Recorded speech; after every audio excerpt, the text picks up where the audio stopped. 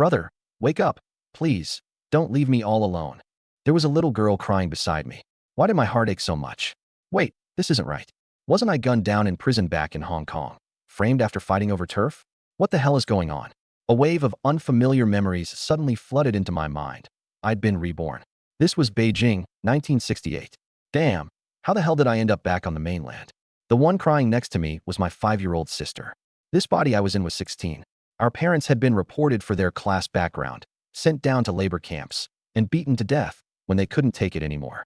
Grandpa and Grandma got the news and, unable to bear the shock, passed away one after the other too. What a screwed-up era. I lay on the bed, staring blankly at the ceiling, lost. In my past life, I'd been a top enforcer, riding high. Now I get thrown into this misery in this life. What's the point? Forget it. Since I'm here, I might as well make peace with it. Can't change it, so I might as well enjoy it. I accepted my new identity in a heartbeat. Just as I was about to say something to my sister, an unpleasant voice came from the doorway. Lu Chuan, do you admit you're a capitalist? 3 young men in green army uniforms with red armbands stormed in, full of aggression. Admit what? I stared, completely confused. Still won't draw a line between yourself and your parents? You worthless scum, get him. The one in front, with a rat's nest hairdo, kicked straight at me. My sister threw herself in front of me, crying, "Don't hit my brother. Get lost, you little brat." Rat Nest shoved her to the ground. The little girl started sobbing. That set me off. I'd been a top enforcer. When had I ever taken this kind of crap in my past life? I threw a wild flurry of punches straight at Rat Nest.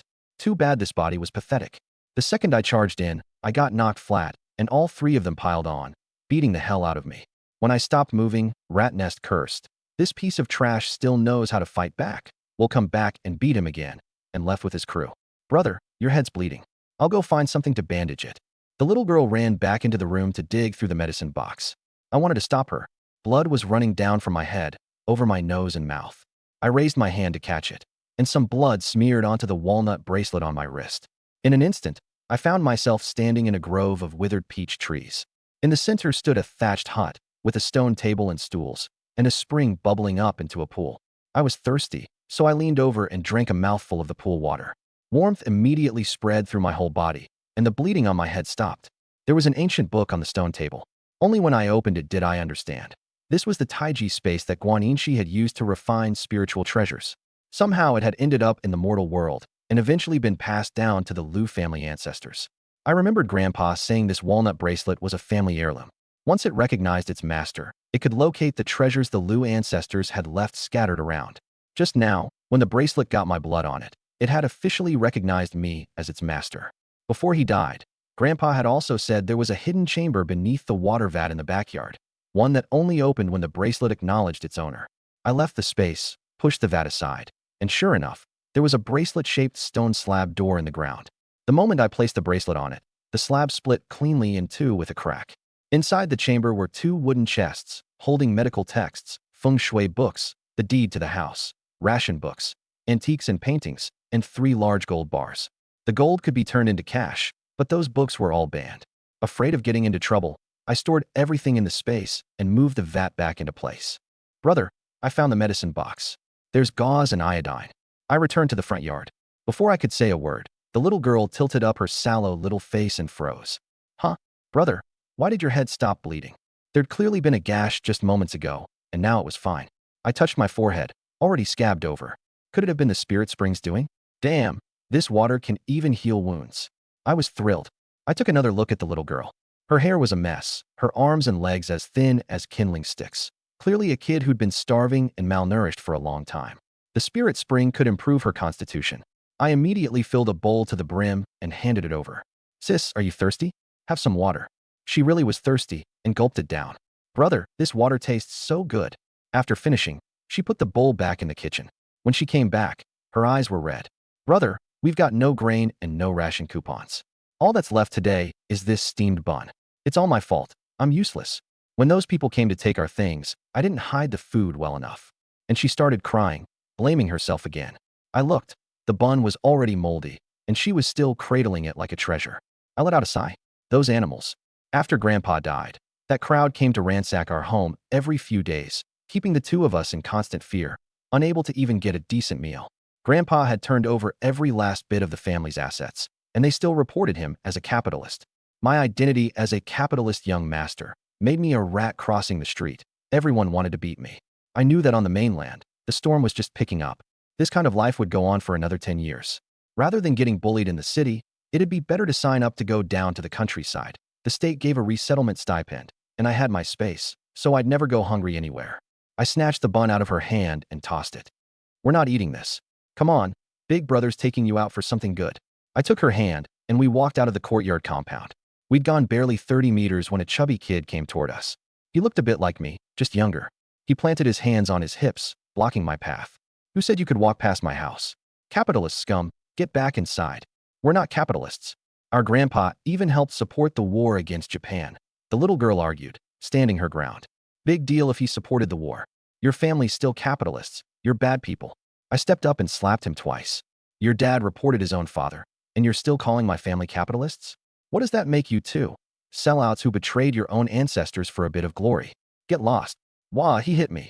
The chubby kid clutched his face and cried. The noise annoyed me, so I gave him another slap. Useless. Fat as a pig, and all you know how to do is cry. He cried even harder, rolling around on the ground. The bigger fat kid nearby heard the commotion and ran over. Seeing his little brother on the ground, he flew into a rage. You hit my brother? You're dead. He raised his foot to kick me. The guy was way too slow. I beat him to it and kicked him right in the crotch. The big fat kid crumpled to the ground, howling and clutching himself. The little one froze, then scrambled to crawl away. Trying to run? No way. I gave him another kick. Let the two brothers suffer through this together. These two were my cousin-uncle's sons, both surnamed Lou. When the original owner and his sister were being bullied, they not only refused to help, they teamed up with outsiders to bully them too. These weren't family. They were just low-life scum. The little girl watched me take down both fat kids in a couple of moves, stunned. When did her brother get so tough? Come on. Ignore this eyesore. I took my little sister and left. I brought the little girl to the entrance of the neighborhood committee office. A girl with braided pigtails, wearing a green army uniform, walked over with a sharp tone. Lu Chuan, what are you doing here? Who are you?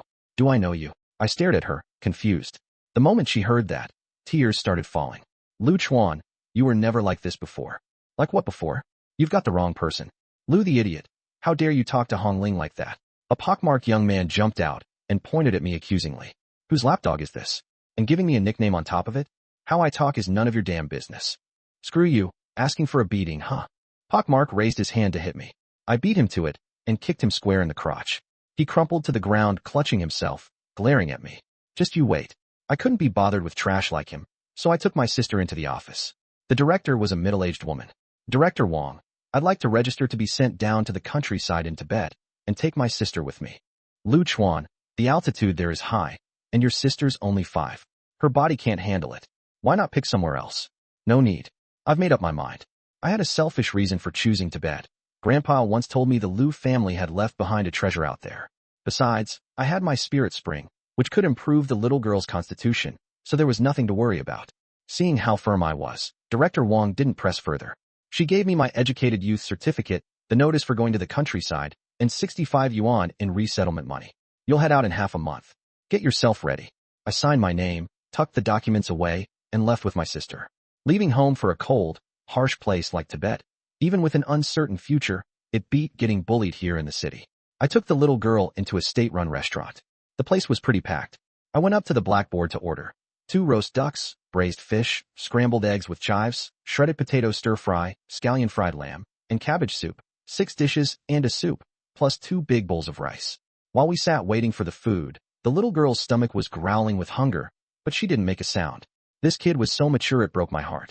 As soon as the food hit the table, I picked up a drumstick for her first, and the two of us dug in, eating until we were thoroughly satisfied. I went to the counter to pay. The pigtailed girl had shown up at some point, staring at the empty plates on our table. 2 people eating this much, what a waste. I'm using my own resettlement money to fill my belly. I'm not stealing or robbing anyone, so what's it to you? I rolled my eyes. You couldn't even afford to eat this much if you wanted to. Lu Chuan, if you give me your resettlement money, I'll agree to go see a movie with you. She said it like it was completely reasonable, as if she'd noticed I was different from before. Get lost. I didn't even bother acknowledging her, and just left with my sister. This woman had some nerve. The original owner had blown money on her for years and never even got to hold her hand. Did she take me for a fool?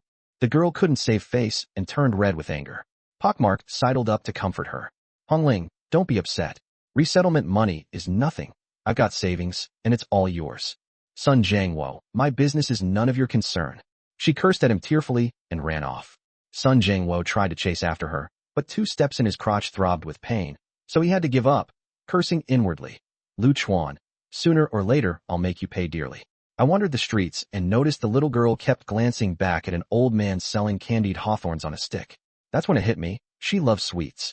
Back when the family was well off, our father used to buy them for her every few days. But after our parents passed, she never had them again. I felt terrible. She was only 5, and to take care of the original owner, whenever there was food at home, she'd let her big brother eat first, starving herself to the point of malnutrition. A wave of guilt washed over me. In my past life, I was an orphan with no siblings.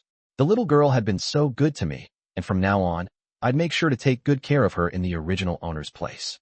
Come on, let your brother buy you some candied hawthorns. Brother, no need. I just ate too much. I pretended not to hear and led her over. Sir, how much for a stick of these candied hawthorns? I'll take them all. 1 cent a stick, young man. I've got 50 here. You want all of them? The old man froze, probably thinking I was messing with him. I pulled out 50 cents and handed it over. No ration coupons needed for this stuff. The old man grinned, so wide his face nearly split. I gave the little girl one and tried one myself. Not bad at all. Everything in this era was all natural, no additives. Unlike all the chemical wizardry in the future. The rest I stowed away in my spatial pocket, where things stay fresh. Whatever goes in comes out exactly the same. The little girl got drowsy after all the sugar, so I carried her home. That night, I took a hot bath, so relaxing. With half a month before heading to the countryside, I needed to figure out how to stock up on supplies. Supplies were scarce in Tibet, and I'd have to buy everything. Food, clothing, daily necessities, the more the better. But the resettlement money had already dwindled from meals and the candied hawthorns, leaving me only 48 yuan and 50 cents. Nowhere near enough to buy anything. Oh right, those 3 gold bars in the secret room could be exchanged for cash. Maybe take a stroll through the black market? I got dressed, covered my face, and headed out. Going by memory, I made my way near Lilikang.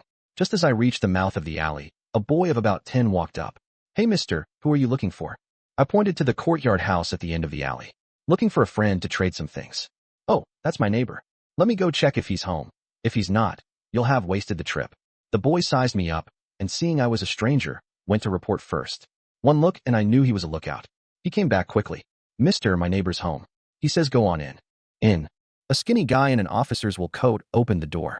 He stuck his head out and glanced around first, and only let me into the courtyard once he was sure no one was watching. Selling 150. Buying or trading, no charge. I got straight to the point. Gold bars, you trading or not? The skinny guy paused. This kid's got guts, no small talk. But he liked that kind of attitude. He told me to wait and called over the scar-faced boss. How much do your gold bars weigh? 10 taels. I pulled out 1 bar and let Scarface weigh it.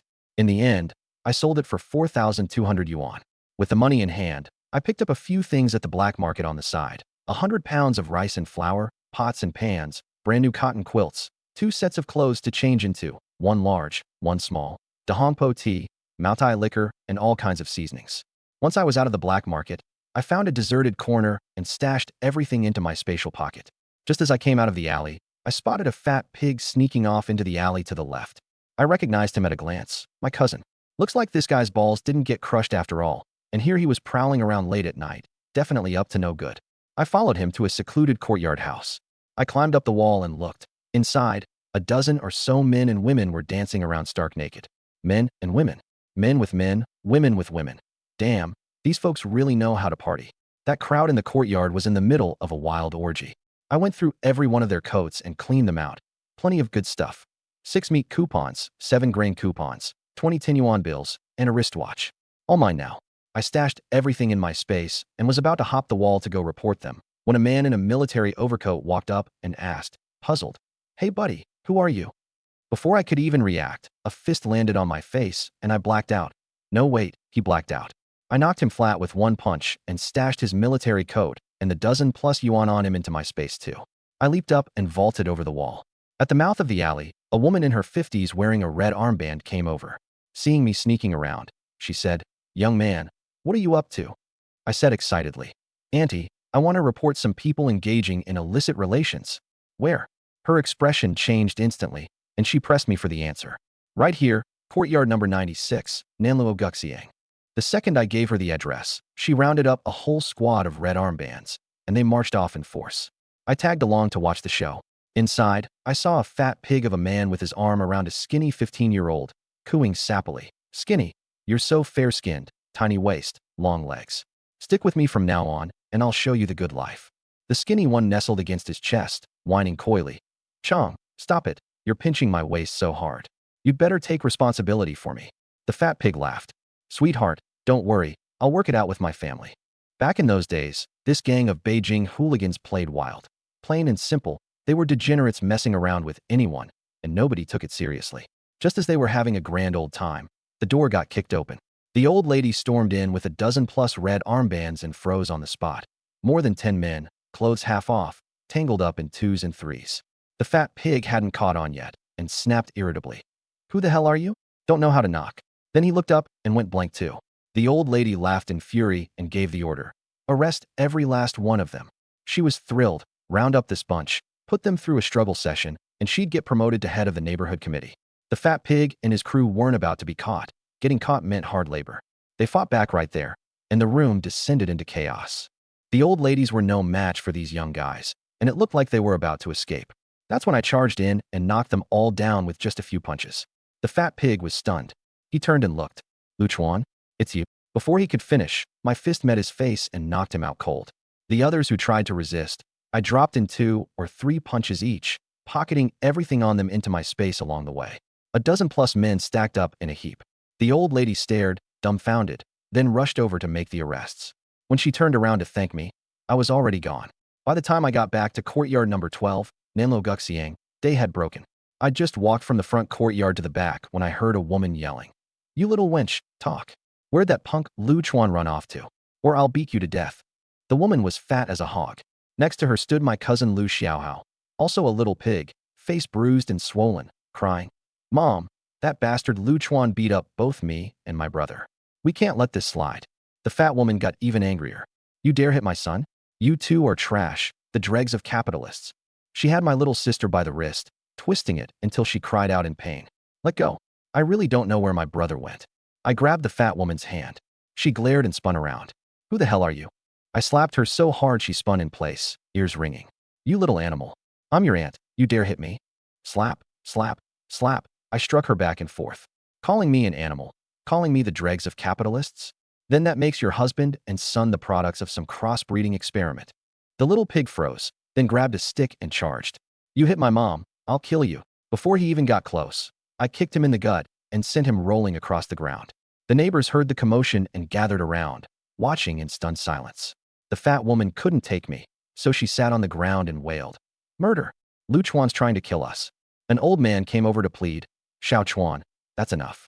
Beat him any more, and they'll turn into actual pigs. I didn't hesitate. I took off my shoe and whacked those 2 pig heads with the sole, leaving them battered and swollen. After that, nobody dared to intervene. Anyone who came close got the sole too. Damn it, Lu Chuan, you stop right now. My uncle Lu Guohua came rushing back in a panic. One look at his wife and son turned into pig heads, and he rolled up his sleeves and charged, only to get sent flying by a single blow, rolling twice on the ground, unable to get up. My little sister's eyes lit up on the sidelines, thinking her brother was incredible. I pinned Lu Guohua down and gave him another round of the same. Someone ran off to the neighborhood committee to file a complaint. The director wasn't in, and the deputy director turned out to be the same red armband old lady who'd just busted the fat pig's crew. Her sense of justice was through the roof. Wasn't this the perfect day for her promotion to director? She brought her people right over. The moment she entered the courtyard, she saw 3 pigs lying on the ground, all bruised and swollen. The fat woman crawled over, her face smeared with blood and snot. Save me, Director Murder. The old lady asked, who did this? The fat woman pointed at me. The old lady was about to erupt, but when she saw it was me, she broke into a smile instead. Aren't you that young man from last night? She warmly grabbed hold of me. Thanks to your tip-off. Who knows what trouble that bunch would have caused? I was just looking to thank you, and you vanished. Everyone around was baffled, the dregs of a capitalist family, and the director was being this polite to him? I said, reporting unhealthy behavior is every citizen's duty. Then I looked at the fat woman. But some people specialize in bullying the weak. Leave that unchecked, and it damages the honor of the collective. The second those words, honor of the collective, came out, the old lady's face soured. I explained what happened, and her expression darkened. She walked over to the fat woman. Lu Zhong, you abused your niece. Feudal behavior, corrupting social morals. You're coming back to the committee for solitary reflection. The fat woman still tried to make a scene. On what grounds do you arrest me? This little animal is the dregs of capitalists. Why aren't you arresting him instead of me? I protest. Lu Guohua flew into a rage too. Director, you're so biased. This little animal beat up my son and my wife, and you're still coddling him. The old lady glared at him. Shut it. Your wife's out here making trouble. She's got ideological problems. Take him too. They can reflect together. And just like that, the two of them were dragged away. The chubby kid dropped to the ground and started rolling around. Why are you taking me and not Lu Chuan? I'd rather die than leave. The staff weren't having any of it. The two of them hauled him off like a squealing pig. An old woman came up to me and said, reporting Lu Daqiang and his family counts as an act of civic duty. I've already reported it to the neighborhood office. She pulled out an envelope. Here's 10 yuan, as a reward for you. I didn't turn it down, took it without hesitation. Did a good deed, reported those animals, and got rewarded for it too. Life was sweet. The neighbors were all looking at me differently now. This guy holds a grudge, reported his whole uncle's family. Better keep our distance from him going forward. I couldn't care less. I was headed to the countryside anyway, and I'd never have to deal with these beasts again. My little sister had been hiding behind me. She waited until everyone was gone before whispering, brother, you were amazing back there. A few words, and you got uncle's whole family taken away. I patted her head. Remember this, if anyone bullies you again, don't try to fight back. Just come home and tell me. After breakfast, I remembered what my grandfather had told me before he passed, that beneath an old scholar tree in the courtyard house at number 96, there was a key that unlocked 7 treasures. Wasn't that the very house where that fat kid had been acting like a hooligan? Our Lu family had once been prominent. Our ancestors were merchants, and we'd been enormously wealthy. During the war against Japan, my grandfather had donated countless assets to support the front lines. After liberation, when capitalists were being cracked down on, my grandfather, thinking of his descendants, voluntarily turned over the family fortune to the state. He kept only 3 courtyard houses, one for my uncle Lu Guohua, one for my father, and the last one at number 96, which had originally been rented out to supplement our household income, until Lu Daqiang seized it. I gave my sister a few instructions and made my way to the old scholar tree in the middle courtyard of number 96. Following my memory, I found a bracelet-shaped imprint on the tree and placed the walnut bracelet against it. With a crack, the trunk split into 2 halves and sprang open, revealing an entrance leading down to a basement. The basement was less than 10 square meters, holding 3 stacked wooden crates, one full of silver dollars, one full of jade and jewels, and the last one containing the key and a treasure map that marked the location of each hoard. I stored everything in my spatial pocket, restored things to their original state, and came back out. Back home, I studied the treasure map. The most striking location of all was marked in the Tibetan region. No telling what good stuff was out there. I'd be heading to the countryside in a few days. I remembered that my grandfather had a close old comrade, Grandpa Zhang, who had always been good to my sister and me. So I decided to take my sister to say goodbye. Passing by Hohai, I saw someone fishing. It occurred to me, I had the spirit spring. Could I catch some fish to bring to Grandpa Zhang? When I reached the lake, wasn't that fisherman none other than third uncle from next door to number 96? I walked over. Third uncle, your fishing rod's just sitting there. Mind lending it to me? Third uncle held up one finger. Lu Chuan, this rod of mine is expensive. I rent, I don't lend. 1 cent per hour. You renting? I'll rent it. I paid up without hesitation. I knew all too well his never take a loss ways. It wasn't much money, not worth haggling over. I dipped the bait in spirit spring water and reeled in 10 crucian carp one after another. An old man passing by asked, young man, are those fish for sale? Sure, I couldn't eat them all anyway. I sold 8 of them and made 8 yuan. Third uncle's eyes turned green with envy. Lu Chuan, forget the rental. Suit yourself. I grabbed the 2 remaining fish and left. Third uncle sat there fishing for ages and caught absolutely nothing. The people around him just shook their heads, saying his luck was terrible. I took my sister and turned into Yair Hutong. Well, if it isn't Lu Chuan. Those are some nice crucian carp. They're for me, right? 3 young men in officer-style wool military coats sauntered up. Who are you? Why would I give them to you? The big-nosed one leading them got angry. You little punk, what's with that attitude? Get him. He and his 2 flunkies lunged at me. I swung my fist and slammed it into Big Nose's face, sending him flying backward with blood spurting from his nose. As his 2 flunkies moved to charge, I kicked each of them in the gut, piling them up in a heap. I sized up the 3 of them lying on the ground like dead dogs. Those officer-style wool coats they were wearing weren't bad. They'd come in handy in the freezing cold of the Tibetan region. So I just stripped all 3 of them down, leaving them nothing but their underwear. Big Nose stared at me in terror, bashfully covering his chest. I, I'm not into that kind of thing, but if you really want it, could we maybe go into an alley? Please. I was so angry I actually laughed. What did this idiot take me for? Get lost. Big Nose actually looked a little disappointed as he scrambled away in a panic. Brother, are you okay?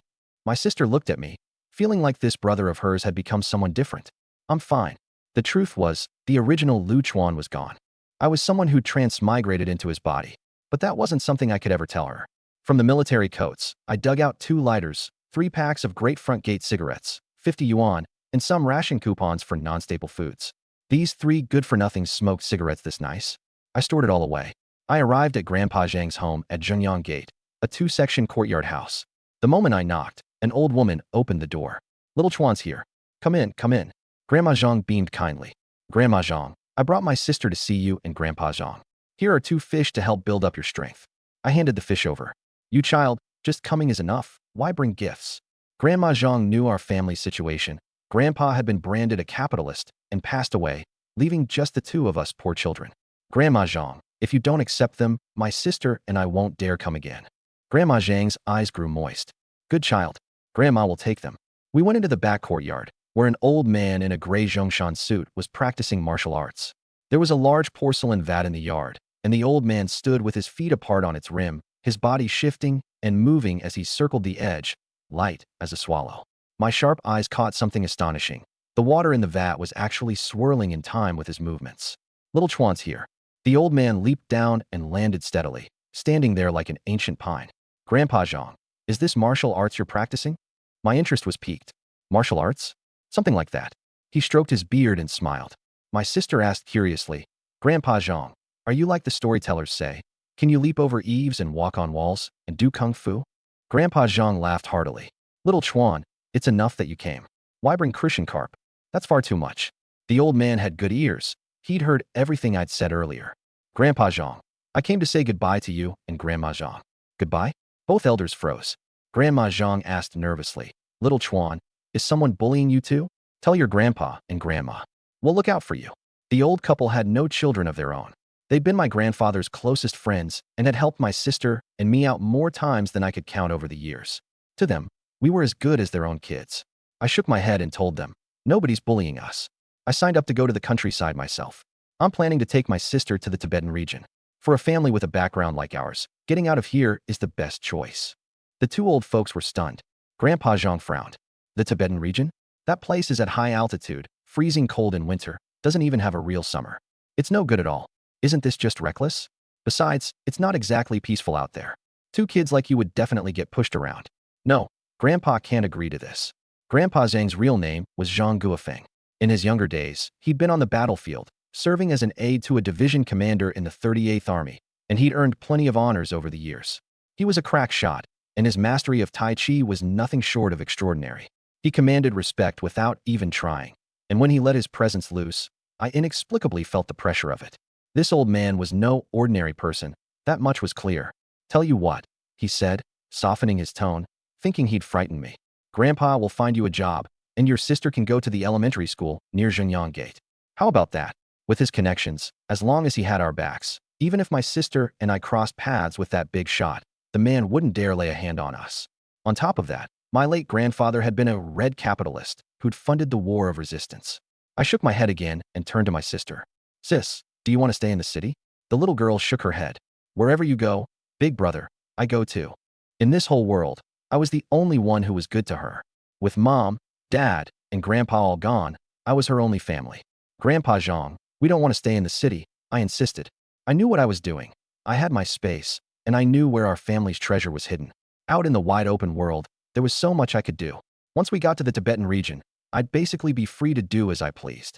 Staying in the city meant getting criticized and hassled every single day. The countryside was better than that.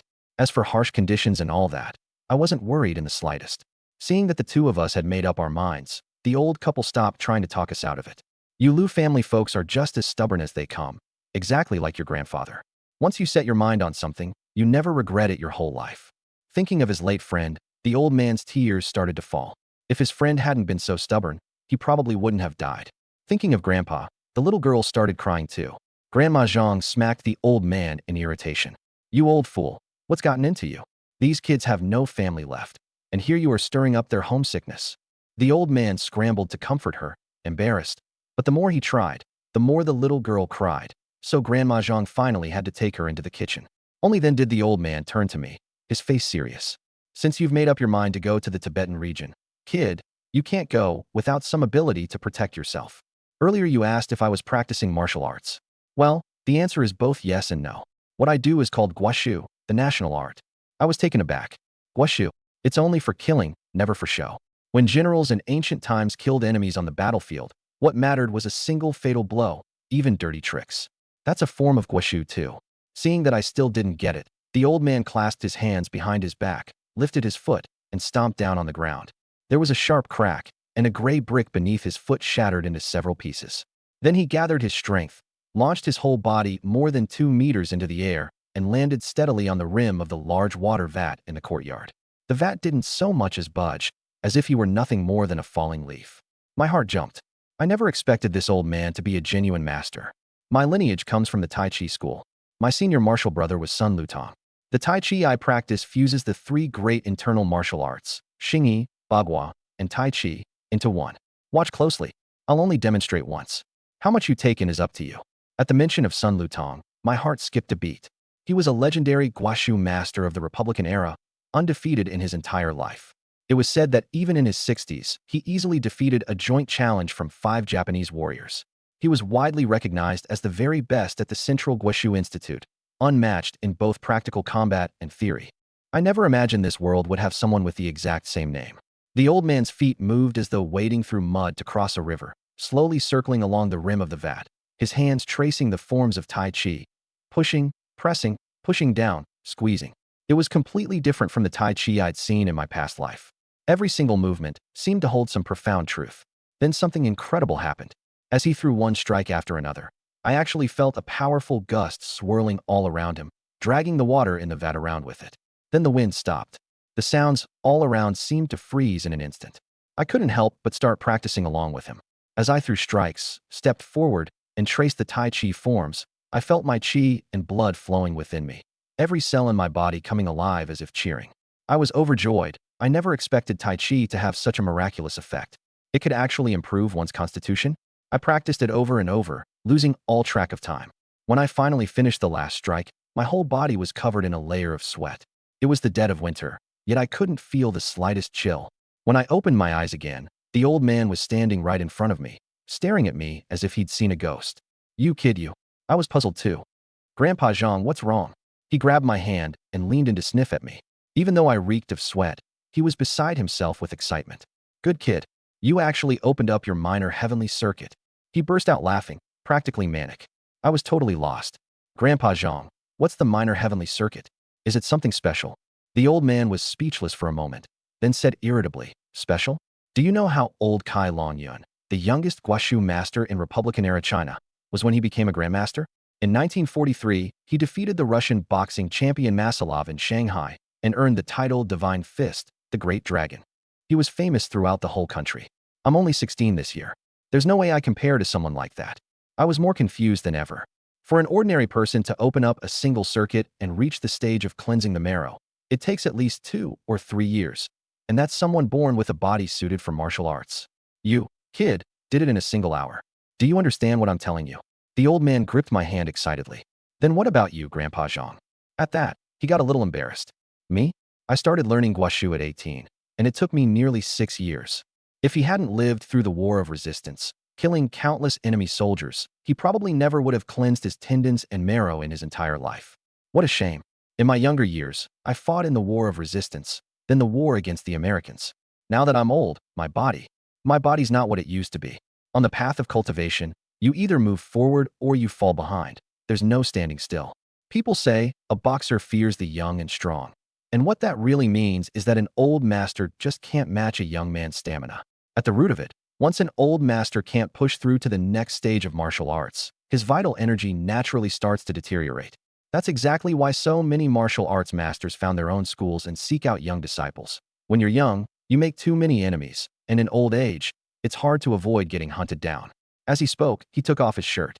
"This scar on my left chest, I got it taking a bullet from the Japanese for our old commander back in the day. I've got 8 more on my back, from leading the broadsword squad into battle. The broadsword squad was originally trained by martial arts grandmaster Li Yaochen.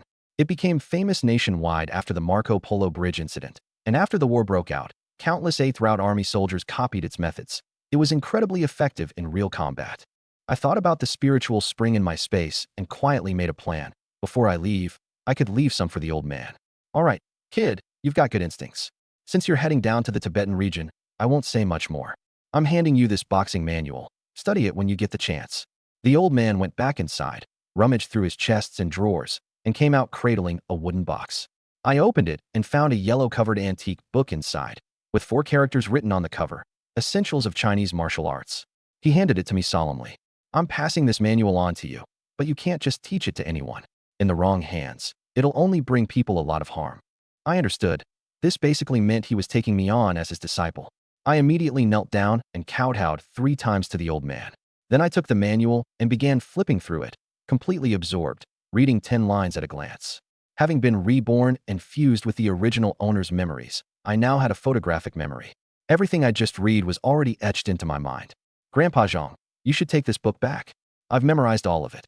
You memorized it already? Grandpa Zhang was startled. You're not pulling my leg.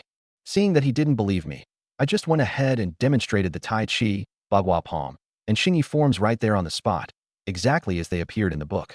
At first, the old man didn't think much of it, but the more he watched, the graver his expression became, until finally he didn't say a single word. It was a real blow to his ego. I believe you now, kid. He should have been happy, but at that moment he felt pretty awkward. The gap between us was just too wide when you compared the two of us. Still, he'd stopped worrying about me entirely. It's cold out in the Tibetan region. Whatever supplies you're short on, money, ration coupons, just tell your grandpa. Since he didn't need to worry about anything else, he figured he should at least help out with supplies. He couldn't let these 2 kids go hungry. I shook my head. No need, Grandpa Zhang. I've already bought everything. Hearing me say that, he didn't push it. Just then Grandma Zhang finished cooking and called out cheerfully, "Time to eat. Go wash up, quick." My sister and I washed our hands, and the 4 of us sat down to eat. There were several dishes on the table: braised pork, steamed crucian carp, a plate of stir-fried cabbage, and a small dish of peanuts. It was a real feast. Grandma Zhang's cooking was truly excellent. The old man was thrilled to have found an heir to carry on his legacy, and he pulled me into drinking with him. We polished off an entire bottle of authentic Nulanshan Erguo too. By the end, his face was flushed bright red. When I tried to stop him from drinking more, he actually got worked up about it, so I had no choice but to keep him company and drink quite a bit myself. Grandma Zhang was delighted too. The meal didn't wrap up until 2 or 3 in the afternoon. As I was leaving, the old man stuffed a bunch of money and ration coupons into my pockets, and he got upset when I tried to refuse, so in the end, I just had to take it all. Wait for me at the gate, sis. I'll be right back. I had the little girl wait at the courtyard entrance.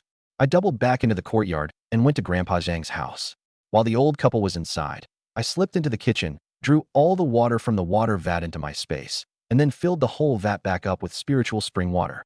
Finally, I put all the money and coupons in a box and left it on the table before heading out. Let's go. Time to head home.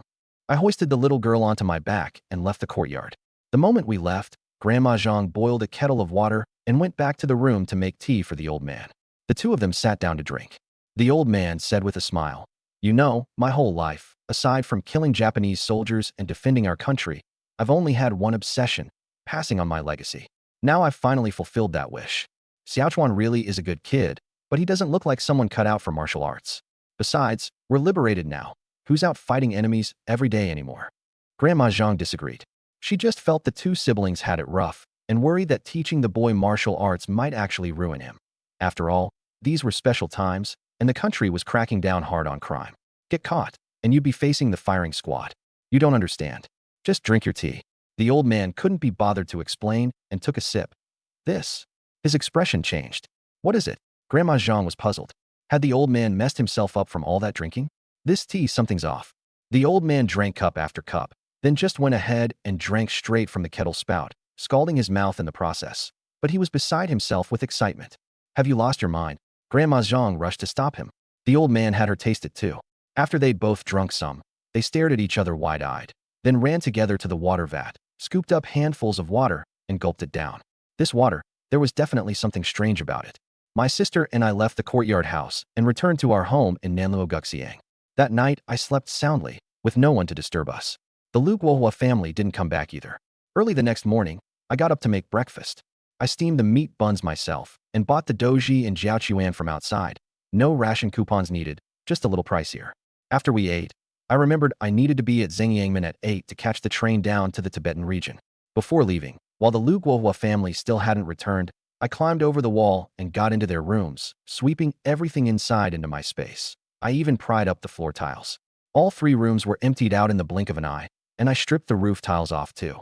I picked both families' houses in the back courtyard completely clean, like the place had been through a Japanese raid. The little girl was still asleep. Once I finished packing up, I hoisted her onto my back, grabbed our luggage, and headed out. Officer Wong from the neighborhood committee drove us siblings to Zhengyangmen train station in a jeep. When we got there, the place was a sea of people, every face beaming with joy. Those heading down to the Tibetan region, gather over here. Come get your food. There was a row of tables in front of the station, where staff wearing red armbands were handing out steamed buns and flatbread. Lu Chuan, what are you doing here? I was leading my sister in line when someone up ahead called my name. I looked up, and my face darkened. It was Wen Hongling again. I answered the call to go down to the Tibetan region. Is that a problem? I said irritably. I had zero interest in her, not to mention the way she'd been stringing the original owner along the whole time. A schemer like that was someone I needed to stay far, far away from. Turns out she was heading down to the countryside too. She'd figured that if she ignored me for a few days, I'd definitely come crawling back on my own. Came to apologize, but not only did I not show up, now I was even snapping at her. Her eyes instantly turned red. Lu Chuan, you didn't used to be like this. You used to listen to everything I said, and now. Comrade Wen Hongling, do me a favor and show some respect. What do you mean I listened to everything you said? I'm not your mom or dad. Why the hell would I listen to you? Watch your mouth, or people are going to get the wrong idea. A young guy next to her didn't like that and stepped forward, pointing at me. Lu Chuan, what's your deal? Hongling's talking to you, and this is how you act. How I act is none of your damn business. Get lost. I just grabbed my little sister's hand, turned around, and headed to the front to get in line. That guy was so mad he could barely speak. Just as he was about to lecture me some more, I turned back and shot him a glare. He immediately clammed up and felt a faint, dull ache down below. You little rat, don't let me catch you, or you'll be sorry, he cursed inwardly. But then he thought about how he could get someone to deal with me once we got sent to the countryside, and he calmed down. Hongling, don't bother stooping to that kind of person's level. He's just some rich boy, a member of the Black 5 categories. You don't need to give him the time of day, Jiangua said, turning to Wen Hongling. Sun Jiangwo, can you stop bugging me? Wen Hongling rolled her eyes at him. To her, it was like there was a pig grunting in front of her. The more she heard, the more annoyed she got. Sun Jiangwo was dumbfounded. Had his charm stopped working? The young men and women around them, all heading to the countryside, were snickering. He couldn't save face, so he shot a vicious glare in the direction I'd walked off. Damn it, I'm keeping score on this one, buddy. I brought my sister up to the food table and got in line. We picked up 2 fried flatbreads, 2 cups of soy milk, plus the complimentary mesh bags and lunchboxes. Comrade, is this your family? She's not old enough to be sent down to the countryside yet, is she? An auntie with a red armband frowned as she saw me carrying the little girl on my back. My sister and I are both orphans. We have no one left. The chairman called for the youth to go up to the mountains and down to the countryside, so we made up our minds to go together and support the nation's development, I said. When the red armband aunties heard that, their eyes all welled up. That auntie's heart just about broke. Good kids, you two have had it so rough, and you still have this kind of spirit. You're bound to make something of yourselves someday. They felt so bad for us that they gave my sister and me extra mesh bags and lunch boxes, and stuffed the boxes full of fried flatbread, telling us over and over to eat well on the trip. I was pretty moved too. These days, there really are a lot of good people. Educated youth being sent to the Tibetan region. Come to this car. A conductor led us aboard with our luggage. Inside the car, I found a spot and sat down with my sister. The train started moving soon after. The city gradually receded from view, and the greenery lining the dirt road whipped past. Bro, when we get to the Tibetan region, will there be lots of fun stuff and good food? The little girl asked, snuggled against me, curious. I smiled and told her, yeah. The Gesang flowers there are gorgeous, blue skies, white clouds, big grasslands. From now on, that'll all be our home. The little girl was thrilled to hear it. I added, once we get there, I'll take you horseback riding. We'll ride across the grasslands together. Her eyes lit up, her mind full of daydreams. But then that Sun Jiangwo behind me stood up and opened his mouth, his tone extra hostile. Horseback riding? Grasslands? I can tell you two are exactly the kind of capitalist scum I'm talking about. You haven't even started your countryside reform, and you're already thinking about enjoying yourselves. That's poisonous ideology. I glared at him. Who are you calling capitalist scum? I'm talking about you. What? Not allowed to say it now. The guy just kept egging himself on. I couldn't be bothered to waste words with him. I swung a slap that sent him spinning in place, completely dazed. There were plenty of educated youth in the car, and every one of them turned to look. When Hongling's expression changed too, Sun Jiangwo held his face and cursed. Lu Chuan, you're a damn capitalist son. How dare you hit me like that? My temper flared instantly. I rushed straight at him and laid into him with fists and feet. You keep calling yourself the boss. Who the hell do you think you are? You're a tumor from the old society, an old landlord. You think your ancestors weren't capitalist scum? The fire in me just wouldn't die down, and I beat his face into a swollen mess. When Hongling panicked, Lu Chuan, stop it. I glared at her. Get lost, or I'll beat you too. That actually made her step back a few paces. The little girl charged in too, kicking Sun Jiangwo right in the crotch and cursing, you son of a bitch, going on and on about capitalist scum. What did my brother and I ever do to you? I was stunned. When did this kid get so fierce? The words were crude, but they left everyone present speechless. The two of us beat Sun Jiangwo until he lay on the floor like a dead dog. Just then, the conductor arrived with a railway officer. Stop it, all of you. What's going on here? The officer's face darkened. Who threw the first punch? Sun Jiangwo immediately started wailing. Officer, you've got to take my side. This guy just started wailing on me for no reason. I'm gonna die. The officer ignored him and turned to me. Is that what happened? I practically shouted it out. Yeah, I started it, and he deserved it. My family's got a capitalist background, sure, but we're red capitalists. During the War of Resistance, my grandfather aided the country, donated tens of millions, bought weapons, and drove out the Japanese devils. After liberation, he donated his enterprises too. He gave so much for this country. Now that the winds have shifted, everyone says our background is bad. But my grandfather handed over every last one of his businesses. He didn't even leave anything for us grandchildren. So tell me, how are we capitalist scum? You tell me. That officer had a military background, and by the time I finished, he was stunned. There weren't many people in the capital with a status like that. My surname is Liu. He'd probably already guessed who I was.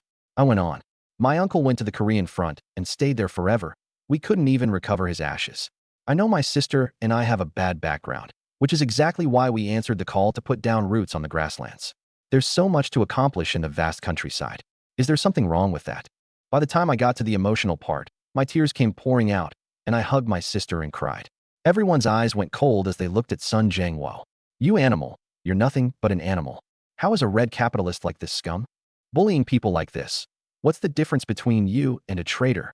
These young men and women had all heard the stories of my grandfather's deeds, and once they learned I was a descendant of the Liu family, they were all fired up. Back in the city, this crowd were all red armband types who'd never lost a fight in their lives. Riled up, they rushed over and gave Sun Jiangwo a thorough beating. Sun Jiangwo was dumbfounded too. All he'd done was throw out a couple of taunts. How had all the fire ended up aimed at him? Meanwhile, Wen Hongling. Ling was completely stunned by what I'd said. She opened her mouth. Lu Chuan, I'm sorry. But when she saw my face covered in tears, she suddenly regretted it. The train guard didn't like Sun Jiangwo, but he couldn't just stand by and watch him get beaten to death, so he rushed over to break it up. The young men scattered, and Sun Jiangwo cowered behind the guard like a whipped dog. Help! Murder! The guard glared at him. Murder, my foot. Watch your mouth. You're educated youth going to the countryside. Things out there aren't like the city. Keep fighting like this, and you won't be going anywhere. Getting sent back for refusing to go to the countryside meant being branded with a conduct problem. That got you hauled off to a labor camp. Sun Jiangwo wouldn't dare risk that. No matter how well off his family was, they couldn't afford that kind of trouble. Apologize to your fellow youth. Sun Jiangwo grudgingly forced out. I'm sorry, Comrade Lu Chuan. I shouldn't have said those things about you. I said, since everyone's here, I'll let it slide this time. But there won't be a next time.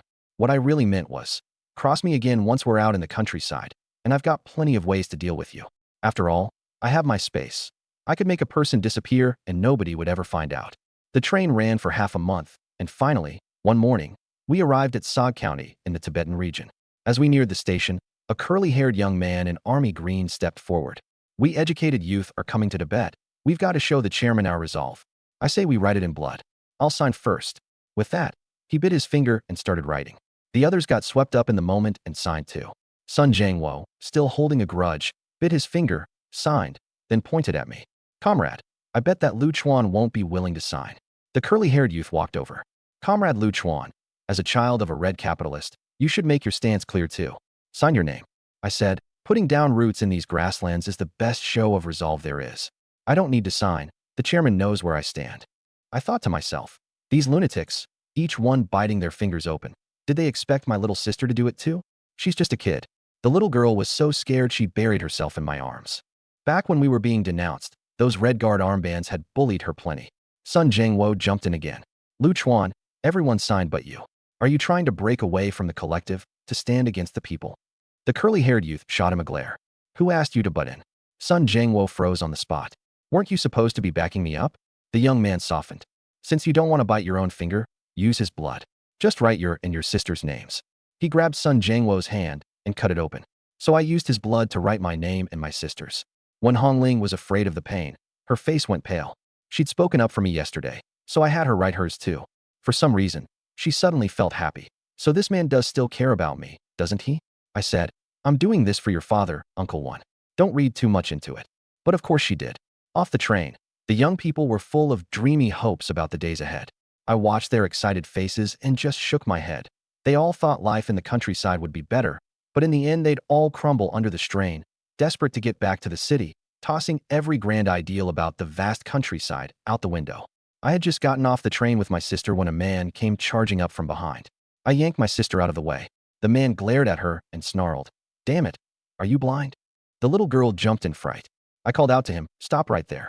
Kid, I don't have time to waste on you. Get lost, or I'll beat you." This guy was aggressive.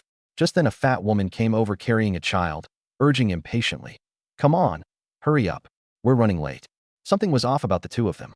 I said, "Did I say you could leave?" The man flared up. "Kid, is all this really necessary?" I threw a punch and knocked him flat. It was cold out. His teeth went flying. The young people saw me hitting someone again and all crowded around. The train guard rushed over. "Why are you beating people?" Sun Jiangwo immediately gloated. "Lu Chuan, what's your deal, going around picking fights? Now you've really done it." When Hongling didn't understand either. I looked at the guard. "Comrade, I want to report these two. They're human traffickers." The guard's expression changed. The man and woman panicked too. "What nonsense. How could we possibly be traffickers?" The woman started wailing. "Everyone, be the judge. This is slander. This is a serious conduct offense." I laughed. "If you're not traffickers, then why did you just say you'd be late if you didn't hurry? And why are you covering the child's mouth?" The woman froze. Everyone looked over. Sure enough, she was still covering it. The guard snatched the child away. The little girl's face was white, and the moment she was in his arms, she burst into loud sobs. The woman was still shouting, "That's my child. You can't take her." I said, "Whether you're traffickers or not, we'll know once we take you in and check your papers. I'm educated youth heading to the countryside. Here's my youth ID." One look at the ID and the guard's face turned grave. He told two colleagues to take the pair away. The man and woman turned to run, but the officers subdued them in seconds. They were brought back to the station and questioned. Sure enough, they were human traffickers. The officer was full of admiration. "Comrade Lu Chuan, thank you so much. If it weren't for you, we never would have caught these two who've been working the area around Sog County train station." I asked with a smile. "Comrade, there's a reward for reporting them, right? You really don't do anything without something in it for you, huh? Here, 50 yuan as your reward, plus a certificate for bravery. Hold on to them." I added, "I haven't checked in at the Educated Youth office yet. I'll need you to help explain things over there." "Don't worry, I'll take you there myself." This middle-aged officer was a genuinely good guy. He drove my sister and me to the youth office. The little girl was thrilled. Her very first day in the countryside, and she got to ride a horse. Her brother hadn't lied to her. I walked into the county educated youth office, and the smell of butter tea hit me. It was a small courtyard built of stone, red slogans painted on the walls. In the yard stood several dark-skinned men in Tibetan robes, along with other newly arrived educated youth. Sun Jiangwo and Wen Hongling were there too, and their faces soured the moment they saw me. Sanj, the officer who'd brought me, made the introductions. "Director Jueba, this is our new youth, Comrade Lu Chuan." Director Jueba looked at me cheerfully. "Ah, Lu Chuan, I've met plenty of educated youth, but you're the first to save someone and catch traffickers the moment he sets foot on the plateau. Kind-hearted and brave too." I said, "You're too kind, Director. I just happened to be there to lend a hand. Anyone would have done the same." Sanj chimed in. "He's a good kid. It hasn't been easy bringing his little sister all this way. Please look after him from here on." Director Juaba waved his big hand. "Rest assured, 120%. Looking after the youth is. That's just my duty. Lu Chuan, if you ever run into trouble down the road, don't hesitate to ask." After a few pleasantries, Sanj left. Director Juaba personally finished processing my paperwork. then turned to the people who'd come to pick us up. 12 educated youth total. Our Nama commune has 2 brigades. Each side picks 6, sort them out, and take them home. Among those who came to fetch us was a middle-aged herdsman, his eyes darting back and forth over the male youths. He couldn't tell which one was the young master. The Han youths all had fine, delicate features and looked pretty much the same. So he just called out the village name outright, figuring the young master would come forward on his own. Comrades, I'm Tashi Punsak, production team leader of Lutsua village. Just call me Uncle Tashi. Our village has the prettiest girls on the grassland. Anyone willing to come with me? Hop on the ox cart. The other brigade leader wasn't having it, and his voice rose too. Tashi-la, don't go poaching people. Our village has girls as beautiful as the snow-capped mountains too. Let the young comrades choose for themselves. The male youths could do heavy labor, so both brigades were fighting over them. But there were only so many people to go around. If Tashi cherry-picked all the good workers and all the female youths went to his village too, this brigade leader figured Tashi was up to no good. I got my little sister onto Uncle Tashi's ox cart. When Hongling climbed aboard too. When Sun Jiangwo saw the goddess had chosen this side, he looked none too pleased, but decided to head to Lutsua village anyway. The remaining 3 youths all squeezed on as well. The ox cart left the county town, and the wind blowing in our faces stung like needles. One of the male youths got so excited he stood up and threw his arms open, shouting to the sky, "Snowy Plateau, here we come. From this day on, we'll put down roots right here and make something of ourselves." A female youth pulled him back down with a look of distaste. "Sit down already. Shouting in wind this strong, what if you fall off? But this plateau really is magnificent. We youths are sure to accomplish great things here." When Hongling said nothing, Sun Jiangwo crossed his arms, grumbling to himself about what was so great about the countryside. If he'd had any other choice, he never would have come. I stayed out of it. These people had their heads in the clouds. Going down to the countryside meant doing farm work. The real hardships for city folk were still ahead. "Brother, is this where we're going to live from now on?" my little sister asked, eyes full of hope. I patted her head. "Yeah, blue skies, white clouds. The great grassland is our home now." Just then, a wolf's howl not far off. "This is bad, it's a wolf pack. Hold on tight." Uncle Tashi, driving up front, went pale.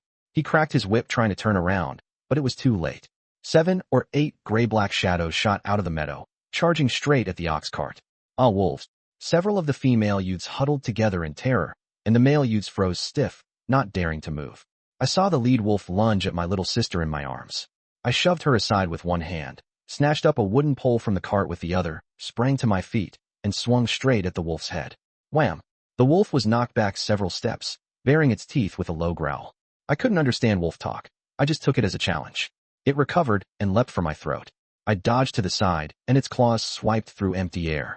It opened its jaws to bite again, and I drove a fist straight into its lower jaw. Crack! Its neck snapped clean, and several fangs shattered. It twitched twice, and I flung it to the ground. Everyone on the cart was dumbstruck. Was this guy even human? Uncle Tashi was stunned too. Seeing the male wolf dead, the female wolf behind it let out a long howl and led over a dozen wolves charging at me. I was bracing for the fight of my life. Bang! A girl in a red Tibetan robe came riding on horseback and dropped the female wolf with a single shot. Then came several more gunshots, and the remaining dozen or so wolves all fell across the snowy plain. She held a long rifle, spirited and dashing, the wind whipping her long hair against her face. My mind went completely blank. Was I hallucinating, seeing a goddess? Medic, you came just in time. Any later, and these youth kids would have been wolf snacks. Uncle Tashi went up to greet her. My sister and I were herding cattle nearby. We heard the howls and rushed over. Nobody's hurt, are they? Just as she finished speaking, a girl in a yellow Tibetan robe rode up too. She glanced at the wolf carcasses on the ground and pouted. Sis, we agreed, half each. You finished them all off and didn't leave any for me. Medic laughed. I'll save some for you next time. Stop fussing. Uncle Tashi introduced me. This is our new educated youth, Comrade Lu Chuan. Just now he killed a wild wolf with his bare hands. A true man of the grassland. Both sisters were taken aback. Wild wolves were so vicious, yet a Han youth had killed one barehanded. Before I'd come back to my senses, the girl in yellow elbowed her sister. Sis, look, this grassland man's been staring at you the whole time. Only then did Medic notice I was looking at her. She gripped her rifle and shot me a glare. I jolted. Oh no, she'd better not think I'm some creep. I quickly pulled my eyes away and greeted her. Hello, I'm an educated youth sent down from Beijing, and this is my little sister. Medic kept her face cold and said nothing. The girl in yellow spoke up. Han youth, my name's Juma. Have you just never seen a girl as pretty as my sister? You can't even take your eyes off her. She winked at me mischievously, wearing an I get it look. I got even more flustered. How was I supposed to explain this? Before I could say anything, Juma picked up 5 wolf carcasses, slung them over her horse's back, and rode off with her sister. Uncle Tashi, do I look like a bad person to you? The uncle laughed. Lu Chuan, don't overthink it. There are lots of wolves on the grassland, and lots of bad people too. They're naturally wary of strangers. It's not personal. We picked up the remaining wolf carcasses and got back on the cart. Grassland rule. Whoever kills the wolf keeps it. Just now, the sisters had only taken the share they'd killed themselves. As the sun set, we finally arrived at Lutsua village. It was small, about 40 households, fewer than 200 people. Right beside it lay the great River Valley grassland, the very heart of Suwa County. We're here. Everybody off. Uncle Tashi led us into an adobe house. This was newly built by the government for the educated youth. 3 rooms of stacked yellow earth and stone, unplastered, the roof covered with branches and yak hair. Inside there was just a row of wooden plank beds, 1 stove, and 2 candles. 1 room each for men and women, with the kitchen at the very front. The youths took one look and their faces all fell. This house is way too run down. There isn't even a decent bed. How are people supposed to live here? Sun Jiangwo complained. Nobody answered. He shot me a snide look. Lu Chuan, aren't you the son of a capitalist family? Your family's got money, and you're taking up 2 bunks with your sister, making the rest of us cram together? Why don't you pay to fix up the house, so everybody can settle in and accept their re-education with peace of mind? I smiled. Sun Jian, Comrade Gua is absolutely right. We educated youth should stick together and help each other out. You're so principled, being the first to bring it up. I'm sure you're planning to lead the way by chipping in money and doing the work, right? I was just making a suggestion. Where would I get money? His face flushed red, then went pale. If you don't have money, why are you talking all high and mighty? We educated youth don't do lip service revolution around here. He was so angry he couldn't speak, and he couldn't argue back either. I couldn't be bothered to keep bickering with him. I glanced at the little girl in my arms. I didn't care about the arrangements for myself, but I couldn't very well let her cram in with a bunch of male educated youth. Uncle Tashi, does the village have any houses for rent? A tent would work too. I'd like to stay somewhere separate with my little sister. The uncle thought about it. There's an empty tent next to the medic sister's place. Clean it up and you can light a stove in there. Don't know if you'd be willing to rent it though. I'm willing. That'd be perfect. I was secretly delighted. Getting to be neighbors with those fairy-like sisters? I couldn't be happier. Sun Jiangwo glared at my retreating back, his face darkening further. But renting cost money, so all his jealousy was useless. He had no choice but to accept his fate and go clean up his room. Dried yak dung was piled up in front of the tent. The owner was an old grandmother in her 60s. She'd gotten too old and moved to the edge of the village to live with her son, so the tent had been left empty. Empty. The old grandmother was incredibly warm-hearted. She refused to take any rent, insisting we stay for free. Uncle Tashi, this is great. Thank you. I carried my luggage inside. It was bare, but clean. Seeing no one around, the uncle suddenly pressed his palms together and said respectfully, Young Master Lu Chuan, there's no need to thank me. I froze. What was going on? What era were we in? He was still calling me young master? Wasn't he afraid of getting denounced? The uncle chuckled. Actually, I'm a Lu myself, from a collateral branch. When the Lu family split 100 years ago, the head of the household had our branch change our names and come here to settle down and guard the treasure. How can you be sure I'm the person you're looking for? I have a walnut bracelet too, just a single bead. He pulled out a walnut, along with a letter from old Master Lu. It turned out that when I climbed onto the ox cart, he'd already spotted the walnut bracelet on my wrist. Then hearing my surname was Lu confirmed it even more. This was a Lu family heirloom, top quality. He could never mistake it. A few months ago, he'd received news of the 50th family head's passing. He'd figured the only direct heir would surely come to Tibet, and the legitimate route was to be sent down to the countryside. So he'd deliberately taken on the job of receiving the educated youth. And sure enough, he'd found me. He was overjoyed. These were special times, and he still couldn't change back to the Lu surname. That would arouse suspicion. But now that the young master had arrived, there was hope for everything. All they wanted was a sense of belonging. I took the walnut and examined it closely, stunned. So besides my uncle Lu Guohua's family, the Lu family had other collateral branches. By that logic, were there other branches guarding the other treasure sites too? The uncle read my confusion. The Lu family does have several collateral branches. The ancestral estate was divided unevenly, which caused conflicts. Some went to Hong Kong, some went to India. He told me the whole history of the family branch here in Tibet. Back in the day, this branch had flourished too, but the leader was lazy and gluttonous, with no head for business. Within a few decades, they'd squandered everything. I could understand that. The Tibetan plateau was nothing like the capital. It was a harsh, cold land. Resources were scarce and danger lurked everywhere. Just surviving here was an accomplishment. Uncle Tashi, from now on, please just call me Comrade Lu Chuan. No more of this young master business. In your eyes, I'm just an educated youth who came to the countryside with his little sister. You can't treat me any differently. The uncle understood the stakes. He helped me finish tidying up the tent, left some money and ration coupons along with some air-dried yak meat, then left. He'd just gone when he doubled back, saying he'd bring me the money once he sold the wolf carcasses. He also warmly invited me to his home for dinner. The village's grain wouldn't arrive until tomorrow, pooled together by everyone, to be paid back once the educated youth earned work points. I accepted the money and coupons, but I didn't dare go for the meal. You've got to be kidding. If someone saw and slapped another capitalist label on me, both the uncle and I would be in trouble. I insisted repeatedly that I'd brought my own grain, and only then did he leave with peace of mind. Back in the tent, the little girl had fallen asleep leaning in a corner. The place was crude. Aside from a butter lamp, a stove, and a rickety wooden bed, there was nothing. My heart ached for my sister. First I took bedding out of my space and laid it out, then had her lie down. Next I took out pots, pans, and dishes, candles, and a flashlight for backup. Then I laid down the carpet I'd brought from Lu Guohua's house, set up the 8 immortals table, filled the wardrobe with a change of clothes, arranged 4 chairs neatly, and hung a chandelier from the top of the tent. There was no electricity here. I'd figure that out later. A simple home had taken shape. Just as I finished, I got hungry. I went outside and grabbed some dried yak dung to feed the stove, washed the pot, added spirit spring water, and heated up the roast duck and meat buns. Soon the aroma of roast duck filled the tent, and the little girl woke up from the smell. It smells so good. You're up? Are you hungry? Come eat something. I dished up some duck and meat buns and handed them to her, then grabbed a drumstick for myself and started gnawing on it. Brother, I'm so happy. With you here, with good food and a warm home, the grasslands are wonderful. The little girl thought I was like a magician. I tidied up the tent spotless, and even the blankets smelled nice. We were in the middle of eating when a shout came from outside. Who stole my family's dung? Several pieces of the yak dung drying outside are missing. Droma came charging in with her fists clenched, then saw it was me, that educated youth who'd killed the wolves. What was this guy cooking? I paused. That pile of dung in front of the tent. I'd thought it was ours. Turns out I'd gotten myself into trouble. I quickly apologized. Sorry about that, Comrade Droma.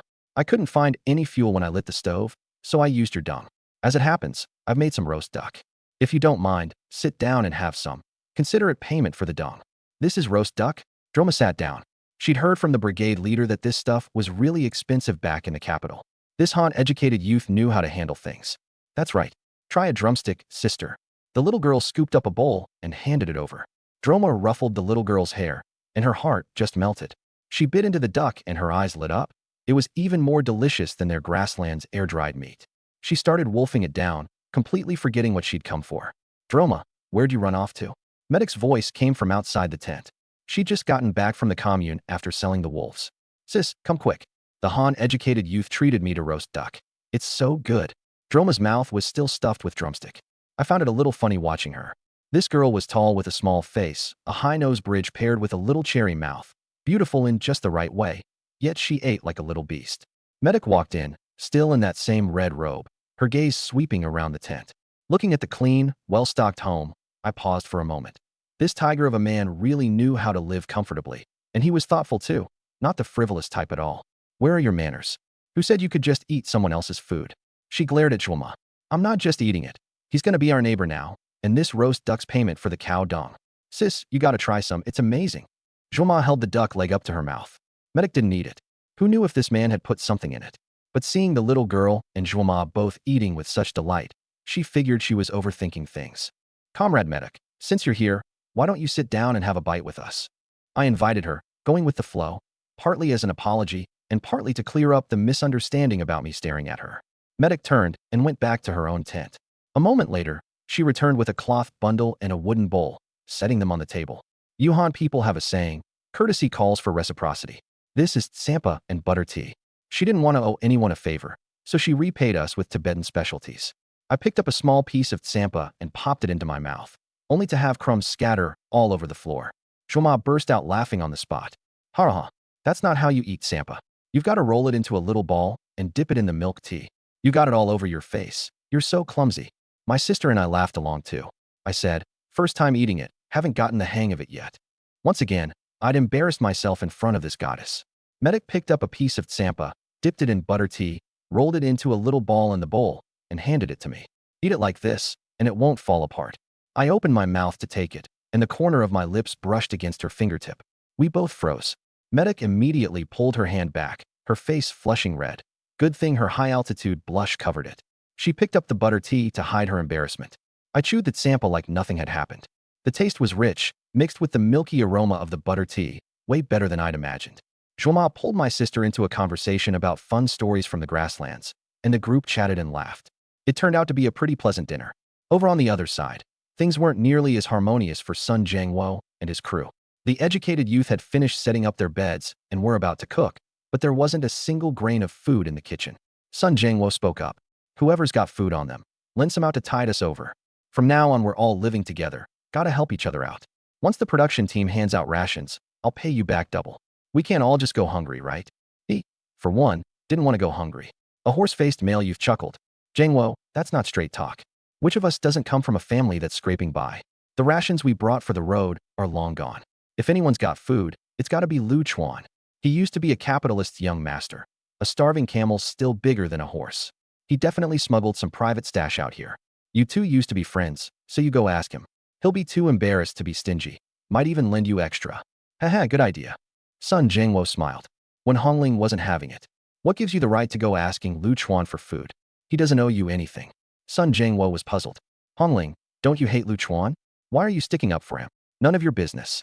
When Hongling shot him a glare, Sun Jiangwo went quiet, feeling pretty sour inside. Hongling had never defended him like that. Meanwhile, after Uncle Tashi left my tent, he went to the commune to sell the wolf carcass, then headed to the village accountant's house. Saying, tomorrow you're handing out rations.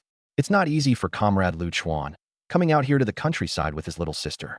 Give him an extra portion from the team's stock. If it's not enough, deduct it from my personal allotment. Sayering glanced at him, looking troubled. Tashi, the educated youth's rations are all registered on record. Accompanying family members don't have a quota. If I give extra, the books won't balance, and I'll be the one held responsible when they audit. Do as I say.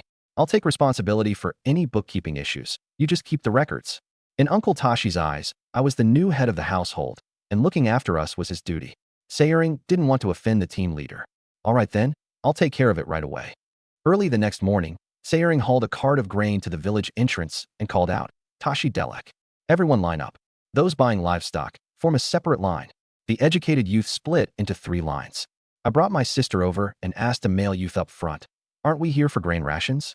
How come we can get livestock too? He filled me in on the whole situation. Grain's 30 gene of Highland barley for the month, plus a living subsidy. As for livestock, new youths can choose freely. If it's communally raised, all the profit from raising and selling goes to the commune, and you earn work points herding. If it's privately raised, you pay for the young animals yourself, raise them, and sell them to the purchasing station. You turn over a portion, and the rest is all yours. I understood right away. Raising them privately was basically like paying taxes, and it was a good deal. So I walked up and asked Sayering, how much is a young animal each? Calves are 13 yuan, lambs are 3, and foals are 28. I'll take 20 calves, 10 lambs, and 5 foals. Sayering snickered. This guy was really splashing out. All right, that's 430 yuan total. Come on over and fill out the paperwork. I brought my sister over and paid. Sayering recognized right away that we were the siblings the team leader had specifically ordered extra grain for. So while we were there, he went ahead and handed out our 2 portions too. The other youths saw me take 2 portions of rations and just assumed it was a subsidy the village gave for buying young animals. Since they had no money to buy any themselves anyway, all they could do was look on with envy. Sun Jiangwo made a snide remark. Buying so many young animals. Aren't you afraid they'll freeze to death? When that happens, you won't even have a place to cry. Sun the thief, you want to eat some shoe sole again, huh? I walked over and made a show of taking off my shoe. Being the smart mouth I am, I wasn't about to let him off easy. I can't be bothered to argue with you. Sun Jiangwo backed up a couple of steps in fright. Just then, a female youth wearing brand new leather shoes walked over, her tone indignant. Sun Jiangwo's right. Just 'cause you've got money doesn't mean you can be wasteful and extravagant. Living in a collective, you've got to be thrifty. Buying so many young animals, if they freeze to death, you'll be wasting collective resources, and it'll bring shame on all of us educated youth. I laughed. Give it a rest. I don't steal, I don't rob, and I'm spending my own money. What business is it of yours? Every day you've got thrift on your lips, but you came to the countryside wearing leather shoes yourself, and you've got the nerve to lecture me. Huang Yuzhen's face went sour. Back in Shanghai, what youth didn't show her respect? but I just wasn't buying her act. I couldn't be bothered with her. I took my young animals back to the tent, only to find there was nowhere to pin them. I wanted to build something myself, but I didn't have any materials. Just then, Zhuoma's singing drifted to my ears, sweet as a lark's. Among the mountains, the highest peak, among all the horses, the finest steed, my dear elder brother, the hero of the grasslands. Listening closely, the lyrics were pretty funny. Was she pining for love? I walked out to tease her. Zhuoma, did you find that elder brother of yours yet? Yuhan youth, you're really wicked. Zhuoma flushed even redder with embarrassment, swinging up her horsewhip too. He looked ready to hit me. Laughing, I dodged. After horsing around for a bit, I changed the subject. Hey, you know where I can buy some lumber? I want to build a shed for my livestock. No need to buy lumber. Just go up the mountain and cut some. There's forest right near the winter pasture. Come on. Come on. I'm heading over there to find my sister anyway. I'll take you. I barely agreed before I regretted it. I wasn't comfortable leaving my little sister alone in the tent, and there was nowhere to keep the young animals. After talking it over, Zhuoma kindly offered to let me keep my livestock in her family's shed for now. Once everything was settled, I took my sister and rode with Zhuoma to the winter pasture. The Sog County grasslands were a mix of farmland and pasture. The closer you got to the mountains, the denser the trees grew. The three of us had just reached the foot of the mountain when a jarring sound reached our ears. Zhuoma's face changed. That sounds like my sister. I'll go check. I handed my sister over to Zhuoma, squeezed my horse's flanks, and shot off. In my past life, I was a decent rider. After about 100 meters, I saw a medic pinned down by a big, thick-set cat that was opening its mouth to bite her. I leapt off my horse and rushed in, slamming a heavy punch into the side of the cat's head. The cat roared in pain, let go of medic, and lunged at me. I glided aside with Tai Chi footwork, borrowing its momentum, using softness to overcome force, alternating pushes with both hands. I snapped all 4 of its leg bones outright. Roar! The big cat collapsed to the ground, snarling. I grabbed its neck with one hand and twisted. Tossed to the ground. It twitched twice and went completely still.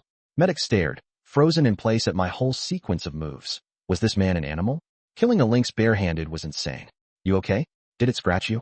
No. Medic scrambled up, but her legs had gone numb. Instinctively she grabbed for me, and we both toppled to the ground together. Her whole body pressed down on me. My mind went blank, my blood boiling. Medic was stunned too, her face flushing as she said, "You gonna let go, or what?" "I can't get up. You're the one on top of me," I said, coming back to my senses. "Don't you know a girl's supposed to have some dignity?" Medic wished she could disappear into a crack in the ground. We're out in the middle of nowhere, nobody around. What dignity? I grumbled. Medic, annoyed, balled up her fist and lightly thumped my chest. The moment her fist landed, we both froze again, and the air grew even more charged. Of course, that was exactly when Zhuoma and my sister rode up and saw the two of us tangled together. Zhuoma teased, "Sis, aren't you moving a little fast? Finding me a brother-in-law already." I fell down, and Comrade Lu came over to help me up, that's all. Don't talk nonsense. Medic glared at her and quickly scrambled off me, mortified. Oh, I see. Sis, didn't you always say you wanted to marry the strongest man on the grassland? I think Brother Lu here fits the bill pretty well. Zhuoma covered her mouth and snickered, and my sister giggled along. Medic, usually such a tomboy, had finally met her match today. Flushing, she glared at Zhuoma. Zhuoma, your skin's getting itchy, huh? Watch how I deal with you. Zhuoma's face changed. Come on, sis, I'm sorry, okay? The thought of her sister smacking her backside while she slept that night was enough to scare her stiff. I was mortified too, and quickly got up, feeling like I'd been toyed with by 2 women. You two are the real tigers here. While the sisters bantered, I tied the lynx onto my horse's back and turned to head into the mountains to fell timber.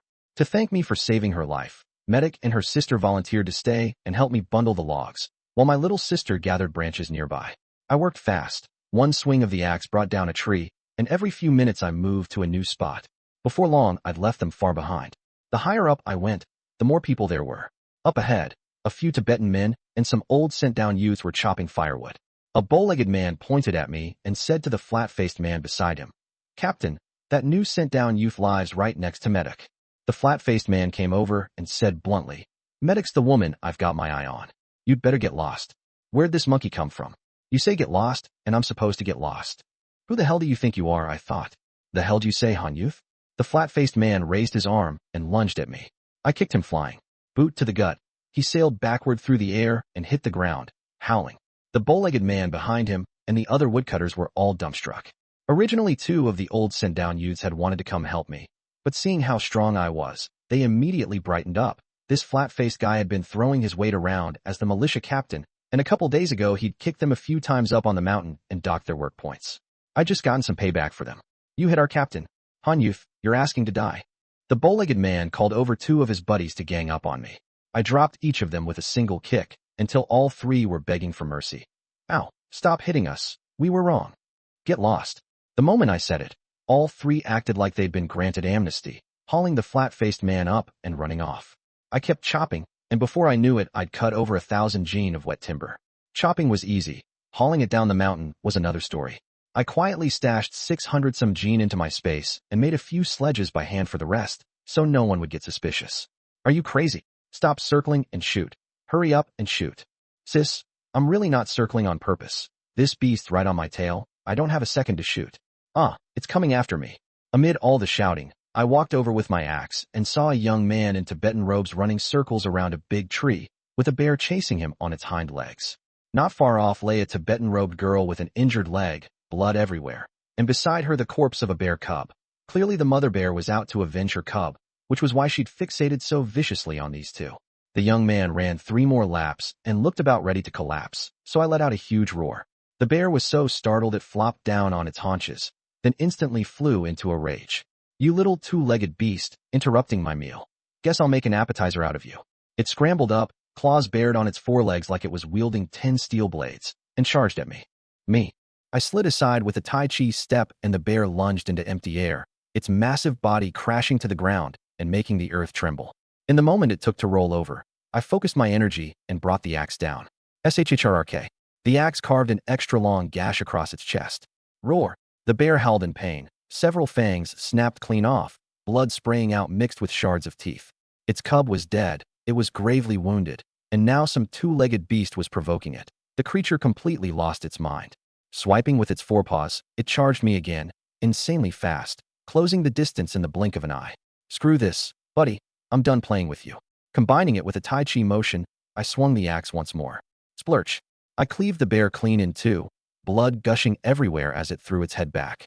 With a long roar, the massive body split clean in 2 and collapsed onto the ground. The brother and sister beside me were completely stunned. Was this even human? He took down a 3-meter-tall bear with a single axe swing? The young man stood frozen with his mouth hanging open, while the girl rubbed her eyes, thinking she must be seeing things. I nudged the bear's limbs with my foot. The beast was completely still now, and I let out a quiet sigh of relief. Good thing it was dead. I'd put everything I had into that swing. If it hadn't gone down, I wouldn't have had another one in me. Comrade, you're incredibly strong. One swing, and you split that bear right in half. That was awesome. The young man mimicked my chopping motion. He and his sister lived off hunting and had seen countless hunters, but this was the first time they'd witnessed someone kill a bear with an axe, and the guy who did it looked about his own age, no less. Truth was, I'd used every ounce of strength I had. If I hadn't relied on the finesse of Tai Chi to protect myself, I might not have gotten through it. Anyone who's practiced martial arts knows. Tai Chi is about using softness to overcome hardness. Forcing it with brute strength like that should have backfired on me. My name's Tenzin. I'm a hunter from around here. Where are you from? He asked. I'm an educated youth sent down from Beijing. Just call me Lu Chuan. That beast has been terrorizing the grasslands. You settled the score for us. Take the bear with you. Well then, I won't argue. I hoisted the bear onto my shoulder and set off. Grassland rules. Whoever makes the kill keeps the game. I knew that much. I found a spot with nobody around and stored the bear away in my space. Back at the woodcutting site, I'd chopped through over 1,000 pounds of wet timber without even realizing it. I quietly stashed 600+ pounds into my space, then bundled the rest onto a few makeshift sledges to haul. No sense in making people suspicious. When I finished, I spotted a black horse up ahead, rearing up on its hind legs and pawing at the snow like it was bowing. The moment it felt my gaze, it turned and bolted. I mounted my horse and gave chase. After about half a mile, I passed 2 herdsmen. The younger one wasn't having it and tried to catch up to me, only to get bucked off by his own horse. I reined in my horse, then leapt onto the black stallion. Hi! The black horse had never been tamed. It twisted and screamed, trying to throw me off. Got a real temper, huh? I gave its rump a few slaps. With my strength, it hurt enough to make the horse squirm. Settle down. I wrapped my arms around its neck and held on. The black horse got furious, reared up on its front legs, and charged forward, clearing straight over the border's barbed wire fence. The 2 herdsmen behind me were left dumbstruck. I rode it into a small grove of trees where a few wooden cabins stood ahead. The black horse snorted uneasily, so I patted it, and fed it a bit of spirit spring water. The thing calmed down instantly. It knew good stuff when it tasted it, and stopped resisting. I was about to head back when 3 dark-faced men came walking toward me. Weren't these Indian fellows? The 3 of them leered at me, jabbering away in some language, then pointed their guns at me. I got it immediately. They were trying to off me. I stored all 3 into my space on the spot. Inside the space, they couldn't move an inch. Their faces went pale. One of them stared at me, eyes practically bulging out of his head, cursing under his breath. Cursing at me? You're first, then. I snatched his rifle and finished him off right there. The other 2 were so scared they wet their pants, still jabbering away. Couldn't understand a word, and I couldn't be bothered to listen, so I finished off the rest too. I recovered 3 rifles and a small amount of ammunition, then buried the bodies in the peach grove as fertilizer. I exited the space and rode back toward the Tibetan region, where I ran into the 2 herdsmen again. Father, am I dreaming? He's actually riding Blackie, the young herdsman said in astonishment. The old herdsman was shocked too. They both came closer. Young man, this is incredible. None of us could ever tame that black horse. Every man who tried before got kicked and crippled. You're something else. It's nothing, sir. I just didn't fight it head on. I figured out its temperament. The young herdsman wanted to turn riding, but Blackie gave his rear end a shove, and that was enough to spook him. As we chatted, I learned the father and son were named Dorge and his father, and they were my neighbors too. Dorge kindly warned me. Educated youth Lou, you'd better watch out for Medic. She's the famous tigress of the grasslands. A man badmouthed her once and got his toes broken. Dorge, how can you talk about the grassland's golden flower like that? The old herdsman scolded his son irritably. I think Medic's a good person. She even treated me to Tsampa yesterday. I smiled. Didn't expect the fairy to have that kind of personality. Kind of interesting. After a few more words, I rode off. Along the way, all the female educated youth who'd been gathering firewood swarmed around me. Luchuan, is this a horse you tamed? It's gorgeous. How did you do it? Just taming a horse. Piece of cake. I preened. Sun Jangwo stood off to the side, green with envy. It's just taming a horse. What's there to be so smug about? After chatting a while, I hauled the timber back home, only to see Uncle Tashi heading straight my way with several herdsmen. Uncle Tashi, what brings you here? Heard you bought some young livestock, so I brought the village carpenter to build you a pen. He said a few words in Tibetan to the men on the cart, and everyone got to work. Thank you so much. I was just worrying about who'd help me. The carpenter was one of the Liu family folks too, so I didn't stand on ceremony. An auntie fixing the fence greeted me with a smile. Young master, I'm Lamo. Auntie Lamo, don't call me young master. If someone hears it, they'll brand me a capitalist young master again. And Uncle Tashi's a government man. It wouldn't look good for him either. She laughed. Then let's just treat each other normally. The carpenters had their roles clearly divided. The men reinforced the wooden posts and built the roof, while the women mended the fence. In just half a day, a livestock pen of over 100 square meters was finished, partitioned into 3 sections, perfect for a cow shed, sheep pen, and horse stall. I herded the young animals in, but 2 of the calves absolutely refused to enter the cow shed. They wouldn't even go near their own kind. I grabbed the skinny one by the ear. You're both cattle. Who exactly are you turning your nose up at? It grunted twice, and its eyes actually turned red, looking all wronged. The fat one headbutted me, but its little body had no force behind it. Instead, I flicked it on the forehead. Getting feisty now, are you? You won't even settle into a new home. Behave yourselves. A little boy burst out laughing. Big brother, you're so silly, reasoning with calves. How could they understand you? The words had barely left his mouth when the fat calf bent its front legs and bowed to me. The little boy's smile froze. Have these calves turned into spirits? Sure looks like it. Can it plow fields? The boy asked with a completely serious face. Probably. I forced the 2 calves into the straw-lined cow shed and fed them. Order some food, and they settle right down. The little boy is Uncle Tashi's son. He helped me feed the calves and even swept out my tent. Uncle Tashi was pretty pleased. Getting to work for the main family line was an honor for their branch of the clan. Don't forget to come to the brigade headquarters tonight for the educated youth social. Uncle Tashi tossed out before leaving. After a full day of work, I reeked, so I headed back to my tent to wash up first. Before dark, the medic sisters came back with the little girl. I gave her a bath and brought her to the brigade headquarters. It was a small courtyard enclosed by a few single-story buildings. A bonfire blazed in the center, and the herders held hands in a circle dancing the guizhuang. Uncle Tashi, Director Jialpo, the medic sisters, Wen Hongling, they were all there. Comrade Luchuan, come sit over here. Getting used to life on the grasslands? If you're having any trouble taking care of your sister, just say the word. Director Jialpo asked me in his broken Mandarin. It's great. Thank you for your concern, Director. I sat my sister down. A Tibetan auntie beside us handed over 2 bowls of yogurt. This was the formal ceremony for welcoming honored guests. You couldn't refuse. I took a sip. That's sour. And there's a bit of a gamey smell. That's yak yogurt. Pure white food. No sugar added. Of course it's sour, said the horse-faced educated youth next to me, grinning. You've got to finish it to do right by your hosts. You're right. The tougher it is, the more you've got to step up. Here, you have some too. I promptly passed him a bowl. Can't let a buddy suffer the sourness alone. Heh. Turns out this Wang Qingshan wasn't the least bit shy. He raised the bowl in front of everyone and downed it in one go. This little rascal isn't bothered by the sourness? I wondered to myself. I found out later that he'd come by in the afternoon to watch the pretty girls dance and had gotten plied with plenty of yogurt by the Tibetan girls. He was already immune. A few of the girl-educated youths took the little one to dance the guzhwang. I couldn't dance, so I sat by the bonfire drinking and eating meat. The barley liquor burned my throat. You had to chase it with hand-grabbed beef and mutton to feel comfortable. With the thin air of the plateau, someone who normally doesn't drink would get dizzy after 2 or 3 sips. A few of the girl-educated youths, all from Beijing like me, secretly brought me fava beans to go with my drinks. They gathered around to chat, all talking over each other, complaining about the cold on the plateau and not being able to stomach tsampa. One fair-skinned girl said quietly, Lu Chuan, it must be hard, coming out to the countryside alone with your little sister and no idea when we can go back to the city. I miss Beijing roast duck and white flour buns. Another chimed in, you just got here and you already want to go back? Careful, or you'll get denounced. But I miss my mom and dad too. It's not hard, just one more pair of chopsticks. I'd be way more worried if I'd left my sister behind in the city. After I said that, I got up and moved to a different spot. The girls were too sentimental. If we kept chatting, I was afraid they'd start crying.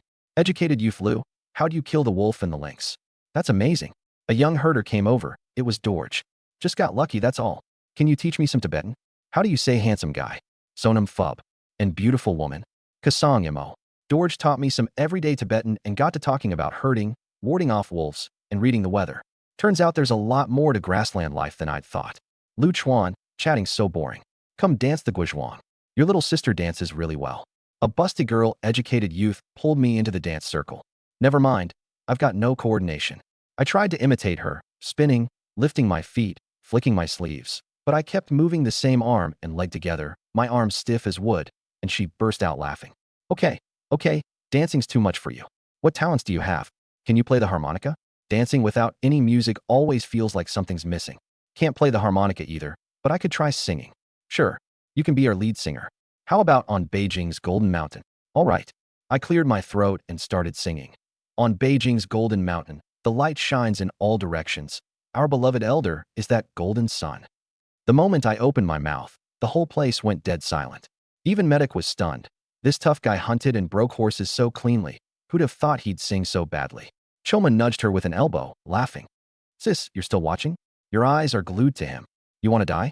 With all these people around, I'll punish you when we get home. Medic pinched her hard on the small of her back.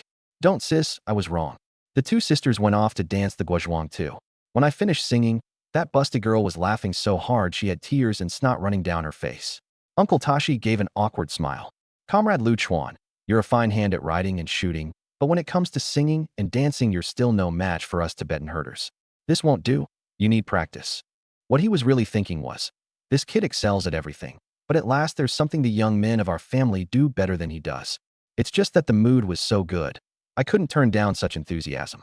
No matter how bad I sound, I had to get up and sing a couple lines, bring the Han and Tibetan families closer together. I scratched my head, embarrassed. Medic found it funny too. This tough guy really cared about saving face. A middle-aged herder, seeing how warmly Uncle Tashi treated me, wore a dark expression. Why give special treatment to some educated youth from Beijing?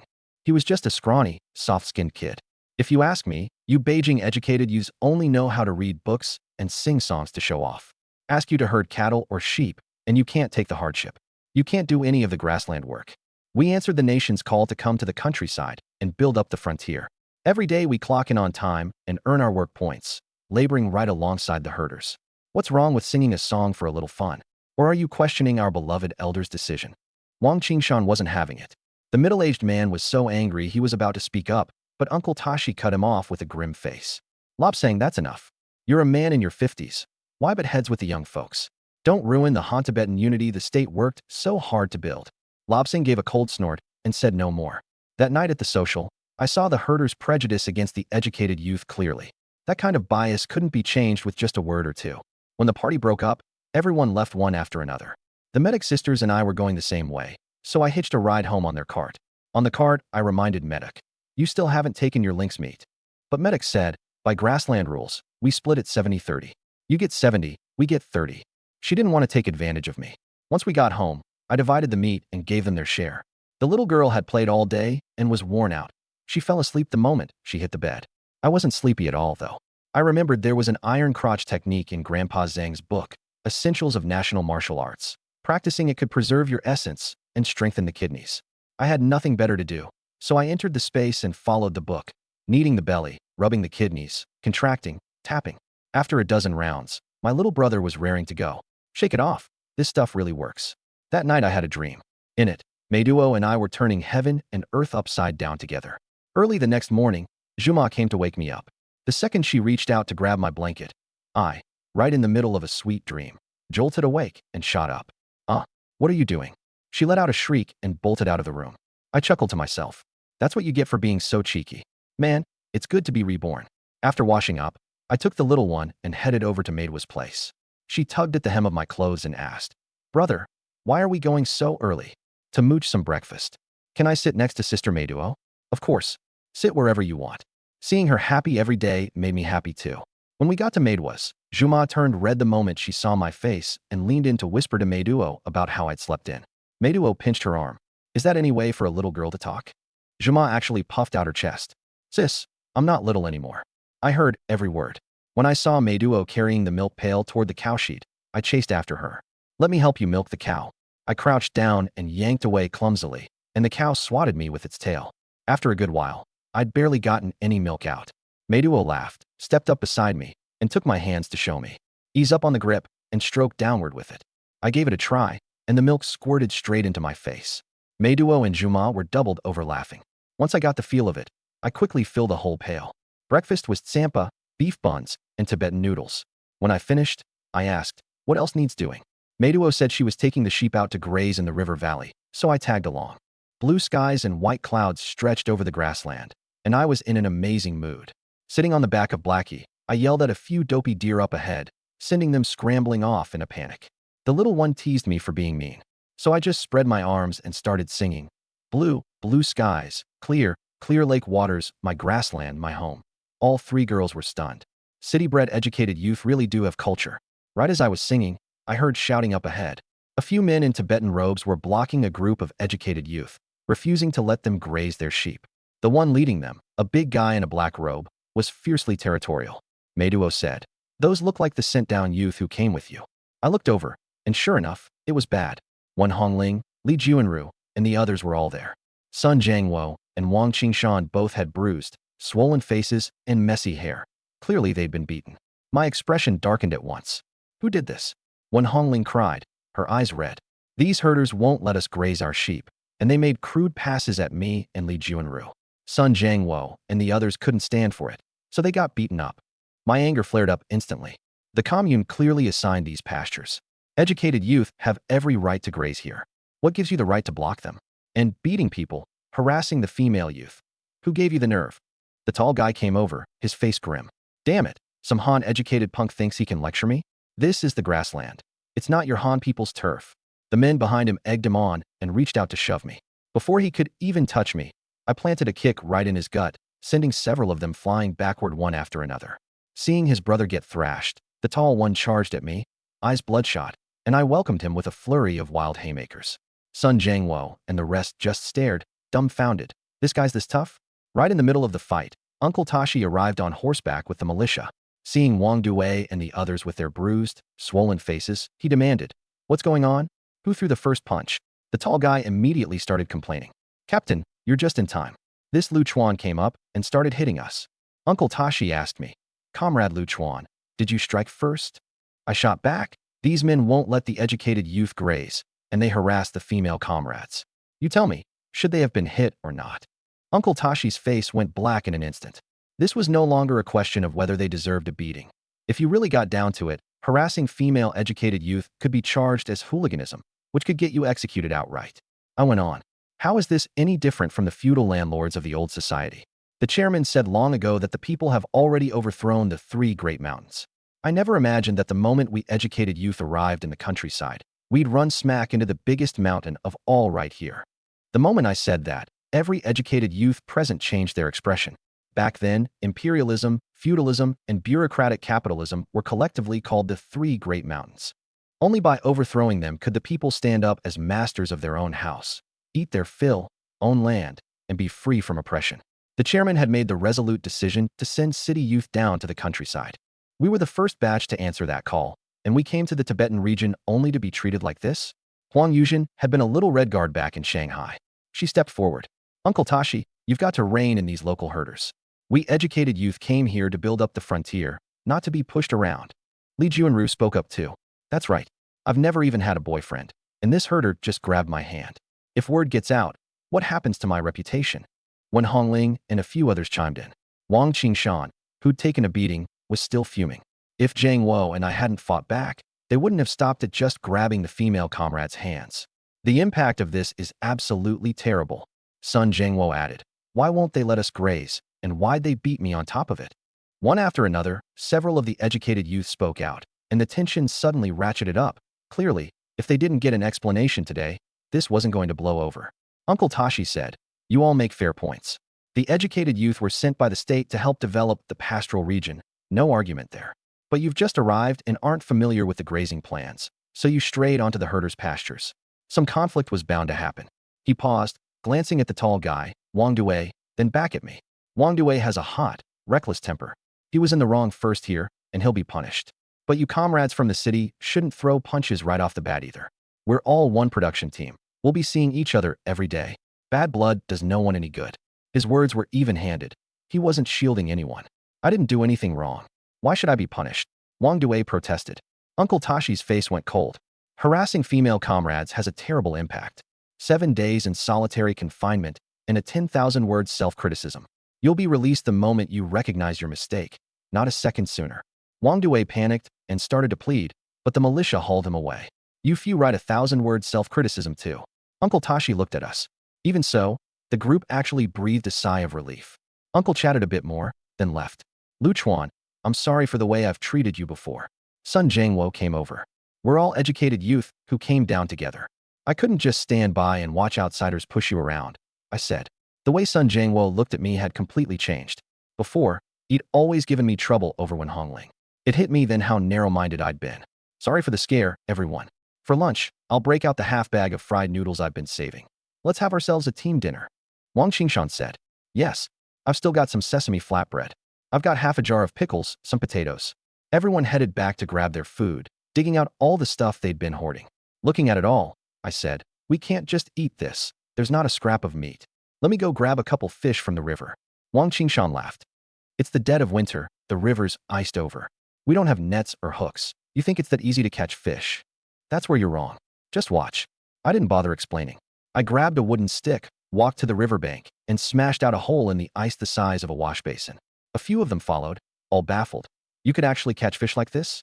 Before they could even react, I dabbed my fingertip with some spirit spring water and pulled out a big grass carp with one grab. Everyone was dumbfounded. They never thought I'd actually catch one. I did it a few more times, and soon there were 3 grass carp on the bank, each 6 or 7 pounds. When Hongling and a few others came over. Not bad. When do you learn to fish through the ice? Of course. Is there anything I can't do? I said smugly. Look at you showing off. All right, let's clean the fish before they freeze solid. I built a little stone stove, got a fire going, propped the fish up on branches to roast, and sprinkled on some cumin. The aroma soon drifted out. Just as they finished cooking, the medic sisters and the little girl showed up too. Everyone gathered around the fire, warming up and eating fish. Beijing, Jiaodao Police Station. Uncle Lu Guohua walked into the station chief's office, carrying 2 mesh bags. My cousin Lu Daqiang had been arrested for improper relations with a woman, and Guohua wanted to pull some strings, but what the chief said left him speechless. You're asking me to make a serious mistake, the chief said. Your son's case has caused terrible harm. He has to be punished severely. It won't come to execution, but the higher-ups have already decided. Half a month of solitary confinement. Then he's being sent to Beidawang for labor reform. If I hadn't put in a good word, he wouldn't even have escaped being paraded through the streets. What more do you want? Lu Guohua panicked. He pulled out 200 yuan and handed it over. Chief, for the sake of my old father and the friendship we've had over the years, I'm begging you, say a few more good words. Don't send Daqiang to Beidawang. We're enforcing the law normally.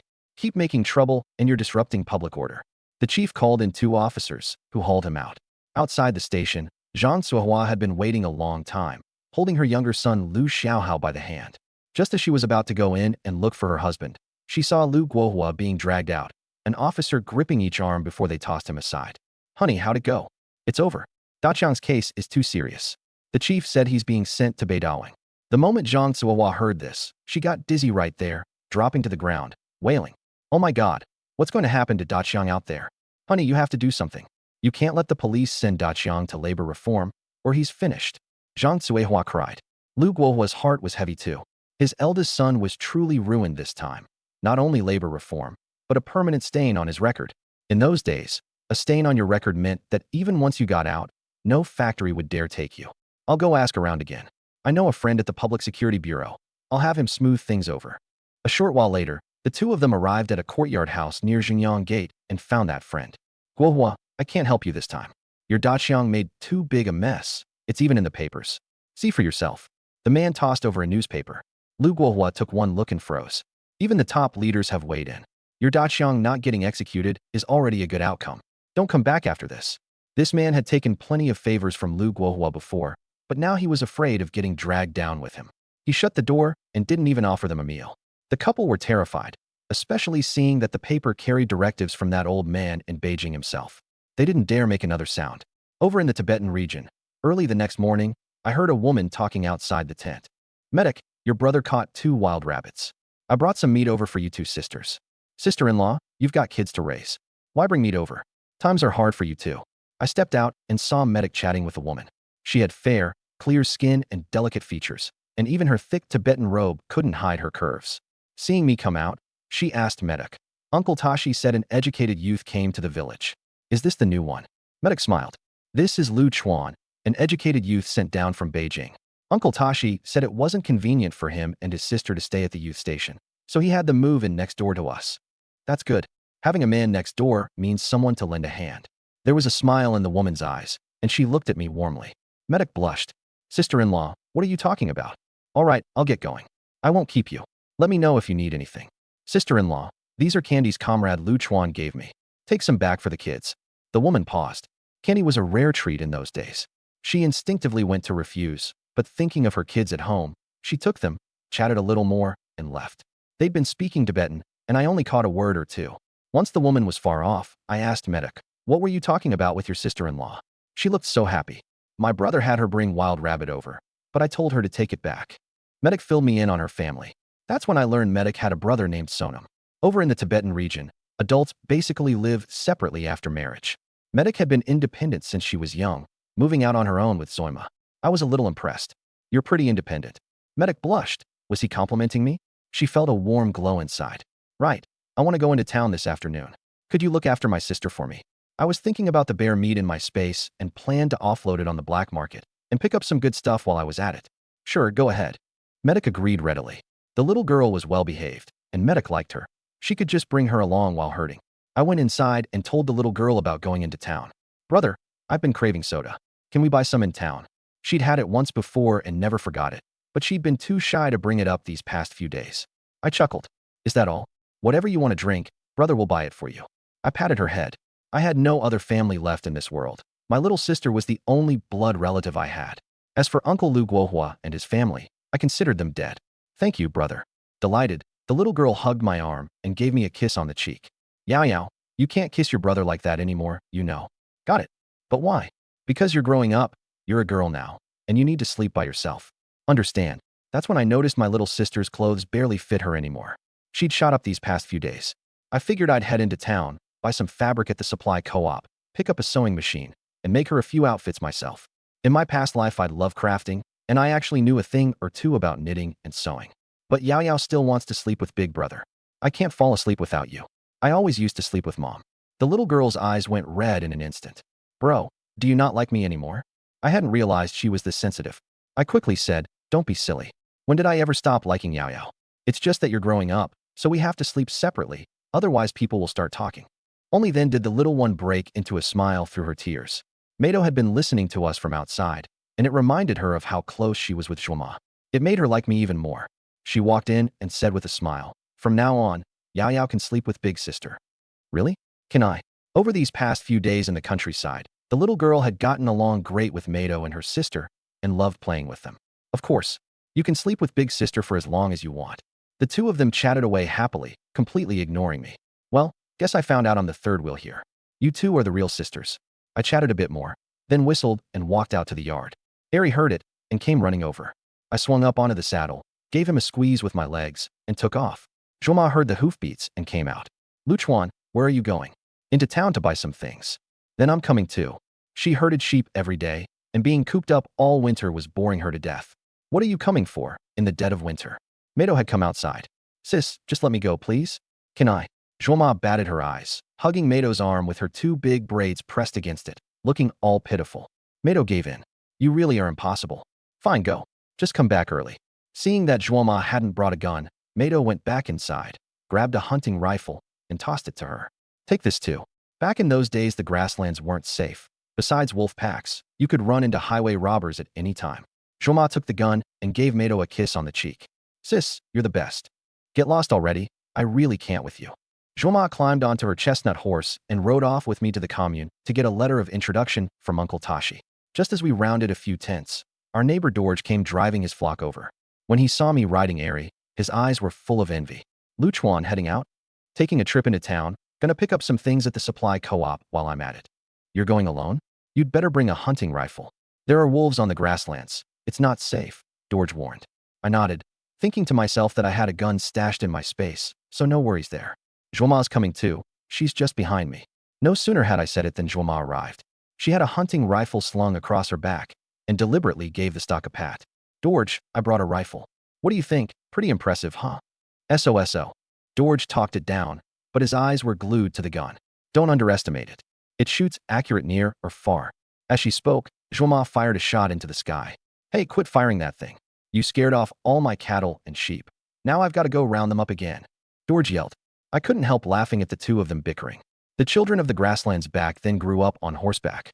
Horses and guns were their closest playmates. Seeing that Zhoma was about to fire again, I hurried to stop her. "That's enough. Zhoma, quit showing off.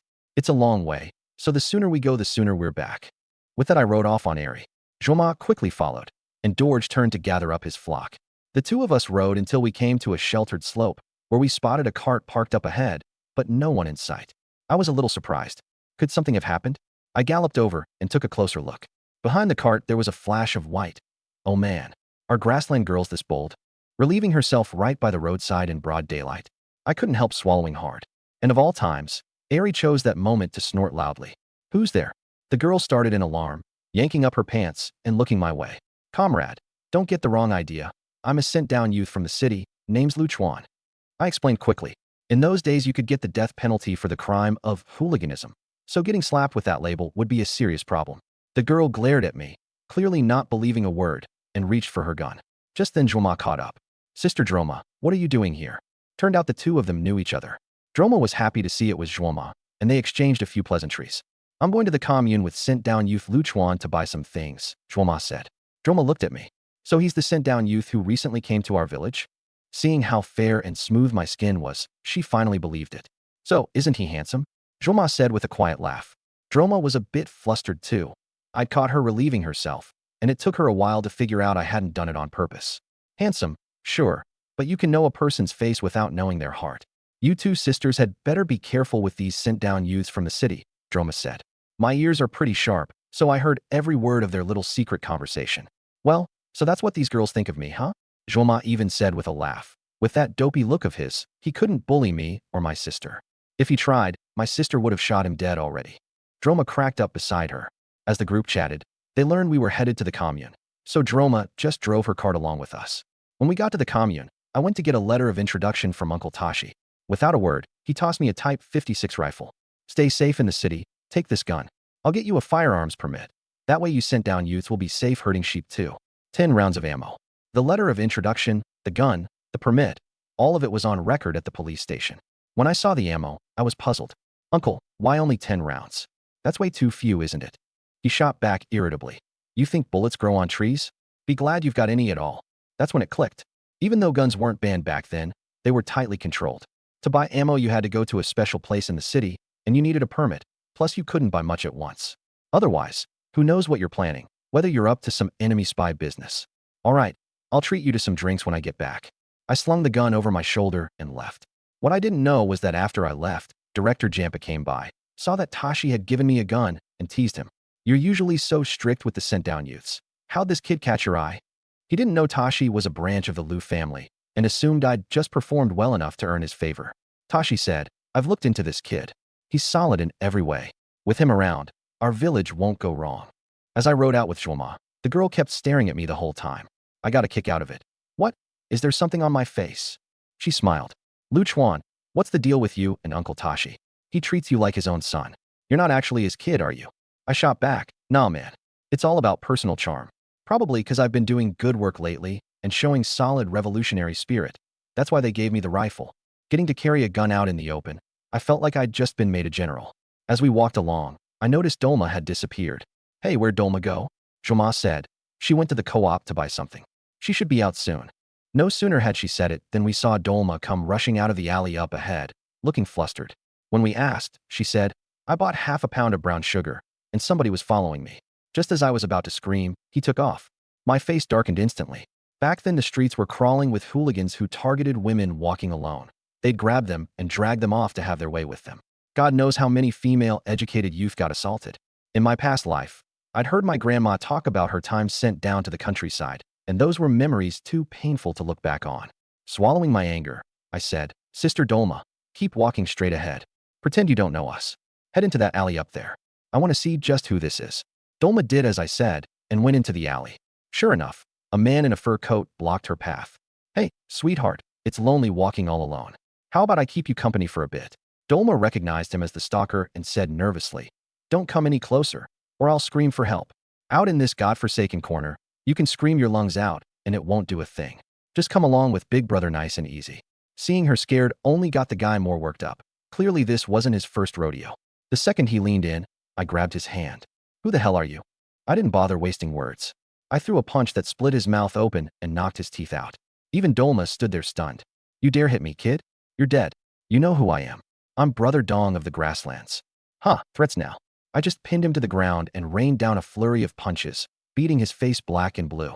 He started begging. I won't do it again, man. Talking tough, huh? Playing the hooligan. I tied his hands with a rope, pulling this crap in broad daylight. You're coming with me to the police station. The moment he heard that, he panicked. Comrade, I'll never do it again. Don't take me to the police. Please, I'm begging you. I couldn't be bothered with him and hauled him straight to the station. Officer Sonam looked a little dazed when he saw me dragging a guy in. I said, this creep was following a female comrade with bad intentions. I caught him. Sonam's face turned grim.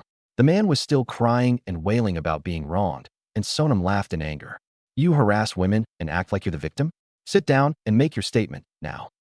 A guy like this had definitely done it more than once. No way the police would let him off. Sonam clapped me on the shoulder. You've got guts, kid. You nabbed a hooligan this time. I'll put in for a reward for you, and I'll have Uncle Tashi pass it along. I was caught off guard. There's a reward for doing the right thing. I honestly hadn't thought about that. I just couldn't stand watching that piece of trash. Sonam laughed heartily. Of course there is. Around 10 yuan. To encourage you to keep it up. Outside the station, Dolma and Zhuoma quickly crowded around, asking what happened. I said, handed him over to the police. Now we'll see how they deal with him. Zhuoma was fired up with righteous anger. One look and you can tell that guy's no good. They ought to shoot him. I laughed. If they shoot him, how am I supposed to collect my reward? There's a reward? Her interest was piqued instantly. 10 yuan. The station said I did a good deed. Zhuoma's eyes lit up. Then if you catch 10 of them, that's 100 yuan. At 3 yuan a lamb, 100 yuan buys 30. They'll have their own young next year, and the family's flock will grow in no time. This girl was pretty adorable. Her head was full of sheep. Just then Dolma came over and said with a smile, Lu Chuan, thank you so much for today. The way she looked at me was a little different. Dolma had been a widow for years, and in times like these, what man would ever stick up for her the way I had? I patted my chest. Sister Dolma, don't mention it. Medic and Zhuoma both call you sister. So that makes you my sister too. If anyone ever bullies you again, just tell me and I'll beat him up for you. Hearing that, Dolma's eyes suddenly welled up with tears. Zhuoma got flustered. What did you do?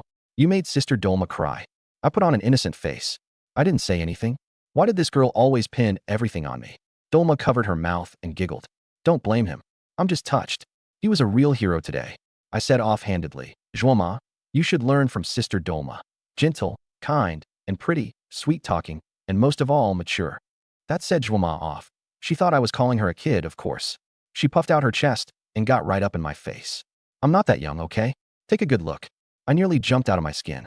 The educated youth and herders passing by all turned to stare. Mortified, I quickly spun around. Let's get into town. Into town. Are we buying stuff or not? She pouted. She wasn't even happy when I told her to show me. What a piece of work. Dolma was laughing so hard beside us, and she hurried to drag Zhuoma along after me. Once we got into the county town, it wasn't much. One main street running east to west, less than 200 meters from north to south, all adobe and stone houses. One gust of wind, and the whole street filled with yellow dust. We wandered over to the town's biggest department store. Well, they called it a store, but it was really just a fancier version of the co-op. Dolma said, I've got something to take care of. I'll head off first. Zhuoma didn't want her to go. Come in and look around with us. You two go ahead. I rarely make it into town, so I've got to go see my uncle, or he'll give me an earful again. Dolma drove the cart off. The two of us went into the co-op, where glass counters displayed all kinds of goods by section. Zhuoma picked up a red hair ribbon and held it against her braid. Does it look good? Looks great, just like a girl in a New Year's painting. Her cheeks flushed red, and she really did look pretty with the ribbon in. But then she glanced at the price, 25 cents, and quietly put it back. Too expensive. I scanned the whole place, but didn't see any soda. Then I remembered, up at this altitude with such poor transportation, soda just couldn't get hauled up here. Fine, I'd have to make a run to the black market. I told Zhuoma, you go ahead and shop. My stomach's acting up. I need to step out to use the bathroom. Wait for me here after you're done. I'll be back soon. Got it, go on. Out of the co-op, I asked around until I found the black market, an abandoned quarry. Piles of scrap stone were everywhere, and the deeper you went, the more people there were. Some squatted on the ground selling dried meat. Others quietly traded sheepskins and wolf pelts, and a few educated youth hunched their shoulders as they swapped grain coupons for cheese and butter. The place wasn't big, and there weren't many truly valuable goods. Winters on the grassland were long, and the herders couldn't bring themselves to eat meat more than a few times all year. Now that autumn was setting in, everyone was stocking up. I set the burlap sack down on the ground. Bear meat. Wild caught. The crowd around me erupted instantly. Bear meat. Are you serious? Somebody out here actually took down a bear? A few herders immediately crowded in. I flipped open the sack, revealing the dark red meat and thick, meaty paws, and the crowd broke into excited chatter. It really is bear meat. Who is this kid? That paws got away a good 15 pounds. A herder with a full beard crouched down and gave it a feel, his eyes lighting up. How much you asking, brother? $2.50 a pound for the meat. Paws are priced separately. Someone nearby sucked in a sharp breath. Regular mutton went for just a few cents, and this was several times that. But even so, more and more people kept gathering. Bear meat was rare. Some folks had never tasted it in their whole lives. Gimme 5 pounds. I'll take 3. You selling the paws? I want half of one. I couldn't help but laugh. No matter the era, there were always plenty of people with money. Those big herding families out on the grassland had hundreds, even thousands of cattle and sheep. Money was no object to them. In less than half an hour, most of the bear meat was gone, and the wad of cash inside my jacket kept getting thicker. That's when someone set their sights on the lynx pelt. Brother, how much for the hide? The man asking wore a felt hat and looked middle-aged, clearly someone who knew his stuff. I unfurled the lynx pelt, and the grayish-yellow fur gleamed with an oily sheen in the sunlight. The guard hairs were fine and dense, barely a blemish on it. The crowd fell silent for a moment. That a lynx? Whoa, now that's a fine piece. Worth way more than a wolf pelt. The more that man looked, the more he liked it. He couldn't resist reaching out to stroke it. A whole, unbroken pelt. That's worth 100 at the very least. Someone nearby gasped. $100? That's enough to buy dozens of sheep. Something clicked in my mind. Rare pelts really were the most valuable thing around these days. The man lowered his voice. Brother, 120. I'll take it. I was just about to nod when a few tall, burly men from the Tibetan region shoved their way in. They wore thick Tibetan robes with Tibetan knives hanging at their waists, an imposing bunch. The moment people saw them, they parted and made way, clearly wanting nothing to do with them. The leader glanced at the lynx pelt in my hands, then looked at me. Little brother, our boss wants to see you. I narrowed my eyes. Your boss? Yeah, your bear meat and lynx pelt. Our boss is very interested. Several people around me went pale, but I stayed calm. This was a black market, after all, and anyone who could hold down turf here was no ordinary man. Still, I wasn't afraid. If it came to a fight, with my current physical condition, plus my Tai Chi and Xingyi boxing, No ordinary man could even get close to me. Fine. Lead the way. The big man looked genuinely surprised. Most people would get nervous at the mention of meeting the boss, but I wasn't fazed in the slightest. They led me through the quarry to an abandoned stone hut at the very back, with two more burly men standing guard at the door. The moment I stepped inside, my footsteps froze. Inside the hut, a young man sat beside a stove, sipping butter tea. Black Tibetan robe, broad shoulders, sharp features, skin bronzed with that wheat tone unique to the highlands. But the key thing was, this guy was young, barely into his 20s by the look of him. Yet all those fierce men around him stood at perfect attention. The young man looked up at me and suddenly smiled. Hunting a bear out on the grassland, and bagging a lynx too. Brother, you've got some real skill. His tone was unhurried, and his eyes were as sharp as a grassland eagle's. The air was thick with the smell of butter tea. Standing in the doorway, I smiled too. You keep praising my skills, but won't even offer me a cup of tea? The burly men in the hut all froze. This kid really had no fear. Normally, when people met the boss, they chose their words with great care. But the way I spoke, it was like chatting with an old friend. The young man just laughed out loud. Interesting. He raised a hand. Sit. Someone immediately brought over a steaming bowl of butter tea. I didn't stand on ceremony. I sat down by the stove, picked up the bowl, and took a sip. The rich warmth flowed down my throat and settled into my stomach. The Highland nights were cold, and this stuff really hit the spot. Everyone gets nervous meeting me. You, though? Not scared at all, he said, watching me. I grinned. If you really wanted to come at me, you'd have done it out there. No point inviting me in for tea. A flicker of appreciation crossed his eyes. Smart. He pulled out a pack of cigarettes and offered me one. I waved it off. Don't smoke. Not many men out here on the grassland who don't smoke. Life's more important, I replied casually. The big men off to the side could barely keep their mouths from twitching. The way these two were talking, you'd think they'd known each other for years. The young man was quiet for a moment, then suddenly spoke. That lynx pelt of yours, I want it. Name your price. $150. A few eyelids twitched in the room. It was only $120 outside, and this kid walks in and jacks up the price? But the young man just smiled. Done. He reached into a wooden crate, pulled out a stack of 10-yuan bills, and handed them over without even counting. Consider it a token of friendship. I took the money without any false modesty. This guy clearly wasn't short on cash, and someone who could hold court in a black market definitely had no shortage of connections. Name's Wangjia. And you, brother? Lu Chuan. Wangjia suddenly said. From now on, if you've got any more good stuff, bear hides, wolf pelts, lynx, come straight to me. I'll never shortchange you. I nodded. This Wangjia was obviously a big shot in the black market, and knowing someone like him could only benefit me down the road. With that in mind, I said, since you've got such wide connections, there's actually a few things I've been looking to get my hands on. Let's hear it. A sewing machine. Also crop seeds and saplings. Wangjia had been perfectly composed, but at the last part he clearly did a double take. Saplings? What do you want those for? These days, there weren't many places on the grassland where trees could survive, and plenty of herders couldn't even fill their bellies. Who had time to spare planting trees? I smiled. To plant them, obviously. He stared at me for a few seconds, then laughed too. Brother, the stuff you're asking for isn't easy to get. Sewing machines are hot commodities. A lot of places need ration coupons for those. Seeds and saplings are even more of a hassle, especially saplings. They're a pain just to transport. I wasn't worried. A man like you surely wouldn't get stumped by a little thing like this? Wangjia roared with laughter. You little rascal, you sure know how to butter a guy up. He set down his tea bowl. Fine. You asked, brother, so I'll help you out. A little over half an hour later, at a remote earthen slope on the outskirts of the county town, several horse-drawn carts were parked there. A few of Wangjia's men were unloading things, a brand new sewing machine wrapped in burlap, plus several sacks of grain seed, highland barley, wheat, and potato seeds. My eyes lit up the second I saw it. This Wangjia really got things done. Got your sewing machine. And the seeds weren't hard to come by either, Wangjia said with a grin. But saplings are tough to find on short notice. They're pretty rare out here on the grassland. Pear and apricot trees I can probably swing, though. Give me a few days. Same trading spot. Sounds good. As long as he had connections, I wasn't in a hurry. Then I grabbed some boards and rope and rigged up a makeshift cart frame. Ari stood off to the side, tossing his mane, clearly not impressed. Quit acting up.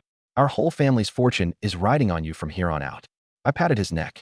Ari snorted, then obediently hauled the cart frame along. Watching this, Wangjia looked a little surprised. That's a fine horse you've got. Smart animal. Of course. I raised him myself, brother. Wangjia said. When I've got word on the saplings, I'll send someone to let you know. Great. Talk later. I mounted up and rode off. Back on the main street, the sewing machine on the cart frame drew plenty of stares. My God, is that a Shanghai brand sewing machine? You can't even buy one of those with money. That kid's no ordinary guy. A few herders stood on the roadside clicking their tongues. Back then, the average monthly wage was only 30-some yuan. Buying a sewing machine cost about a whole year's salary for an ordinary person. Their eyes practically turned green with envy. I found it kind of funny. Sewing machines were worth a fortune now, but in the future, nobody would use them at all. I arrived at the supply and marketing co-op. I just tied up my horse when I heard shouting inside. There's clearly still butter on the shelf. Why won't you sell it to us? A woman shrieked, plenty worked up. When I say it's gone, it's gone. If you're not buying, get lost. There's a line behind you. Another woman shot back. I walked in and saw Huang Yuzhen and several other female educated youths standing at the counter. What's going on with you all? Huang Yuzhen's face was red with anger. Clutching a grain sack, she pointed at the saleswoman behind the counter. She's flat out lying. There are obviously still 2 tubs of butter on the shelf back there. She just won't sell them to us. The other educated youths beside her were pretty steamed too. We waited in line forever. The second that local herder showed up, she turned around and sold to him. The saleswoman rolled her eyes. Those were reserved ahead of time. If you Han educated youths were so smart, you'd have placed an order yourselves. Besides, no coupon means no sale. Huang Yuzhen immediately slapped her coupons on the counter. We have coupons. It's sold out now. Coupons don't matter when there's no stock. Can't you understand plain speech? My expression darkened. What kind of attitude is that? This is my attitude. So what? The saleswoman looked me up and down. Seeing me in a plain cotton robe with patches on it, she was clearly full of contempt. I pointed at the shelf in the back and sneered. Then why won't you sell those 2 tubs of butter? Or does the co-op judge people by their appearance now, only stocking goods for its buddies? The saleswoman's face went sour. Those 2 tubs of butter were the ones she'd set aside for herself, meaning to gift them to her uncle and carry them home after her shift. These broke, educated youths had barged in demanding to buy them, ruining her plan. She was about to blow up when a middle-aged man with a face full of coarse flesh walked out of the warehouse, a carrying pole balanced on his shoulder. What's going on here? The moment the saleswoman saw him, her confidence came flooding back.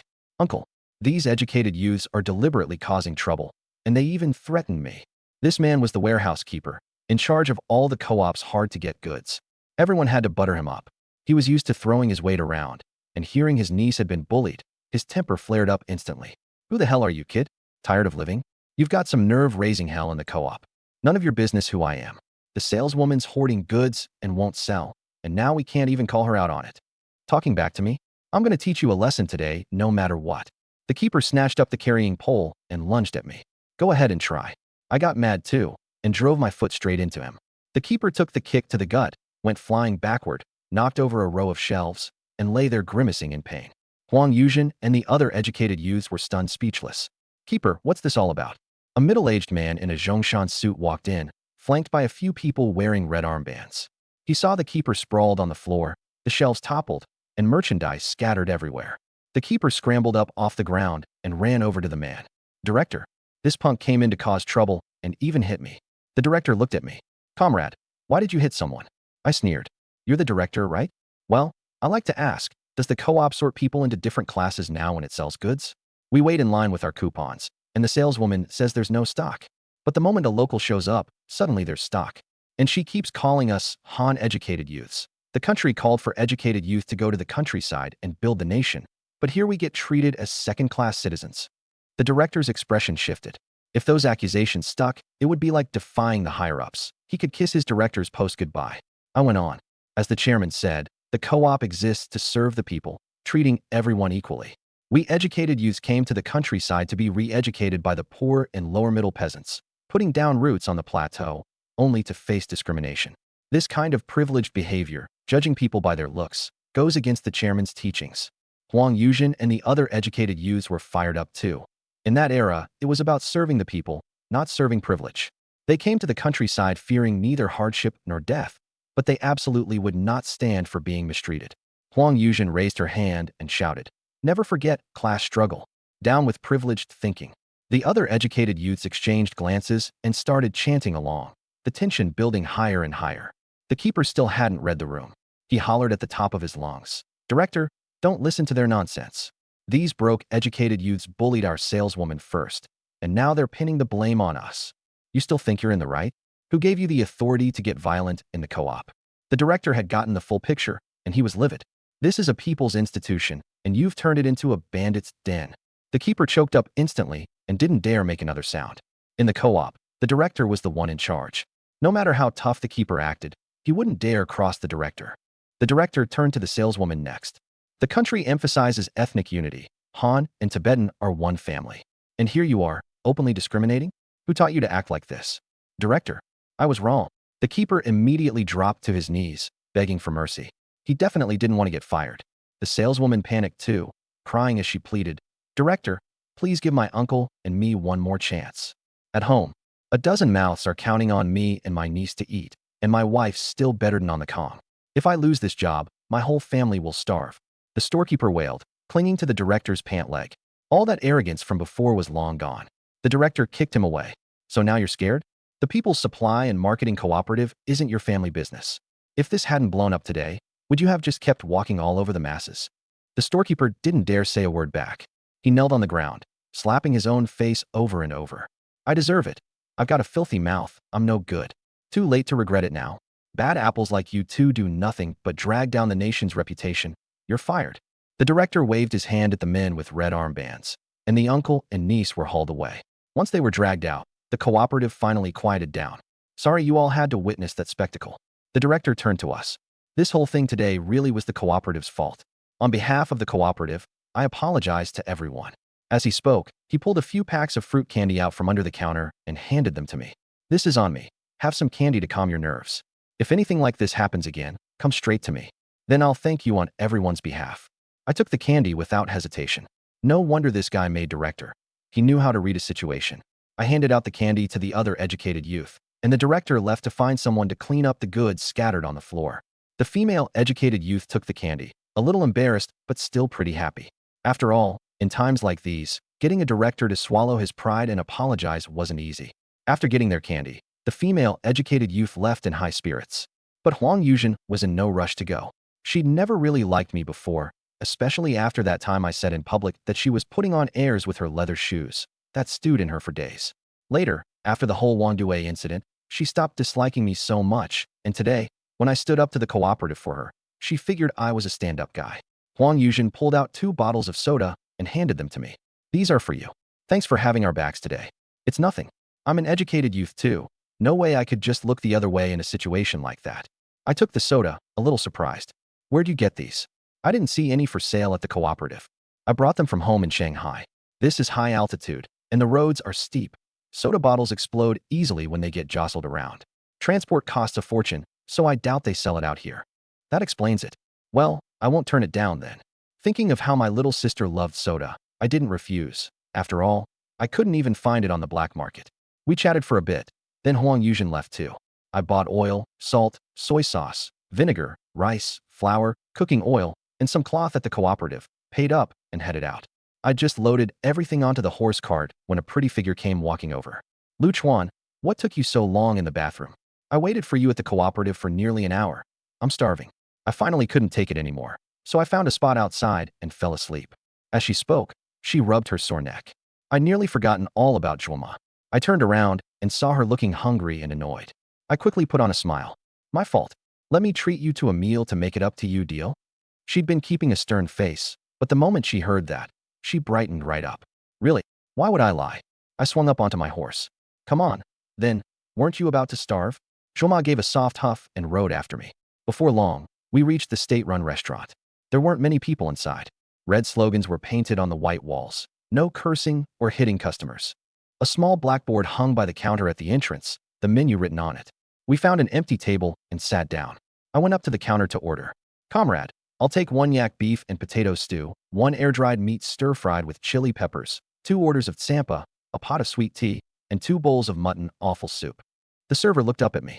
Think you can finish all that? Don't worry, we won't waste any food. I paid and went back to my seat. Zhuoma sat across from me, smelling the meaty aroma drifting from the kitchen.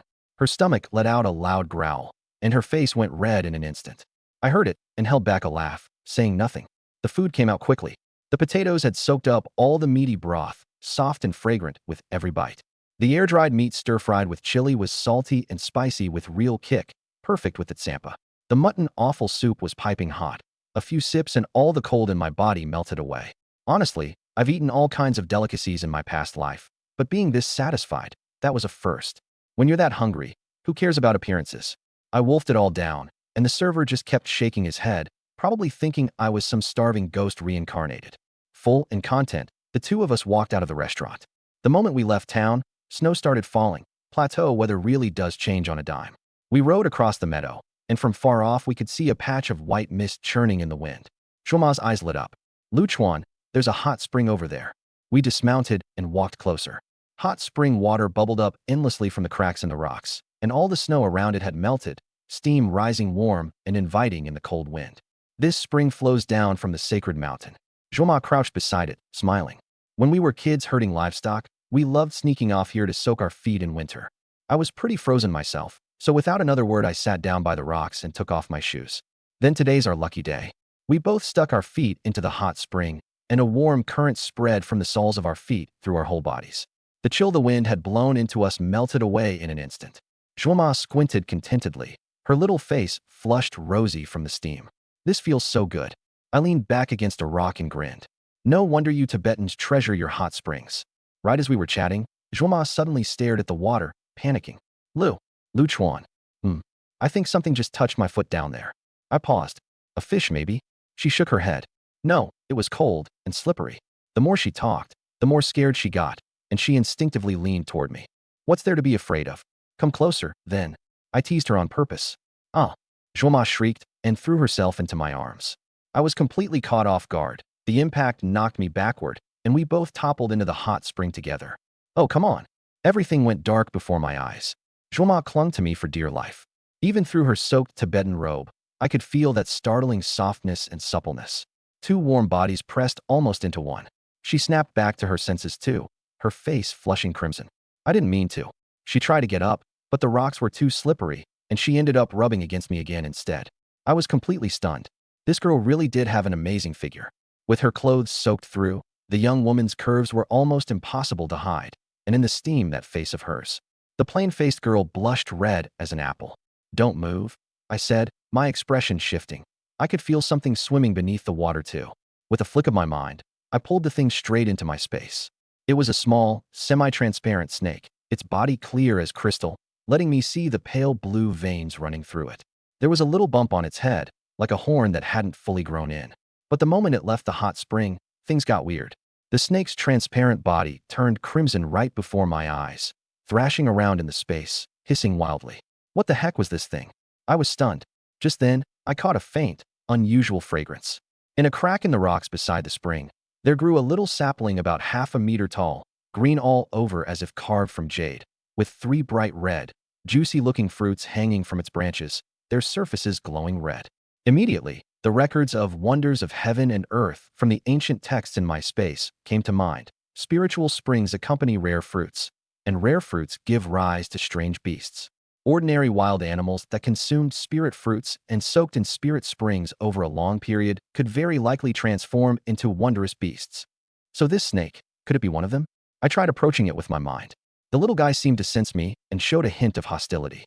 Feisty huh? I fed it a mouthful of spirit spring water. The little snake sniffed cautiously at first, but in the end it couldn't resist and drank it down. Its once crimson, scalding body actually turned transparent again right before my eyes, and the little bump on its forehead even glowed for a moment. Now content, its whole body went limp, seeking out my scent in the space, coiling itself into a circle and swaying a few times. I could actually feel its emotions. Had it accepted me as its master? I was still surprised when I heard Zhuoma call out. Lu Chuan, where'd that thing go? Probably swam off, I said. Zhuoma breathed a sigh of relief, only then realizing she was still pressed against my chest. Her face turned even redder. Are you ever going to let go? Fine, let's get out first. The two of us climbed out of the spring, and Zhuoma warned me. Don't you dare tell Medic about this. Obviously, there's no way I'd tell her about something this good. I chuckled. Zhuoma stomped down on my foot. Come on, are you part dog or something? 1 second you're smiling, the next you're not. That's what you get for bullying me. Serves you right. She shot me a glare. I was so frustrated. This woman was a tigress. There was no reasoning with her. Fine, let's pack up and head home. Before we left, I quietly moved that fruit tree into my space too. The sky was growing dark, and the snow was falling harder and harder. Back in Lutsua village, Medic was cooking dinner over a yak dung stove. My little sister, bundled up in a sheepskin coat, sat by the fire, glancing toward the door every now and then. Sister Medic, when's my brother coming back? Should be soon. The county town's far, And it's snowing. He's definitely been held up, Medic said, stirring the butter tea in the pot. The little girl lowered her head and mumbled softly. Will my brother think I'm too much trouble and not want me anymore? Medic's heart softened. She walked over, took out one of the fruit candies I'd given her earlier from the cabinet, unwrapped it, and popped it into the girl's mouth. Don't think like that. Your brother protects you so much. How could he ever not want you? The little girl held the candy in her mouth and said shyly, Sister Medic, I wish you were my sister-in-law. Who'd want to marry your brother? That guy's annoying every single day. Medic's face went red. Just as they were chatting, the sound of horse hooves came from outside. Medic knew right away who it was. My grandpa's here. She set down the spoon and ran out. The courtyard gate opened to reveal a tall black horse standing in the veil of snow. Medic's grandfather, Dundrup, sat astride it, wrapped in a thick sheepskin coat and wearing a Tibetan hat. His weathered face was full of vigor, his beard streaked with gray. An old hunting rifle hung across his shoulder, and behind the saddle hung half of a freshly dressed wild mountain goat, its legs still dusted with a thin layer of snow. Grandpa, what brings you here? Medic ran over. Dundrup swung down from the horse with ease.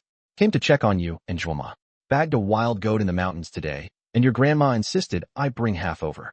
Figured I'd see if you two need anything while I'm at it. As he spoke, he hauled the goat meat down. The animal was plump and well-fed. Inside, my little sister heard the commotion and peeked her head out. Huh? Whose kid is this? The old man said, taken aback.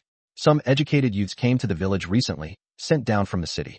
This is the little sister of one of them, from Beijing, Medic explained, taking the goat meat. Dundrup frowned. Aren't the sent-down youths all grown boys and girls? They're sending them this young now. The little girl shrank her neck under his gaze. Medic smiled. Her brother's an educated youth from Beijing. His name's Lu Chuan. This little one's only 5 this year, and she came down with her brother. 5? She came all the way from Beijing to the plateau. Dundrup couldn't understand it. Medic quietly explained my family's situation. When the old man heard I'd been sent down for being from a capitalist family, he was immediately moved with compassion. What a sin. What kind of world is this? Those red capitalists supported the country and helped fight off plenty of enemy soldiers back in the day. For a child from a family like that to come and suffer too, it's not easy. As he spoke, he reached into his coat and pulled out a small piece of dried cheese. Here, little one, take this and eat. The girl didn't dare take it and looked to Medic first. Medic nodded. Go ahead, Grandpa's giving it to you. Only then did she carefully accept it, saying in her sweet little voice, Thank you, Grandpa. The old man was tickled. Oh my, what good manners. He went inside, and the moment he sat down by the fire, he caught the aroma of butter tea. Medic, nice work. You haven't been slacking off lately. Medic tilted her chin up proudly. Of course not. As the old man warmed himself by the fire, something suddenly occurred to him. That's right, the educated youth is called Lu Chuan. He wouldn't happen to be the young fellow everyone in the village has been talking about, would he? The one who tamed Black Sun, the king of horses, and killed off a wolf pack. Medic laughed. Grandpa, that's him. When did he get so famous? Dundrup burst out laughing. So it was that kid. I heard people mention him up in the mountains today too. Said he's got real guts, taming the king of horses all by himself. Interesting. I'd like to see what this young fellow's made of, being able to tame Black Sunday. In his youth, Dundrup had been a master horseman himself. What grassland man wouldn't want to tame the king of horses? And yet the one who'd tamed it wasn't a Tibetan but a Han-educated youth. Now that was interesting. Grandpa, you're not planning to give him a hard time, are you? Medic complained about me being annoying, but she was also afraid her hot-tempered grandfather would rough me up. Dundrup replied gruffly. You really think your grandpa's the kind to act rashly? Look at you. Truly, a grown girl can't be kept at home. Medic's face flushed red, knowing her little secret had been seen through. Inwardly, Dundrup was delighted, his granddaughter. The old man's got high standards for people. We gotta keep an eye on this Han-educated youth. Make sure he doesn't run off with our granddaughter.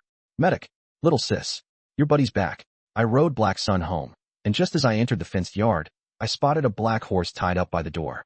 Sturdy as it was, it didn't come close to Black Sun's magnificence. The moment Black Sun approached, the other horse lowered its head and backed away nervously. Dundrup saw it clearly and was startled. Well, I'll be damned. It really is the horse king, Black Sun. He strode out of the yard, his eyes fixed on Black Sunday. Black Sun let out a whinny, kicking up its hooves and planting itself in front of me. The horse was protecting its master. Dundrup was even more amazed. What a horse! Dundrup roared with laughter. I patted Black Sun's neck. This guy's got a temper. Don't take it personally. Dundrup stepped closer, staring at it. Couple years back I tried to break him in two. Damn near got my leg snapped off. I laughed. I just got lucky. Luck my ass. A wild horse choosing its master is pickier than a girl choosing a husband. No real skill, No connection, and nobody can tame him. Son, if you didn't have the goods, Black Sun wouldn't give you the time of day. Dundrup couldn't stop chuckling. I laughed too. This old man was a real character. Looked like he'd put plenty of effort into Black Sun back in the day. Grandpa, when did you get here? Drama had just arrived home, spotted the old man, and immediately trotted over. Dundrup lifted his chin. What? Not happy to see your grandpa. Girls really do grow up and leave you behind. Drama quickly waved her hands. That's not it at all, Grandpa. Well, you two sisters never come home to visit this old man, so I had to come myself. Drama clung to his arm and shook it. Grandpa, I'm sorry, okay? Dundrup laughed. All right, you win. Drama noticed the mutton on the ground. Grandpa, stay for dinner tonight. Sis, and I will stew some mutton to build you up. Yeah, Grandpa, stay for dinner, Medic chimed in too. Dundrup shook his head. Can't. Your grandma's home alone. If I don't head back, she'll think I'm out slacking off and getting into trouble. The two sisters covered their mouths and laughed. That did sound just like Grandma. Then eat first and go after, Drama suggested. Dundrup patted her head. Grandpa will come see you again in a couple days. Then he looked at me and warned. Son, Black Sun's got pride in his bones. Don't mistreat him, and don't waste his strength. Cattle and horses understand people. Treat him sincerely, and he'll protect you with his life. I will. Rest easy, old man. After chatting a bit more, Dundrup rode off. From the sisters, I learned that the old man was their real grandfather, a veteran hunter in the village. In his youth, he'd fought in the war against Japan, and after being wounded, he'd returned to the grasslands and settled down. Now the old couple lived with Medic's brother and sister-in-law in the northwest corner of the village. Tibetan villages have few people, but for the convenience of herding, the households are spread far apart. They may all belong to the same village, but in reality one house is a long way from the next. The close ones are half an hour's walk or a dozen minutes on horseback. The far ones are on the other side of a mountain, and when the wind and snow hit, there's no going back and forth in a single day. So even members of the same family can't see each other every day. After their brother started his own family, Medic and Dralma had moved out to live on their own. Lu Chuan, come have dinner at our place tonight. Medic invited. Grandpa had brought half a sheep, more than the two of them could finish. Whoa, did the sun rise in the west today? I got a kick out of it. Fine, don't come then. Seeing me run my mouth, Medic hoisted the sheep and started walking. No, I'll come. I'll drop my stuff at the tent and be right over. I was secretly delighted. The goddess was taking the initiative for once, and I wasn't about to miss this chance. After hauling the stuff from the cart back to my tent, I figured I couldn't show up empty-handed to someone's home, so I grabbed 2 bottles of liquor and some seasonings from my space. I tidied up a little and headed over to Medic's place. By then the sky wasn't fully dark yet, and the stove fire was already lit inside. The moment I stepped in, I smelled roasted lamb leg. Medic was lifting the lamb leg off the stove, slicing it into thick chunks.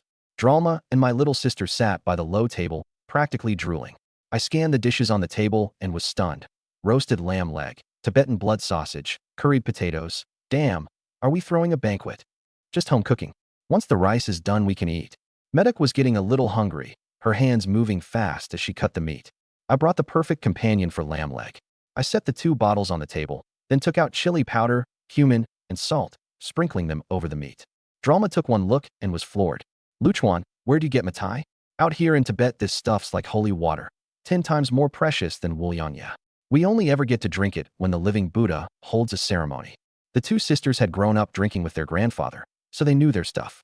A bottle of matai went for around 7 yuan, and even with money you couldn't always find it. Yet here I was pulling out 2, more than 10 yuan's worth, enough to trade for a whole yak. Medic froze for a moment, probably recalling the rumors from the other educated youths about me being a spendthrift.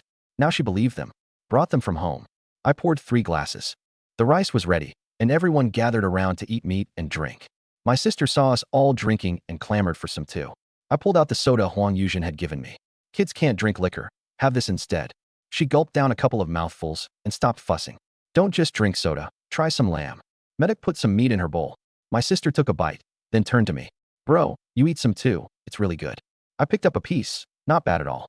A few rounds of drinks in, with beautiful women beside me. In my past life, I never had it this good. The grasslands really were wonderful. Both bottles of matai were gone, and all 3 of them were feeling it, cheeks flushed red. I wasn't in a hurry to leave after dinner. I told my sister a story, and once the 2 sisters finished cleaning up, they came over to listen too. I was just getting to the good part. So this Wu Dalong, he made an honest living selling baked cakes, but he went and married this wife who was way too much trouble. Pan Jinlian is so wicked. Dralma unconsciously leaned in closer. Medic leaned in too. Did Shimanchin get caught? I glanced up and saw Medic was so absorbed she hadn't even noticed her collar had loosened. A hot-blooded young man like me couldn't take it. If I kept going, something was bound to happen. So I left them hanging. To find out what happens next, tune in next time. With that line, I made my escape. My sister stayed behind to sleep with the two sisters. I'd had too much to drink, and in a daze I stumbled back to my tent and collapsed into sleep. But what I didn't know was that behind the slope, not far away, two men were watching this place. Boss, I've been casing this place for days. This house is far from the production team. Just two women, easy pickings. Those two women, what do they look like? Nice and moist. Oh, then I've got to taste this flower on the grassland. The two of them whispered and left. There was no moon over the grassland that night. I was sleeping soundly, dreaming. In the dream, Medro was sitting on the edge of my bed in a flimsy nightgown. But then the sound of hoofbeats jolted me awake. After drinking from the spirit spring, my body had been enhanced, and my hearing had become especially sharp. I stepped outside and saw Medro and her sister, each carrying a hunting rifle. I opened my mouth to ask, but Medro cut me off. Don't ask. Get inside first. I was stunned. Were these two sisters always this fierce? Back inside, Medro's face was grim. Lu Chuan, take your sister and hide in the back room. It's the middle of the night. What the hell is going on? At least let me know. Those people out there on horseback, we don't know them. My face changed. Back in those days, the Tibetan region was chaotic. Terrorists hid out on the grasslands, robbing everywhere, deliberately targeting scattered herders, stealing cattle, sheep, and grain, sometimes even killing people. My little sister woke up, rubbing her eyes and about to ask something. I told her to hide behind me and keep quiet. The hoofbeats grew closer, and several horses stopped outside the courtyard. The leader knocked on the door. Anybody home? Who is it? Medro answered through the door. We're from the Yala Brigade next door. Our sheep got scattered by a wolf pack, and we lost them all. We just want some water to drink. Everyone's short on water these days. We don't have any either. Medro refused to open the door. The moment she finished speaking, a furious roar came from outside. When I tell you to open the door, you open it. Cut the bullshit. One of the men raised his rifle. Bang. Medro leveled her gun with one hand and blew his head off. The man didn't even have time to scream before he toppled off his horse. I was completely dumbfounded. This woman was that ruthless? She hadn't even figured out what was going on and just blew his head off. Zoma fired a shot too. The leader was furious. Damn it, kill them all. Gunfire erupted from both sides in a chaotic mess, the walls getting shot up until they were riddled with holes. My sister was still inside, but I couldn't worry about that now. I grabbed a hunting rifle, lunged to the window, and shot the leader in the shoulder. He screamed and tumbled off his horse. He tried to run, but Medro shot him in the calf, and he collapsed, wailing. Before long, we'd taken down every one of them outside. The leader still ran his mouth. I'm from the Yala production team. You dare shoot me? I'll report you to the commune. Medro grabbed him by the hair. I know every herder from the teams around here. How come I've never seen you? Last time our brigade got hit by horse bandits, I suspected someone was helping them from the inside. Was it you people? Zoma charged over and kicked his teeth out, his mouth full of blood. It was the first time I realized just how brutal these two sisters could be in a fight. Lu Chuan, round up their horses. They're worth something. As she spoke, Medro found some hemp rope, tied the men up, and broke their arms and legs. One skinny guy still threatened us. If you don't let us go, our people will come for revenge. They'll strip you all bare. Even that little girl. We'll take care of her too. Who the hell are you going to take care of? My sister grabbed a wooden board and smacked the skinny guy right across the face, hitting him so hard his face was covered in blood, his nose crooked, and he collapsed motionless on the ground. We all froze. Was this really the same innocent, adorable little girl from earlier that day? My sister turned back to look at me. Bro, I got too worked up just now. I was just a little angry. I ruffled her hair. It's fine. Good hit. Animals like this deserve a good beating. But inside I was grinning. After hanging around these two sisters, my sister's temper had changed. I grabbed the skinny guy and demanded, "Who sent you? Kill me if you've got the guts." He sneered, refusing to talk. I threw a few punches, but even with his face swollen and bruised, he still ran his mouth. So I just went for a few shots to his crotch. His eyes bulged from the pain, and then he passed out cold. Stop asking. Lock them up first, and hand them over to the militia at daybreak. Medro and Zoma bound them again with thick hemp rope, and Zoma deliberately cinched it tight, making them cry out in pain. Loosen it. My leg's broken. Zoma sneered. Weren't you all tough guys? Go on, keep acting tough. Then we dragged the men like dead dogs and tossed them into the pigsty in the backyard. 2 black pigs were still in there, snuffling and rooting around for food. Early the next morning, Medro rode to the brigade headquarters to find Uncle Tashi. In less than an hour, She came back with Uncle Tashi and 7 or 8 rifle-toting militiamen. Where are they? Uncle Tashi asked the moment he entered the courtyard. Zoma jerked her chin toward the backyard. Locked in the pigsty. The militiamen rushed over and opened the pen gate, and they all froze. The men were covered head to toe in pig manure, reeking to high heaven, huddled in a corner. The leader's third leg was already ruined, and he choked out through tears. Comrade, I confess, just take me away. Then he threw up. To make them confess, I deliberately fetched a bucket of pig slop and made them rinse their mouths with it. Uncle Tashi, no stranger to grassland brawls, still had to back away from the stench again and again. Take them away. The militiamen dragged the men off, fighting back their nausea. Uncle Tashi asked me, you all didn't get hurt, did you? No. The other side got the worst of it. That was for sure. An ordinary woman would have wet herself in fear, but these two sisters just opened fire and took them all down. Their nerve was rock solid. If the interrogation confirms they're connected to those horse bandits, I'll put in a commendation for you, or maybe a cash reward. How much is the reward? My eyes lit up. Free money's not something you turn down. Uncle Tashi knew my greedy nature all too well and laughed. Don't worry, no less than 100 yuan. I was thrilled to hear it that much. Then I remembered how rough last night's fight had been. The tent was half collapsed, and there was no point in setting it back up. So I took the opportunity to ask, Uncle Tashi, could you approve a plot of land for me to build a house? I'll pay for it myself. Beside me, Medro was inexplicably delighted. Building a house. Did that mean I wanted to put down roots on the grassland? Uncle Tashi didn't overthink it. With your little sister to look after, a house would be more convenient. But building on the grassland isn't easy. The lumber, the stone, the labor all have to be arranged, and you can't handle it all alone. I'll send the village carpenters to help you. I knew those carpenters were all members of the Liu family, so I quickly thanked him. Uncle Tashi said meaningfully, what's there to thank? We're all one family. After chatting a bit more, he left. I went back to fix the tent. After drinking from the spirit spring, I was far stronger than the average person. A job that should have taken half a day, I had done in under an hour. It was still ramshackle, but livable. It would do for now, until the new house was built and I could move in. After I finished, I went to check on the livestock shed, and my face fell. The ground was covered in horse manure. Over by the horse stall, it was nearly piled into a little mountain, and there was a fresh puddle right by the trough. The main culprit, Blackie, was leisurely swishing his tail and munching on hay. It played it cool, like none of this was its business. I couldn't help but laugh, giving it a slap on the rump. You're seriously filthy, you know that? This stable was built just a few days ago, and you've already turned it into an outhouse. Blackie understood. It nuzzled my hand with its head, looking all wronged. After drinking from the spirit spring, its intelligence was about that of a 4 or 5-year-old kid. This was its way of apologizing. Fine, fine. What am I going to do with you? I grabbed a shovel and scooped all the dung outside to dry. Winters on the grassland are brutally cold, and dried dung burns longer than firewood, so the herders all stockpile it as fuel. After clearing it out, I hosed the stable down. I was about to go clean the pig pen when I looked up and froze. In the yard next door, Meidu was milking a cow, her collar hanging open in the sunlight. For a moment, I couldn't tear my eyes away. That dream from last night suddenly flashed back into my head. I stared at Meidu, feeling my blood start to rise. Come on, man, don't do this to yourself. Meidu sensed my gaze and shot me a glare over her shoulder. What are you looking at? I answered without a shred of shame. Hey, I'm a man. You can't expect me to just neuter myself, can you?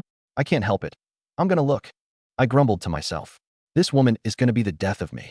But honestly, her figure was incredible. Meidu couldn't be bothered to deal with me and just went straight back inside, probably cursing me out as a pervert in her head. With nothing left to look at, I pulled myself together and got back to work.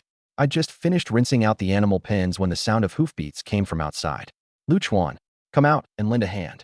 It was Uncle Tashi calling. I stepped out and stopped dead. Uncle Tashi was riding up front on horseback, followed by 5 or 6 ox carts loaded with stones, timber, and mud bricks.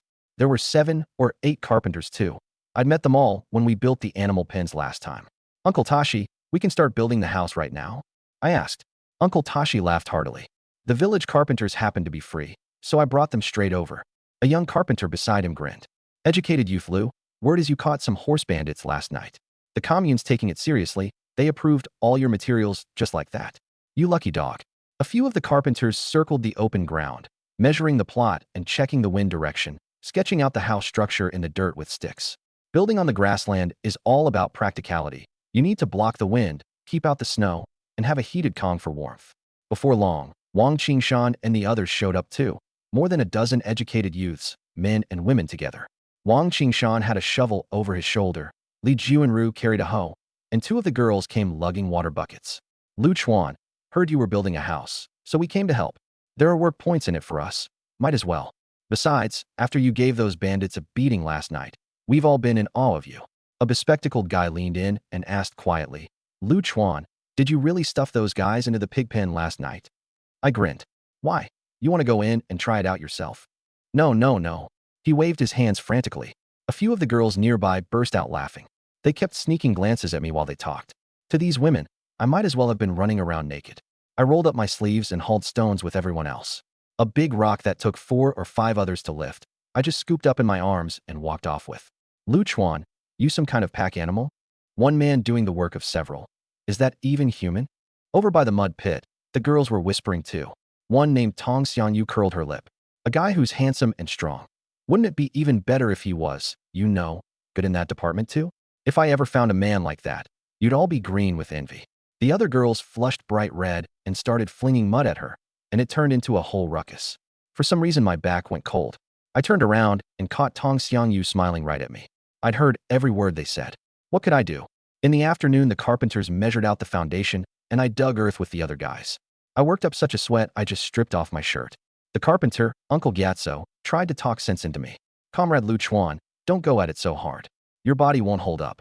Wang Qingshan laughed. Uncle Gyatso, this is nothing. 10 donkeys couldn't outwork him. The old man had been quite the laborer in his younger days, and he wasn't having it. 10 donkeys? What? Is he born with supernatural strength? Wang Qingshan kept talking me up. Give him a sky-piercing halberd, and he's Lu Bu. Give him a pair of gilded hammers, and he's Li Yuanba. If you actually competed, none of you would stand a chance. The carpenters weren't buying it and insisted on going head-to-head with me. I grumbled. Wang Qingshan, you troublemakers just love stirring things up. You're gonna wreck my friendship with the Tibetan people. But when it actually came to digging, Uncle Gyatso's eyes nearly popped out of his skull. The shovel flew in my hands, and the earth turned over like it had been plowed. I'd secretly modified this shovel in my space, special materials, so out here it was a total curb stomp. No matter how hard the ground, one strike loosened it right up. You little rascal, that's some real strength. Marry into a family, and they'd never want for food or clothing. A few of the big men started sizing up my chiseled abs. I got the chills all over. Uncles, quit looking at me like that. I'm not into men. Uncle Gyatso's weathered face went red. What are you thinking, boy? You think I'm that kind of man? I pinned it on Wang Qingshan. You never know. Back in the day, the old landlords loved fresh, tender-skinned types like us. If you're looking for that, go find Wang Qingshan. I'm out. Wang Qingshan nearly lost it. Oh come on, Lu Chuan, that's low. Everyone roared with laughter. After digging a while longer, the uncles were thoroughly convinced, giving me a thumbs up. You're really something, kid. I pulled out a pack of Great Front Gate cigarettes and passed them around. Grassland men usually smoke hand-rolled ones, and after a puff of the good stuff, they looked at me with even more approval. A fine future son-in-law indeed. Right in the middle of all this, at the far edge of the vast white grassland, a herd of yellow gazelles appeared, a good dozen or more, their yellowish coats standing out sharply against the snow. Yellow gazelles. That many. Several of the guys' eyes lit up.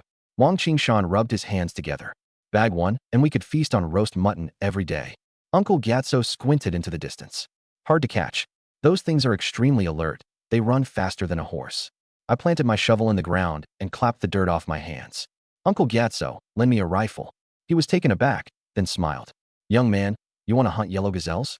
It's not that simple. These gazelles have a leader and lookouts. The moment a hunter gets close, they bolt from way off. A Type 56 could shoot 300 meters, but you'd need to be an exceptional marksman.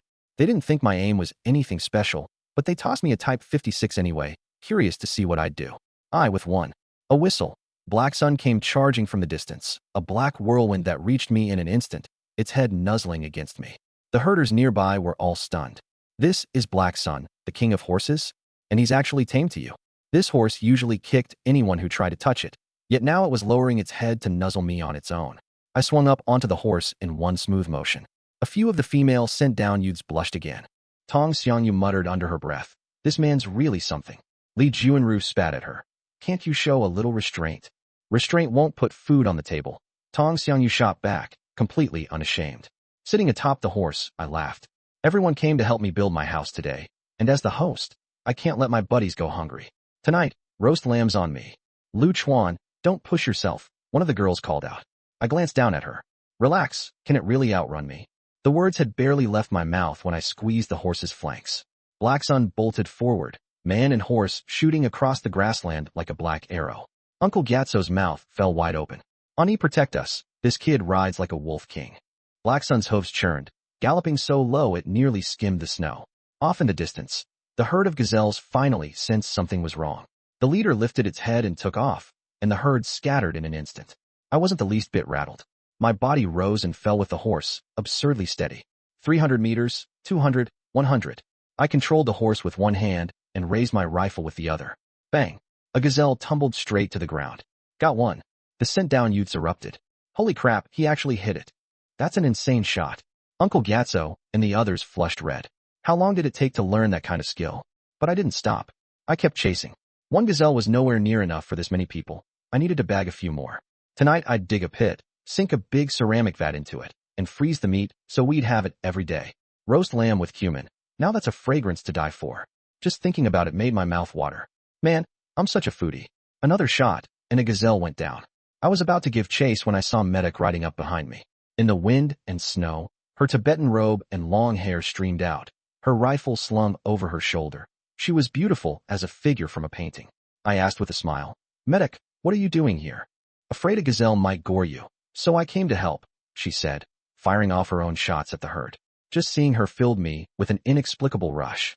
Bang, bang. A few more shots, every one drawing blood. The people behind us were dumbstruck. Wang Qingshan sighed. Lu Chuan's going all out. Bet he's trying to win over Medak, the flower of the grassland. The two of them worked together like they've rehearsed it. Sun Jiangwo muttered. How come all the good luck falls on him? Still, this wasn't a bad thing. No one would be competing with him for Lingling now. He was secretly gloating when someone shoved him. He turned around to find Wen Hongling glaring at him. Wang Qingshan analyzed. Wen Hongling, you don't stand a chance. From what I know of Lu Chuan, he always keeps his distance from women he doesn't like. The fact that he's living with Medak and her sister? That's got to be premeditated. Mind your own business. Wen Hongling felt a sour pang inside. Back in Beijing, I used to hover around her all the time, and she found it annoying. Now that I didn't care about her anymore, it stung. And the way I looked at Medak, her eyes practically melting into mine, there was no way she'd believe nothing was going on, not in a million years. Before long, Medak and I dragged back more than a dozen gazelles. The sent-down youth stared, wide-eyed. That wasn't just meat, that was pure sustenance. Don't just stand there, guys. Tonight I'm treating everyone to a good meal. Li Weidong was a veteran sent-down youth from Tianjin. Getting treated like this on his very first workday made him pretty happy. Lu Chuan, you're a stand-up guy? Leave the slaughtering to us. You shouldn't have to do it all alone. Wang Qingshan had been drooling for ages. He rounded up a few of the guys and hauled the gazelles down to the river, gutting, skinning, and cleaning them out. I didn't have to lift a finger. Ever since coming to the countryside, they'd survived on nothing but barley gruel or potatoes and cabbage, chugging cold water at midnight to fight off hunger. Now that they could eat meat, they worked with real gusto. I went back to my tent and brought out the grill. I set the lamb over the fire, sprinkled on some cumin, and before long the aroma was drifting out. Wang Qingshan drooled. Lu Chuan, it's done, right? I'll make a sacrifice and taste test it for you, buddy. You reincarnated from a starving ghost, or what? I tore off a piece and handed it to him. Haha, if I were a ghost, I'd crawl into your bed at midnight. Get lost. If a female ghost had a mug as big as yours, I'd greet her with a brick. Though I thought to myself, if you were Nie Xiaoqian, I might reconsider. At first the female youths tried to be proper, hunting around for chopsticks, but the smell of the meat was too much to resist. In the end they abandoned all appearances and dug in like ravenous wolves. Uncle Tashi, Medak and her sister, and my little sister all came over to eat. Afterward, the girls helped wash the dishes while the guys and the herders got back to work. For the next half-month, I was up before dawn and working past dusk to build the house. That afternoon, the new place was finally finished. 4 sturdy stone rooms standing side by side at the edge of the snow, a small courtyard fenced off with wooden railings out front, a vegetable garden and outhouse on the left, a kitchen on the right, a livestock shed in the back, and thick stone slabs weighing down the roof so it could stand up to any storm. 2 bedrooms, a living room in the middle, and a guest room on either side. While no one was around, I hauled things out of my space. Wooden beds and quilts, furniture, tables and chairs. I even set up a sofa. All of it lifted earlier from my great-uncle Lu Guo's place. Free shopping really is the best. I was pretty pleased with myself. The once empty stone house was transformed in an instant. A dark red wooden sofa sat in the living room with a coffee table in the center. I'd wanted to hang a chandelier, but with no electricity, I had to let that go. The bedrooms were set up with beds and wardrobes, complete with enamel mugs and thermos flasks. Just like that, it felt like a home. I was quite satisfied with the new place. By 1960s Tibetan standards, this was absolutely a mansion. Once I'd finished cleaning up, I headed out to find my little sister and bring her back. I wanted to surprise her. As I reached the little river by the village entrance, I heard a commotion. Come on, Sharing, this dog of yours is nothing but skin and bones. It's a toss-up whether it'll even live. Why would I trade for it? Exactly. Trying to swap 2 stray dogs for butter? That's daylight robbery. A few herders were gathered by the riverbank. Accountant Sharing was crouched on the ground, 2 puppies tied at his feet, one spotted, one white. I walked closer for a look. Both dogs were so thin their ribs stuck out, their fur matted, and they lay listlessly in the snow. Accountant Sharing was mortified. What strays? These are my sheepdogs. They were just born a few months ago. Raise them upright, and they'll guard the house and yard. Give it a rest. Both of them are half-starved already. The herder clearly didn't buy it. I looked more carefully. The spotted dog gazed at me with red-rimmed eyes, as if pleading, take me with you. My heart softened. In these times, when even people couldn't get enough to eat, it was no small thing that these 2 pups had survived this long. Accountant Sharing, sell them to me. I've got young livestock at home with no dog to watch over them. And a couple of dogs in the yard would liven the place up, I said. Kai rang. The accountant froze for a moment, thought about it, and said, Jiqing Lu, I'll give them to you to raise. Seeing that I wasn't going to kill them for meat, he figured the 2 puppies would be lucky to end up with me. He had a lot of kids, 3 of them, and they couldn't even get enough to eat, so he had no grain to spare for dogs. But he couldn't stand to watch them starve to death either, so he'd been trying to give them away in exchange for something. He just hadn't expected the herders to turn up their noses at the scrawny, sickly pups. Now that I was willing to take them, it worked out perfectly. I can't just take them. Let me give you something for them, I said. Give me what? They're just 2 mangy puppies. They're worthless. If you keep them alive, good for you. If they don't make it, don't blame me. He shoved the leash into my hand and hurried off, as if afraid I'd change my mind. That made me laugh. If he didn't want money, fine, no need to run off like that. At the moment, the 2 dogs were huddled together in a ball. The spotted one stared in the direction Kai Rang had gone and actually started crying. Whether it missed its old master or was just sad about being given away, I couldn't tell. The little white one was pretty calm, though, lying flat on the ground without moving, with an attitude that said, I'm already dead, leave me alone. I almost laughed out loud. One's a crybaby, one's a slacker, perfect match. Seeing that most of the crowd had dispersed, I quietly took some spiritual spring water out of my space and gave it to the 2 dogs to drink. At first they whimpered and didn't dare drink, but they couldn't resist the temptation.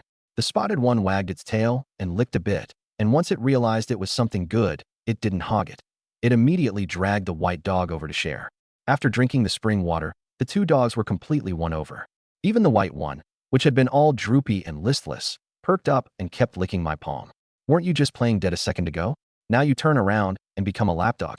I knew these 2 had accepted me as their master, and it made me happy, so I rubbed their heads. Just then, the little girl behind me spotted the 2 dogs surrounding me from a distance and instantly blew up. Get away. Don't you dare bite my brother. She came charging over like a little cannonball and threw her arms around the white dog's neck. How dare you bully my brother? Smack. Her little palm landed on the white dog's head.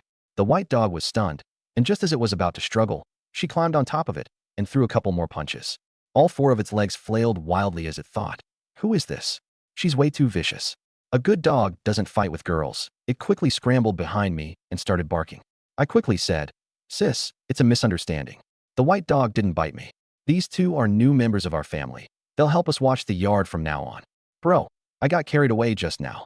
The little girl stopped, looking a little embarrassed. The white dog lay sprawled in the snow with its head knocked crooked, giving me a look that seemed to say, Is your sister crazy or something? I was shaking with laughter, but my heart felt warm.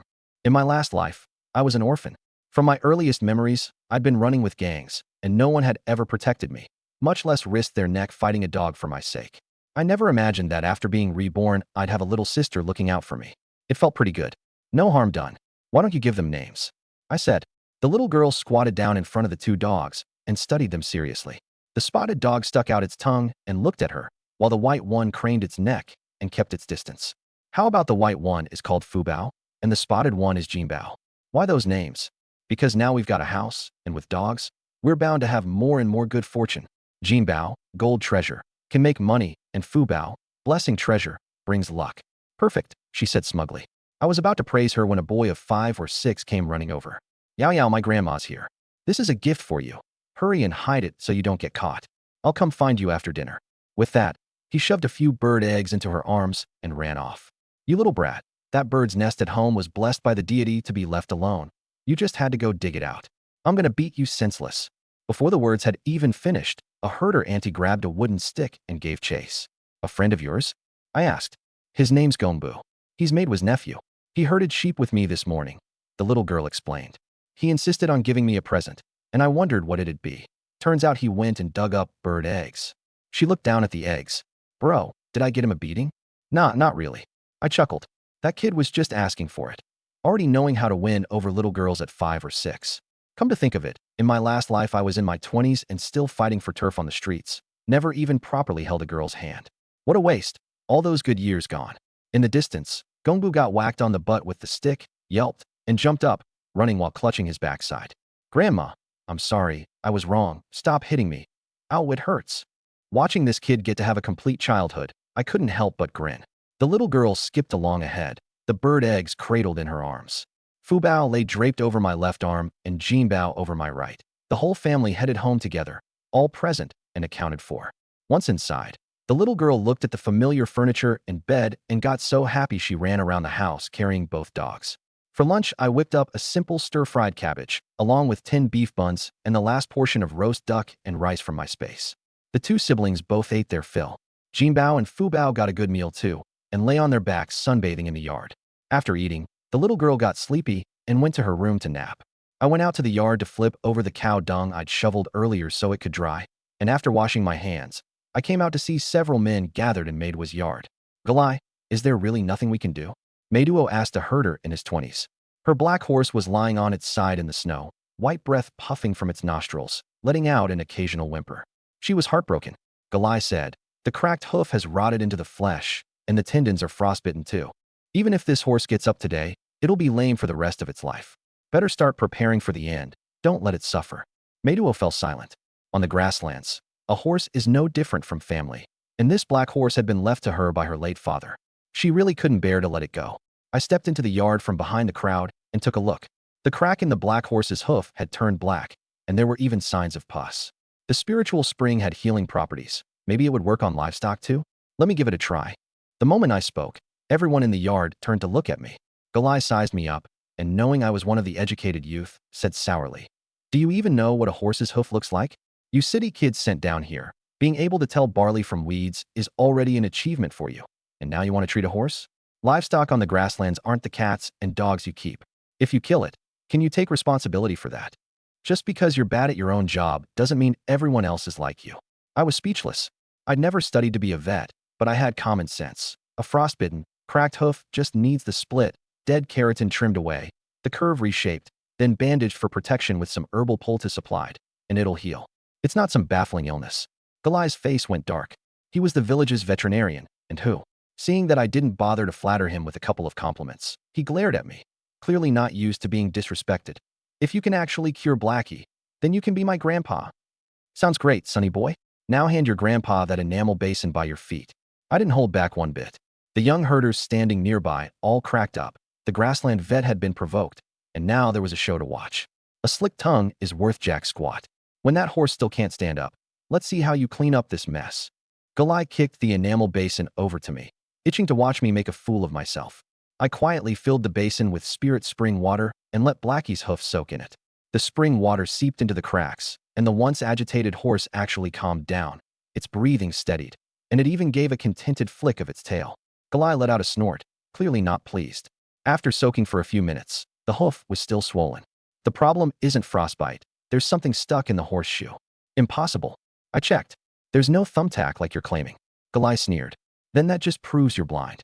I grabbed the metal strip holding the shoe in place, used pliers to straighten it, snapped off the clasp, then hammered it loose and pried the shoe off. And sure enough, a rusty thumbtack was lodged in the flesh of the hoof. I scraped away the grime with an iron rod, then used a curved knife to trim off the rotten, festering tissue. In under 10 minutes, the wound was cleaned up. Finally, I rinsed it with spirit spring water and brushed on a layer of anti-crack wax.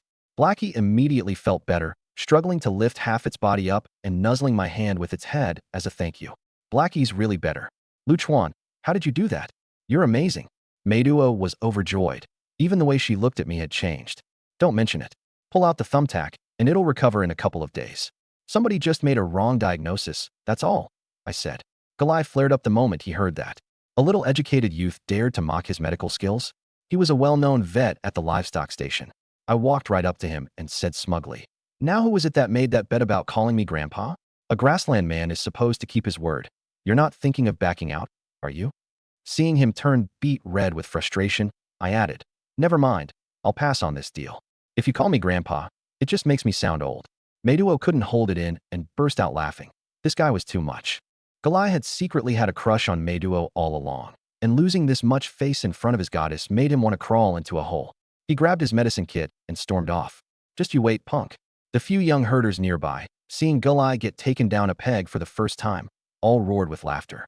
He'd given them plenty of grief over the years, so I'd basically settled the score for them. "You did great today. Come over to my place tonight," Meiduo said to me after everyone had left. "Whoa there, beautiful Meiduo. You're not about to offer yourself to me as repayment, are you?" I clutched my chest.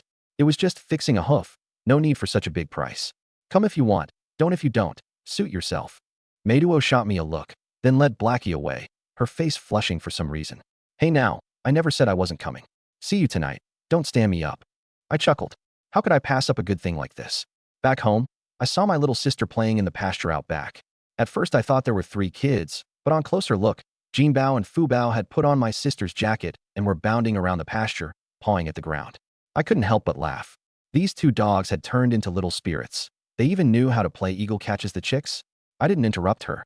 Seeing some leftover lumber in the yard, I grabbed my tools and assembled the boards into a triangular frame, put a roof on it, left vents on both sides, spread hay on the floor, and just like that, a simple doghouse was done. I was just packing up my tools when I heard hoofbeats. Uncle Jashi rode up and stopped at my gate. "Uncle Jashi, what brings you here?" He dismounted, his expression grave. "Lu Chuan, there might be a blizzard the day after tomorrow. I brought you and your sister some rations. Ration them carefully. There won't be more until the snow stops. You've got to reinforce the livestock shed tonight.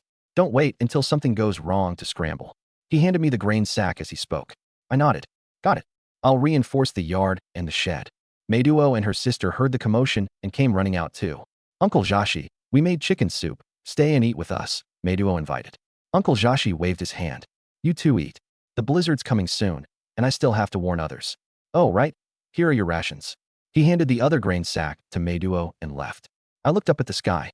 The dark clouds were gathering thicker and thicker. I said to Meiduo, "You two should move over to my place tonight. Let's all stay together and look out for each other. Every time you open your mouth, it's about staying together. Are you being a creep?" Meiduo snapped, thinking, could this guy actually have his eye on me? I put on an innocent face. "That's a false accusation. I'm just uniting the people to get through a hard time together." Juma said, "Sis, I think Lu Chuan has a point. Our place is an old mud brick house with lots of cracks in the walls. Normally it's fine, but in bad weather it's dangerous." Meiduo knew her house wasn't sturdy. In the past, whenever a blizzard came, they'd move to their grandpa's place ahead of time, but now it was almost dark, and heading over there wasn't realistic. She waited for a moment, then said to me, "We can stay over, but not for free." I grinned when I heard that. "If you want to pay rent, that works too." Meiduo rolled her eyes at me. "Rent, in your dreams. But I'll cover the cooking for these next few days." She didn't want to take advantage of me. Great. I'd been wanting a change of taste anyway, so there was no reason to refuse.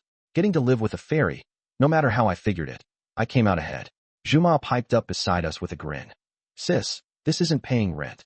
Looks to me like you're volunteering to be his wife." "You little brat, talking nonsense again." Meiduo's face turned red, and she reached out to pinch her. Juma dodged, laughing. "Aha, I hit the nail on the head." The 2 sisters horsed around for a bit, then hurried to move their essentials over to my place before the snow started. Meanwhile, back in Kaoshan village in the northeast. Before dawn, the clang of a brass gong rang out from the cattle shed. "Everybody up. Time to work." My good-for-nothing old man, Lu Daqiang, crawled up off the gong, shivering from the cold. Ever since he'd been sent down to the great northern wilderness for reform through labor over some illicit affair, his days were nothing but hauling cow dung or shoveling frozen earth. Worked harder than the livestock. It was so cold that the dung in the cattle shed had frozen into solid clumps. One strike of the shovel sent his hands numb from the shock. He'd only been at it half an hour, and his back was about to break. "Damn it, this isn't work fit for a human, hauling cow dung day after day. I quit." A young man beside him quickly lowered his voice. "Daqiang, keep it down. If team leader Wang hears. If he gets caught, a beating would be getting off easy. But Lu Daqiang couldn't have cared less. Whoever wants the job can have it. I quit. The words had barely left his mouth when a dark figure came charging at him. Captain Wang planted a kick right in his gut. Damn it, you've got the nerve to walk out. The captain was in his 40s, broad-shouldered and thick-waisted, wearing an army green cotton jacket, glaring like a bear. Seeing Lu Daqiang go down in the snow, he stepped up and slapped him twice across the face. Everyone else can do it, but not you? What? You think you're too good for it? Lu Daqiang's head rang from the blows, blood trickling from the corner of his mouth. Captain, that's not what I meant. Then what the hell did you mean? Captain Wang's rage only grew as he cursed. I've seen plenty of guys like you, lazy, slippery, and rotten in the head. You come to Kaoshan village and still act like some pampered little prince? If you don't finish hauling those 3 carts of cow dung today, you're not eating dinner. Everyone else in the labor camp kept their heads down. No one dared make a sound. Lu Daqiang clutched his stomach, gritting his teeth with hatred. By evening, snow began to fall in fine, icy pellets.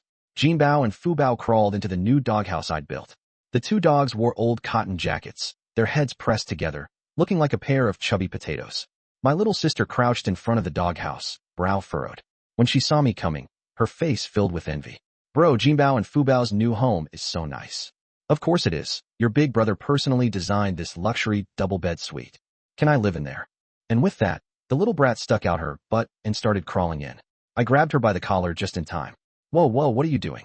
A doghouse is for dogs. Why can't people live in it? It blocks the wind and snow. It's warmer than where I sleep. Jinbao and Fubao wagged their tails as if they understood, looking perfectly happy to welcome their master to move in. No way. I'm not about to raise a dog king. I shut the little wooden door of the doghouse. Tour's over.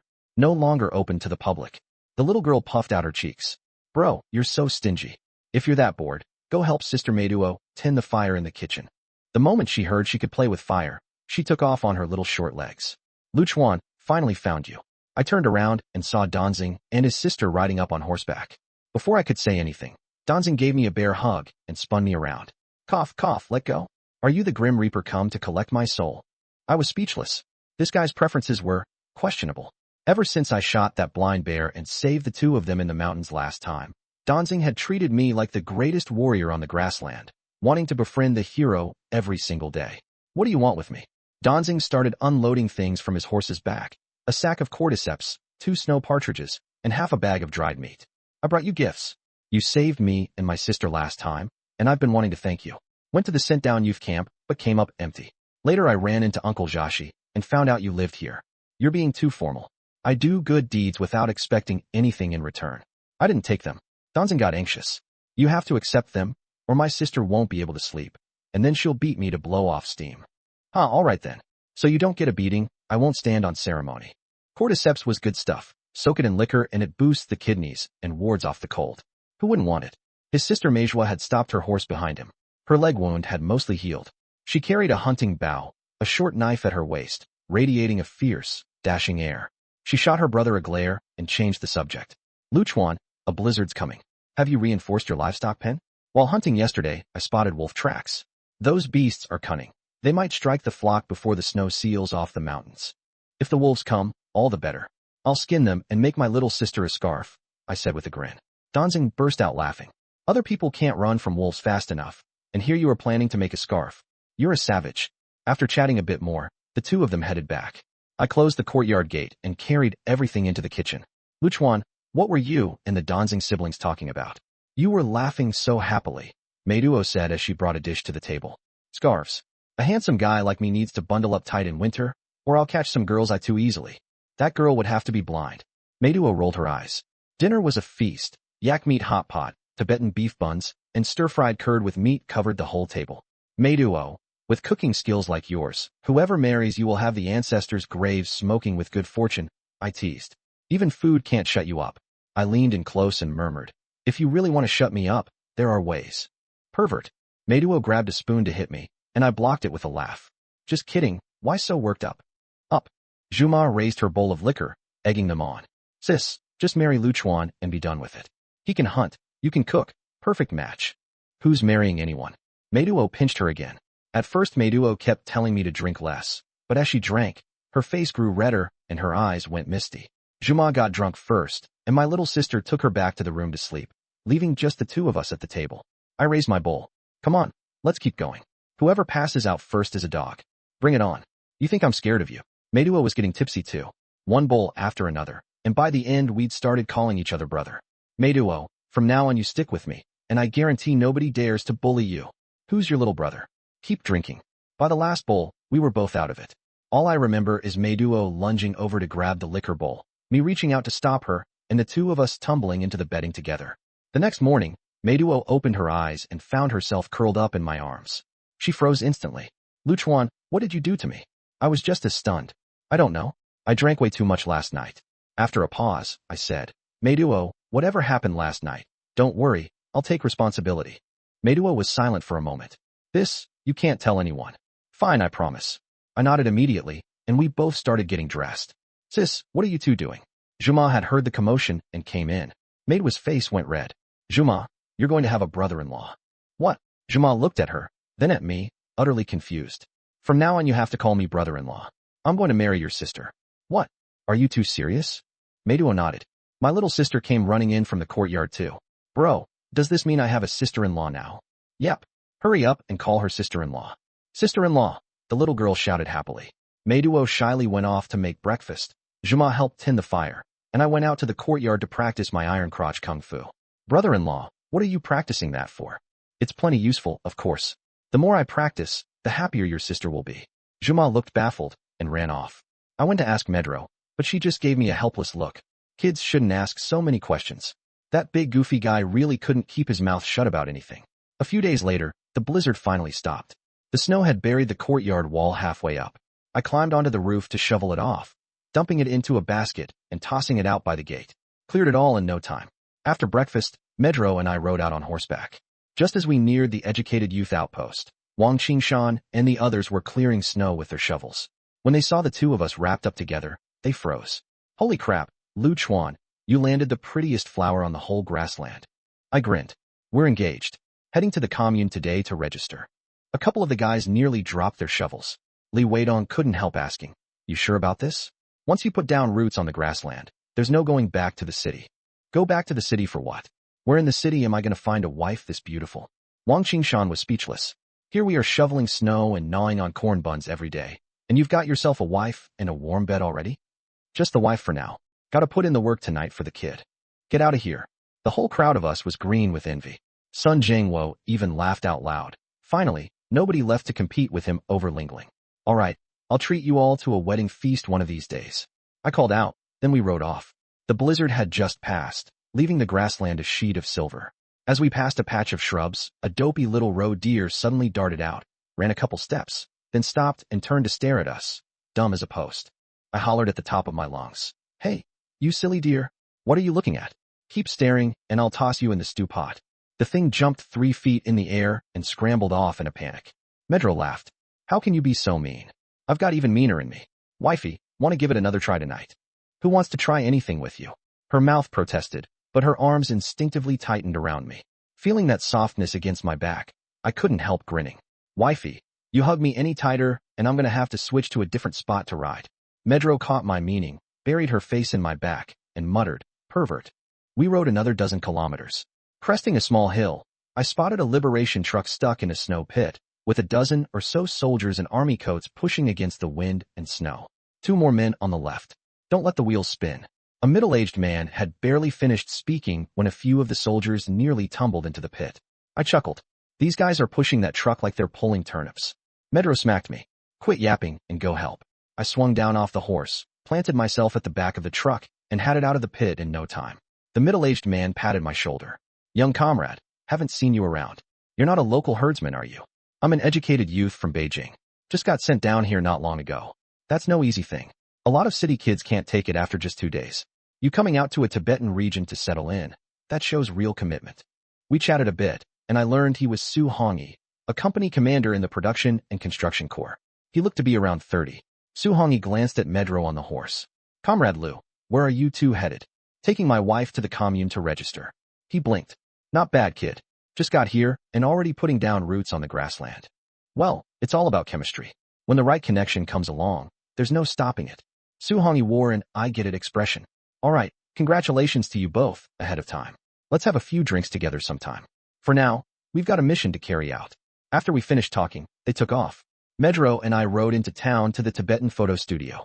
Getting your picture taken? Asked an old master craftsman wearing glasses. Yeah, my wife and I need a 1-inch photo for our marriage registration. He had us stand shoulder to shoulder.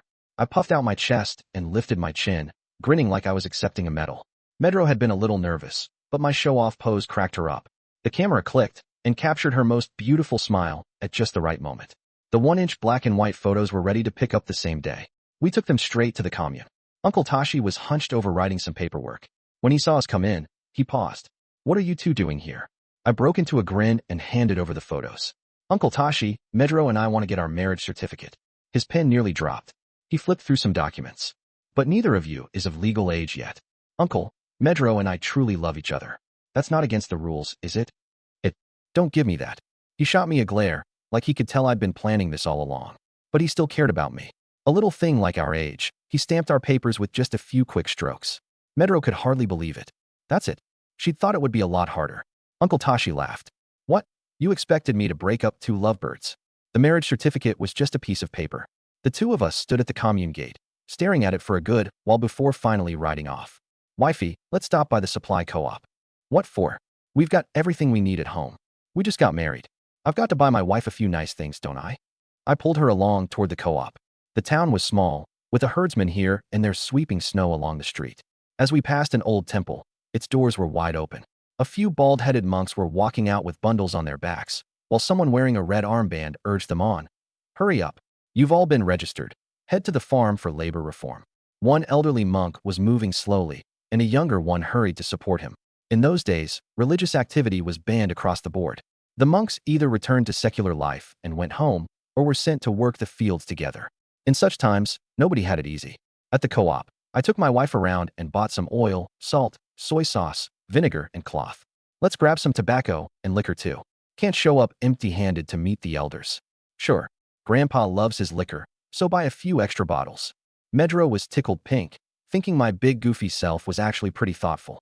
We'd just finished buying and were about to leave when 3 men with red armbands fixed their eyes on Medro at the street corner. Comrade, which brigade are you from? We're cracking down on speculation and profiteering lately. Routine inspection. The man treated me like I was invisible and came straight over to grab Medro. Back off. An inspection's an inspection. What do you think you're doing putting your hands on her? I saw red. Who did this guy think he was, daring to touch my wife? Who the hell are you, talking to me like that? You must be tired of living. Before he could finish, I planted a kick right into him. The guy dropped to the ground clutching his crotch, howling. The other two stood there stunned, then charged at me swinging their fists. I dropped them both in a couple of moves, throwing in a kick to the crotch for each. The two of them glared at me from the ground, thinking this guy had no honor, going straight for the family jewels. Waving your little chicken feather around like it's some royal decree, harassing my wife, and trying to pull your dirty tricks. Let's go. You're coming with me to the police station. The 3 armband guys lay on the ground, clutching their crotches and moaning. I went over and searched one of. A thorough search turned up 200 yuan, 10 national grain coupons, and 5 food ration tickets. 4 low-level neighborhood watch guys with red armbands. They were pretty loaded. Clearly they'd been squeezing the locals dry. What's going on here? A few patrolling police officers came over. I quickly stashed the money and coupons into my space and answered. Officers, you came at just the right time. My wife and I just finished shopping and came out. And these 3 claimed they were doing an inspection, but then they started groping my wife. Is that any way for officials to behave? The officers' faces immediately darkened. Molesting someone in broad daylight in the street was a serious crime. Luchuan, I'm scared. Meiduo deliberately played the victim, tears falling on cue. The old herders who'd gathered around exploded too. Red armbands. My foot. Harassing a girl. How's that any different from being a common thug? Drag them out and parade them through the streets. Send them to labor reform. People like this belong in prison. These red armband families were always inspecting one household after another, grabbing anything valuable they saw. Everyone had hated them for a long time. Officers, this is a mistake.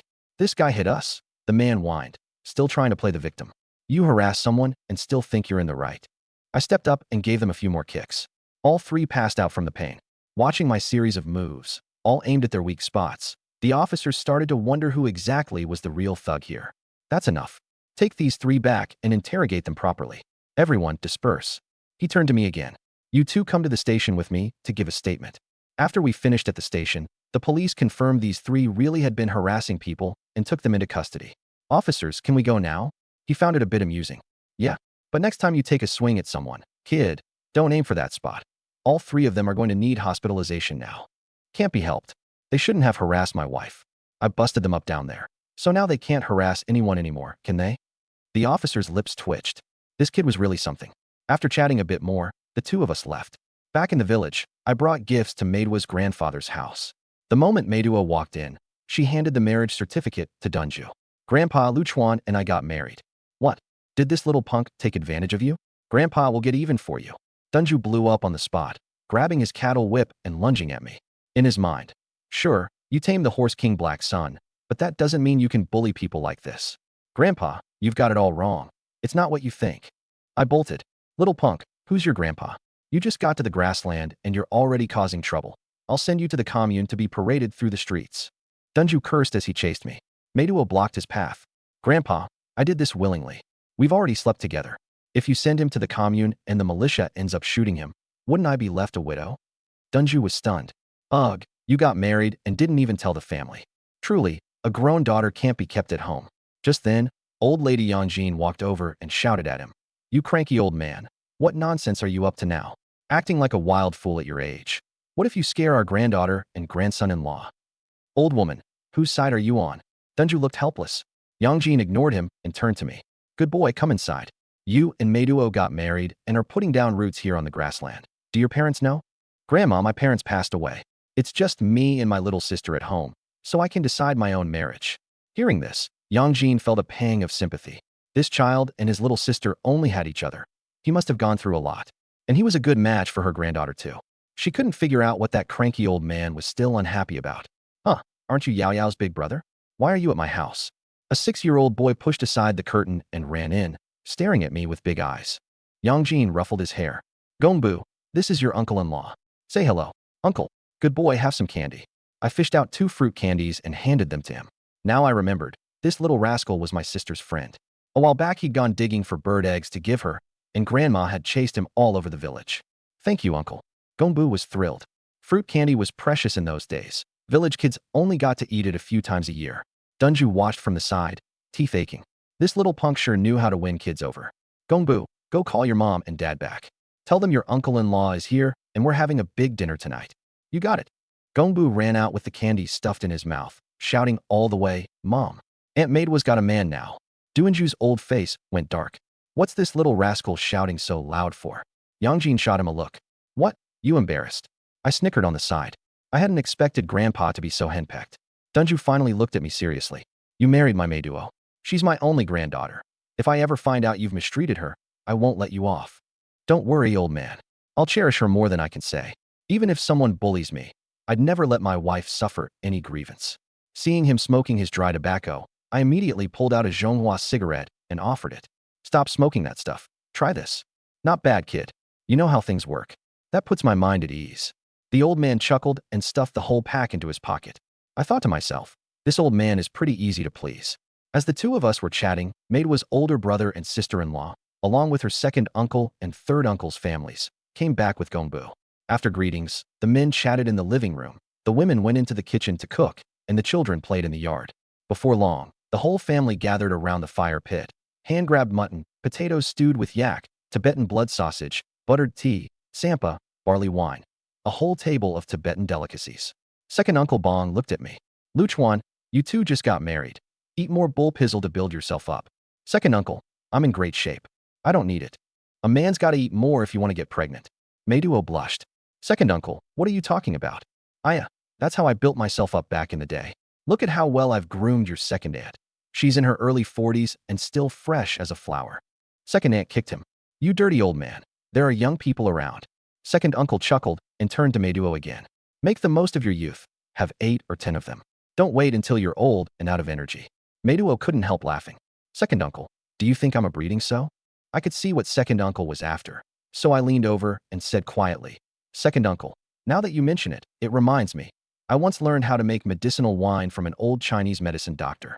You know how to make medicinal wine? Of course. That doctor said if you drink it, you can stay up all day. Works wonders for that department. That powerful? Then we've got to make a big batch. There'll be plenty in it for you. What kind of talk is that? You're my second uncle. Drink as much as you want. There's plenty. The two of them hit it off more and more, practically ready to become sworn brothers right there. Third Uncle Tsering raised his cup. Today's the big day. You two got your marriage license. Let's all drink to family. That's right. Tonight we've got to drink Lu Chuan under the table. Second uncle raised his cup too. The whole table roared with laughter. After 3 rounds, the two uncles had no idea which way was up. Grandpa and Grandma were too old to drink. The aunties and Medic had a little, then took the kids out to the yard. That left only my older brother Sonam and me still sober at the table. Sonam looked at me. Getting married out here on the grassland isn't easy. I'm a decent cook. When you two throw the wedding banquet, just say the word and I'll man the stove. Thanks, brother. Medic and I talked it over. We'll hold it early next month, following all the Tibetan customs. I downed my cup in one go. Better to have the banquet sooner and avoid trouble. There were plenty of men on the grassland who had their eyes on my wife. We finished eating before dark, and just as we were about to leave, my sister-in-law Shizhen chased us to the door and pressed a wooden box into Medic's hands. This is the dowry your mother-in-law saved up for you before she passed. All 6 pieces of gold are in here. You were little back then, so I held on to it for you. Now it's back where it belongs. Thank you, sister-in-law. Medic gave her a hug, then opened the box. Gold earrings, a gold necklace, a gold ring, and a family heirloom Z bead. She remembered her mother saying this Z bead had been passed down from her grandmother. There were 2 of them, and the other was left for Dralma. Thinking of how her parents couldn't be there to see her marry, Medic felt an inexplicable wave of sadness. We're all family now, no need for all this. Head on home before the snow gets heavy and the roads turn bad. I patted my wife's shoulder, said a few comforting words, and led her away. The grassland is vast. Even though we're all one village, Grandpa and Grandma's place is a good 7 or 8 kilometers from mine. It was already 10 at night by the time we got home. Dralma and the little one were still up, and the moment we walked in they clamored to see the marriage certificate. Brother-in-law, the photo you and my sister took looks amazing. Dralma's face was full of envy. She'd never had her picture taken in her whole life. You like it? How about I take you to the commune next time, and we get a family portrait? Yeah, it'd be best to go on a clear day and take some outdoor shots too. Dralma was thrilled. After chatting a bit, she took the little one back to bed, and the 2 of us returned to our room. That night, Medic and I lay in bed talking. She suddenly said, Lu Chuan, thank you. You're so good to me. I knew what she was thinking. Before I came along, she and her little sister Dralma worked from sunup to sundown, never getting a moment's rest. The hardest work in winter was cutting grass. If they didn't cut it, the livestock would have no feed to get through the season. Last year, the 2 sisters cut so much grass they could barely straighten their backs, and afterward Medic was laid up for over a month before she recovered. This year, with me here, they'd never have to cut grass again. I smiled and pulled her close. Silly girl, you're my woman. If I'm not good to you, then who? And my hands started to wander. Hey, Dralma and the others are right next door. She was a little shy. Then don't make any noise, or just keep it down. A couple of soft sounds is fine. I pulled her down onto the bed. Before long, all sorts of improper noises filled the room. A week flew by, and the wedding day was fast approaching. Throwing the banquet was another big expense, and I didn't have much cash on hand. There was plenty of good stuff stored away in my space, but I couldn't exactly take it out. I'd have to head into the mountains and bag some game. Early the next morning, I ate some tsampa and butter tea. Not bad. Actually, grabbed my hunting rifle and got on my horse. I let my wife know. I'm heading into the mountains to hunt. Come back early. I'll be waiting at home.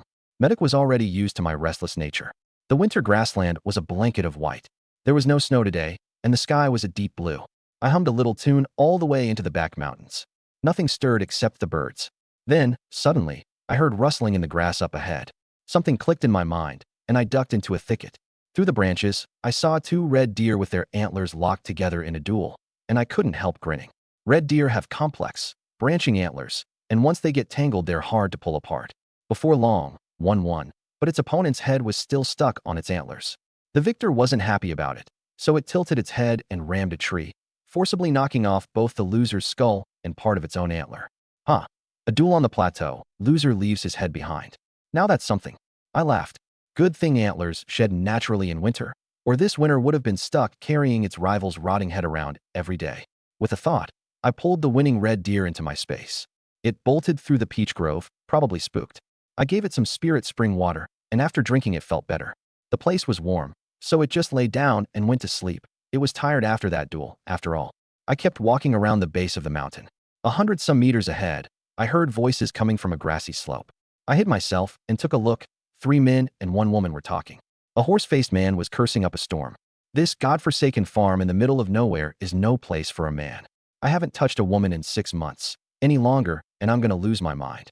A skinny guy tried to calm him down. Just hang in there. It'll blow over eventually. Horseface smacked his lips. The old days were way better. See something you want, you take it. See a woman you like, you have her. You remember that little widow from the Liang family? Curves up front and back, skin white as anything. After I had her, watching old Liang's face fall apart. Damn, that felt good. The skinny guy said.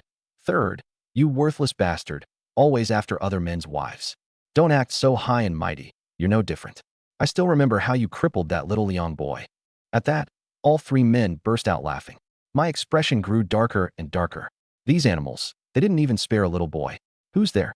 Who is that? Come out. The woman was alert, shouting in my direction. Horseface and the others ran over, saw no one, and were completely baffled. Where'd they go? Sis, you seeing things? No way, I definitely saw someone. It's not safe here. Let's move. The words had barely left her mouth when, bang, the fat guy's head jerked sideways and he dropped dead on the spot. No one could tell where I was. Horseface panicked and started firing wildly. Are you man or ghost? Come out if you've got the guts. I pulled a rifle out of my space. Bang, bang, bang.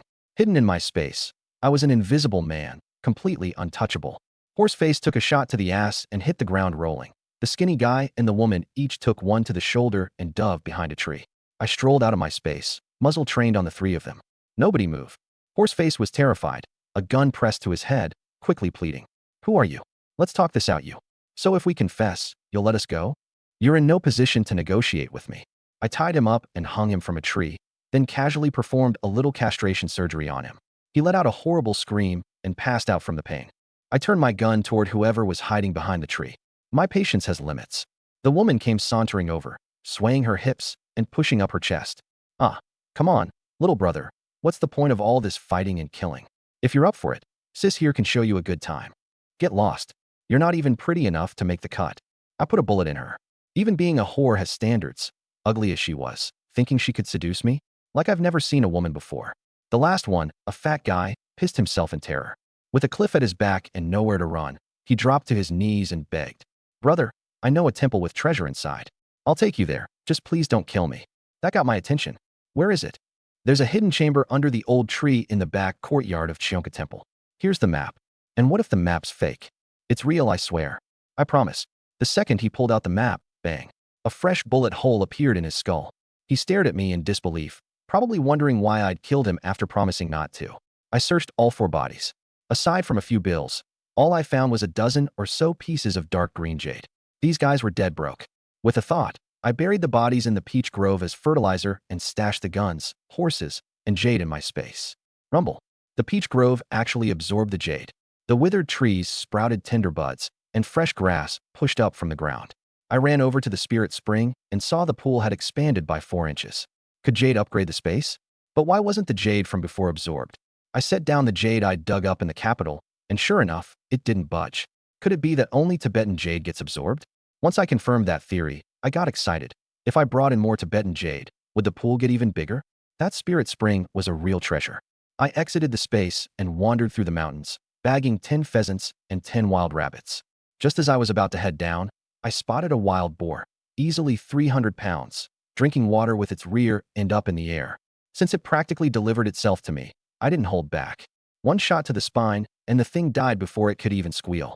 I could imagine it thinking, I never did anything to you. And here you come, you 2-legged beast, putting a bullet in me. Where are your manners? I stashed the boar in my space and headed down the mountain. By evening, the snowy peaks were dyed gold and red, and the temperature dropped sharply. I rode back to the village, found a hidden spot to pull out the boar, and carried it home on my shoulder. On the way, I ran into Annie Cuomo herding her cattle and sheep home. She clicked her tongue in astonishment. Isn't that the educated youth, Lou?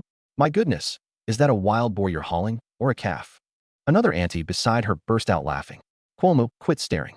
He and Meiduo already registered their marriage. Your daughter's got no shot.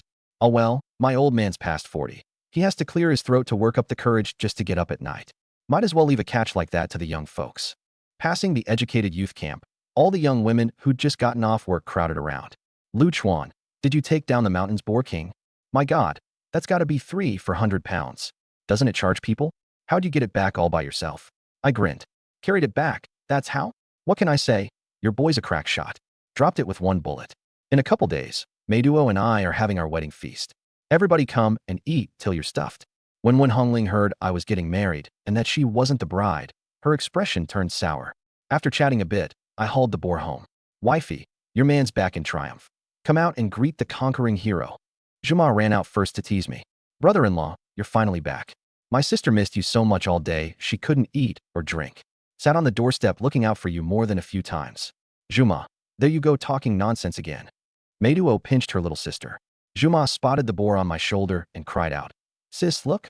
Brother-in-law killed a wild boar.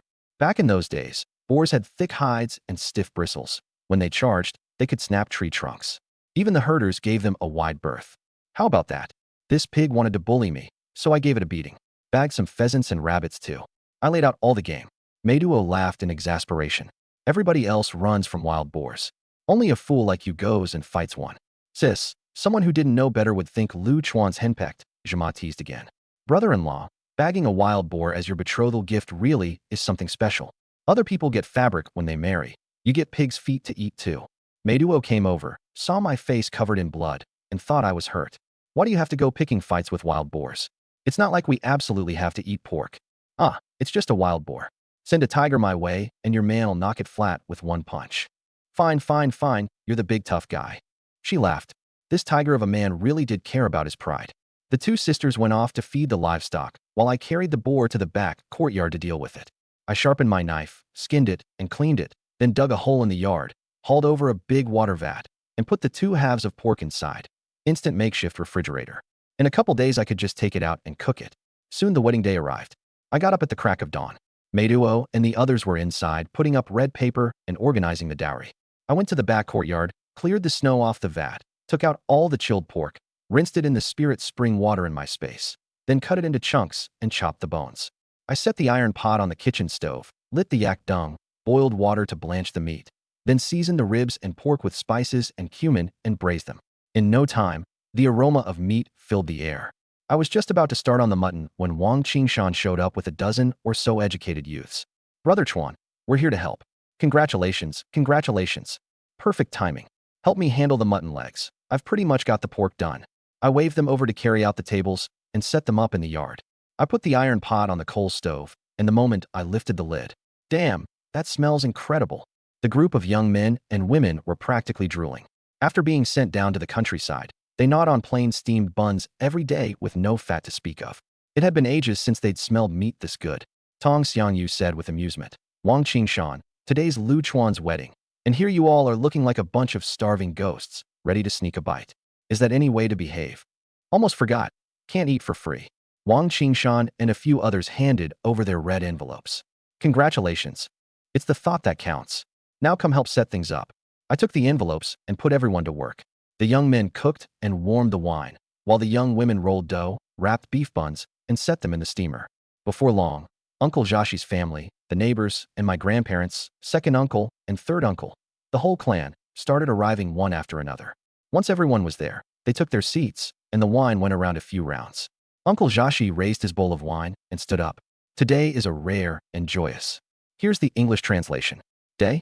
Congratulations to Lu Chuan and Meiduo on tying the knot. He looked at me. Now that you're putting down roots on the grasslands, you're a true prairie man. Come on, let's drink. I downed the whole cup. Thank you, Uncle Jashi. Old Duanju's weathered face flushed red as he spoke up too. Lu Chuan, now that you've married my granddaughter, you're my grandson. If anyone gives you trouble, you tell your grandpa. But of course, if you dare mistreat Meiduo, I won't let you off the hook either. When old Dunju asked whether I'd ever mistreat Meiduo, I patted my chest and said, How could I, sir? Maid was my wife. I can't love her enough.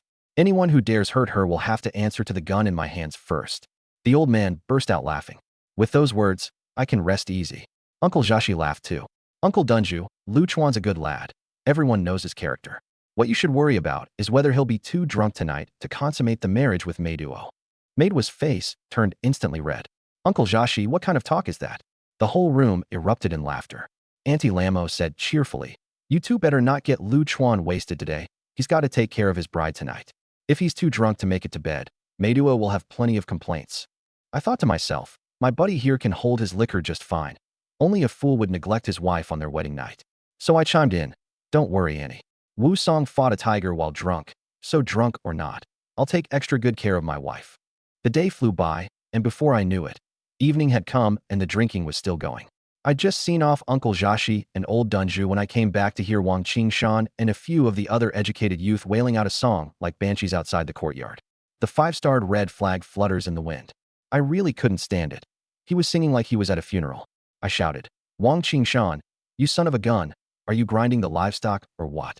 He jumped, startled, and backed up behind a tree. When he saw my deadpan face, he stopped singing and grabbed the tree trunk, shaking it hard. The top of that tree was piled with snow, and one shake sent it all crashing down onto his own face. I dodged aside just in time, while it nearly gave him a bloody nose. I gloated. "Getting a facial massage, are we? Feel good. Lu Chuan, you sneaky bastard, you just dodged and didn't even give your buddy a hand. What if my naturally handsome face gets ruined?" Huang Yuzhen looked his long face up and down. "That horse face of yours, naturally handsome? A work of nature's blunder, more like." Everyone cracked up again. After chatting a bit, the educated youth dispersed too. Night fell. Zhuma and the little girl cleaned up the leftovers and went to bed. I did a quick wash and went into the room. Meiduo brought in a wooden basin, saying she'd put herbs in it, and pulled me to sit down and take off my shoes. The moment I put my foot in, I yelled, "Ah, it's scalding. Wife, are you trying to murder your husband?" The sole of my foot had gone red. Meiduo stuck her own foot in to test it, looking puzzled. "It feels nice to me. It's not that dramatic." I couldn't believe it. Was the difference in temperature perception between men and women really that big? She added some cold water, and this time it was just right. Then she crouched down to rub my feet. The lamplight flickered, and watching her rosy cheeks, I felt something stirring inside me. My staring made her uncomfortable. "Why do you keep looking at me? Haven't you looked enough today? How could I ever look enough at such a pretty wife?" I grabbed her by the waist, and we both tumbled onto the bed. Before long, sounds of playful commotion came from the room. The little girl next door woke up. "Sister Zhuma, is my brother beating up my sister-in-law? Should we go check?" Zhuma tucked her blanket back in. "It's nothing. They're just playing around. Go back to sleep." Listening to the noises next door, Zhuma's face turned red too. Early the next morning, I woke up to find my wife already gone from my side. When I got up, she was coming back from fetching water. "Wife, it's exhausting to fetch water this early. Leave the heavy labor to your man from now on." I went over to help. "We used so much water for the banquet yesterday that the vat's almost empty," Meiduo said, used to the work. I glanced at the water vat. Sure enough, only a shallow layer was left. Before, it was just me and my sister at home, so we didn't use much water.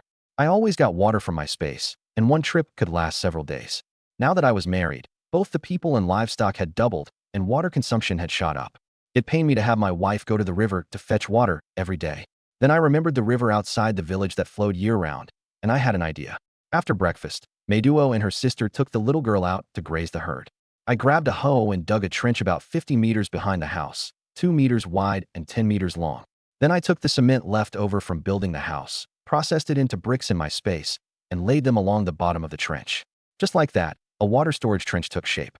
Now all I needed was a water pump to draw water over from the river, and my wife wouldn't have to get up early to fetch water anymore. I rode out on horseback to look for a water pump at the commune. The grasslands stretched out endlessly, blue sky and white clouds. I was in great spirits. Passing a pasture, I saw a crow using a twig to fish for grubs inside a piece of rotting wood. Unsatisfied with the twig, it broke off a new one. When a grub took the bait and crawled out, the crow gulped it down in one bite. So this is the legendary trifling skill? I found it pretty amusing. Crows are the smartest birds. Their intelligence is comparable to an 8-year-old child.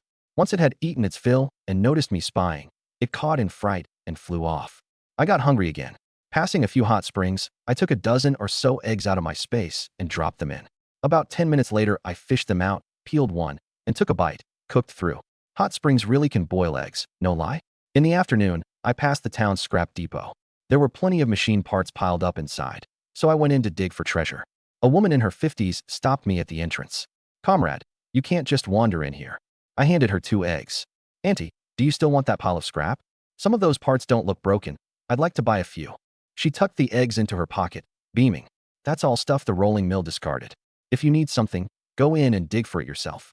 Just take whatever catches your eye." I made a round inside. In one corner sat a pile of moldy old books. When I flipped through them, they turned out to be medical texts, along with a few machinery repair manuals.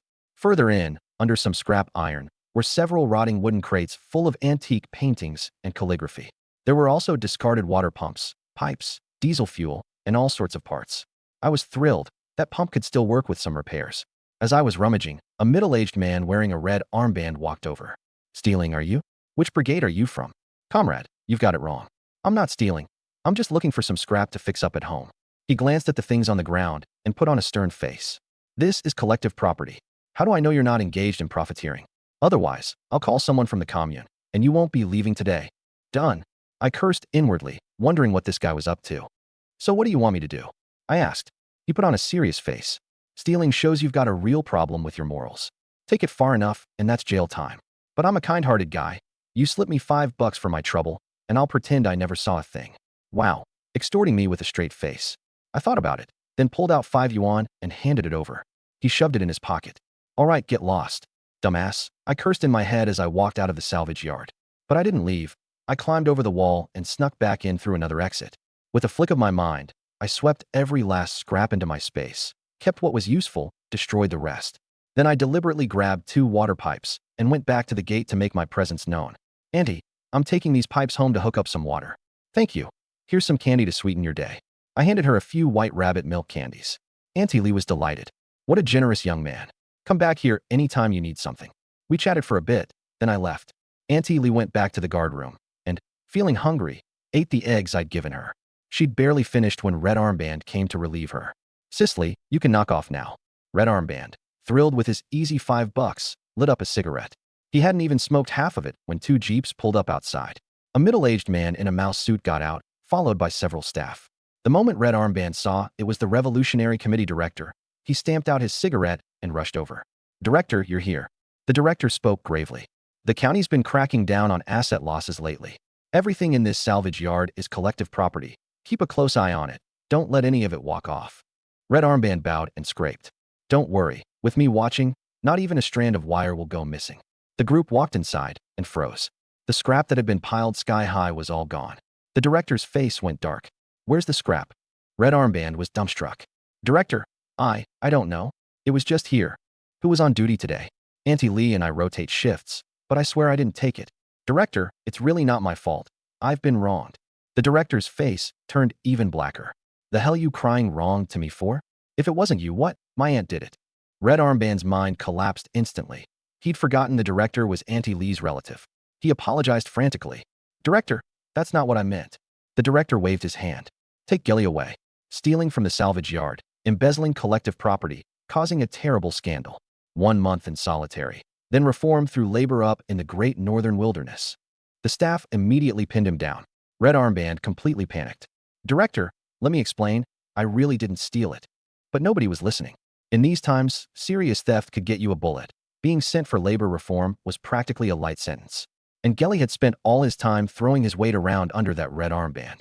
He was universally disliked. Not a single person spoke up for him. As he was dragged away, he was completely dazed. To this day, he couldn't figure out how the entire salvage yard emptied out during one shift change. I, meanwhile, had long since ridden home. While the house was empty, I took the water pump, cement pipes, and engine parts out of my space and started tinkering with them in the yard. Jinbao and Fubao had been napping in their kennel, but when they heard the banging, they came running. They circled around me, barking now and then, as if asking whether I needed help. I ignored them. Then a nut went missing, and I searched forever without finding it. Just as I was grumbling, Fubao trotted up to me, wagging his tail with a nut in his mouth. Woof! I laughed. Nice work, Fubao. Your eyes are sharper than mine. I took the nut and rubbed his head. Fubao squinted with pleasure. Jinbao got jealous, snatched up a wrench off the ground, brought it to my feet, and stuck his head over too. All right, you get petted too. The 2 little guys were competing for attention. After that, whatever I picked up, they watched. When a part rolled out of reach, I didn't even have to say a word. The 2 dogs fetched it back in perfect sync. 1 man and 2 dogs, working together beautifully. By dusk, the Meiduo sisters and the little girl came back from herding. The moment they stepped into the yard, they saw me crouched on the ground assembling parts, a dog flanking me on either side, tools in their mouths. Zhuma laughed. Brother-in-law, what are you doing? You even roped in your 2 guardians. Assembling a water pump. Free labor at home, might as well use it. Otherwise these 2 mutts would just run around all day with full bellies and nothing to do. Better to have them lend a hand. Zhuma cracked up. Sis, look at this. Other people raise dogs to guard the house, and brother-in-law raises dogs to fix things. Can't help it, we're short on hands. Had to train some technician dogs. Jinbao and Fubao seemed to understand, and they worked even harder with the tools in their mouths. Zhoma figured these two dogs had grown clever enough to understand human speech. She took the little girl into the kitchen to cook. Meidua went off to bring in the cattle and sheep, and I kept studying the parts. The sun sank in the west, staining the snowy mountains a golden red. I fiddled with the part in my hand and muttered, "This thing really is a pain to put together." I took the gears off the engine first, got them positioned right, then connected the water pump and pipes. And just like that, I'd built a simple water pump. The next day I got up at the crack of dawn, ate beef buns, sampa, and butter tea. The cattle, sheep, and horses in the pen were bawling nonstop. I knew the little guys were hungry, so I hurried to scoop up feed for them, and while I was at it, milked 2 buckets of fresh milk. Once I finished, I went to the backyard. The bricks and cement in the water channel had dried completely. I hauled the pump out to the little river beyond the village, dropped one end of the pipe into the water, and ran the other end into the backyard channel. Once everything was connected, I pulled the starter cord and the machine roared to life. At first only a few drops came out, but soon the water flowed stronger and stronger. "It works. Sweetheart, you won't have to haul water from the river at the crack of dawn anymore." I watched the rising water level and told Meiduo happily, "Luchuan, I really didn't think you'd actually build it. I thought you were just messing around." Meiduo smiled, her eyes full of pride. "It's just a water pump, easy stuff. But sweetheart, your man's this capable. Don't I get a reward?" I leaned my face in, gesturing for a kiss. "My sisters are right inside. Quit talking nonsense." Meiduo pinched my waist. "Ow, ow, ow. No reward, no motivation."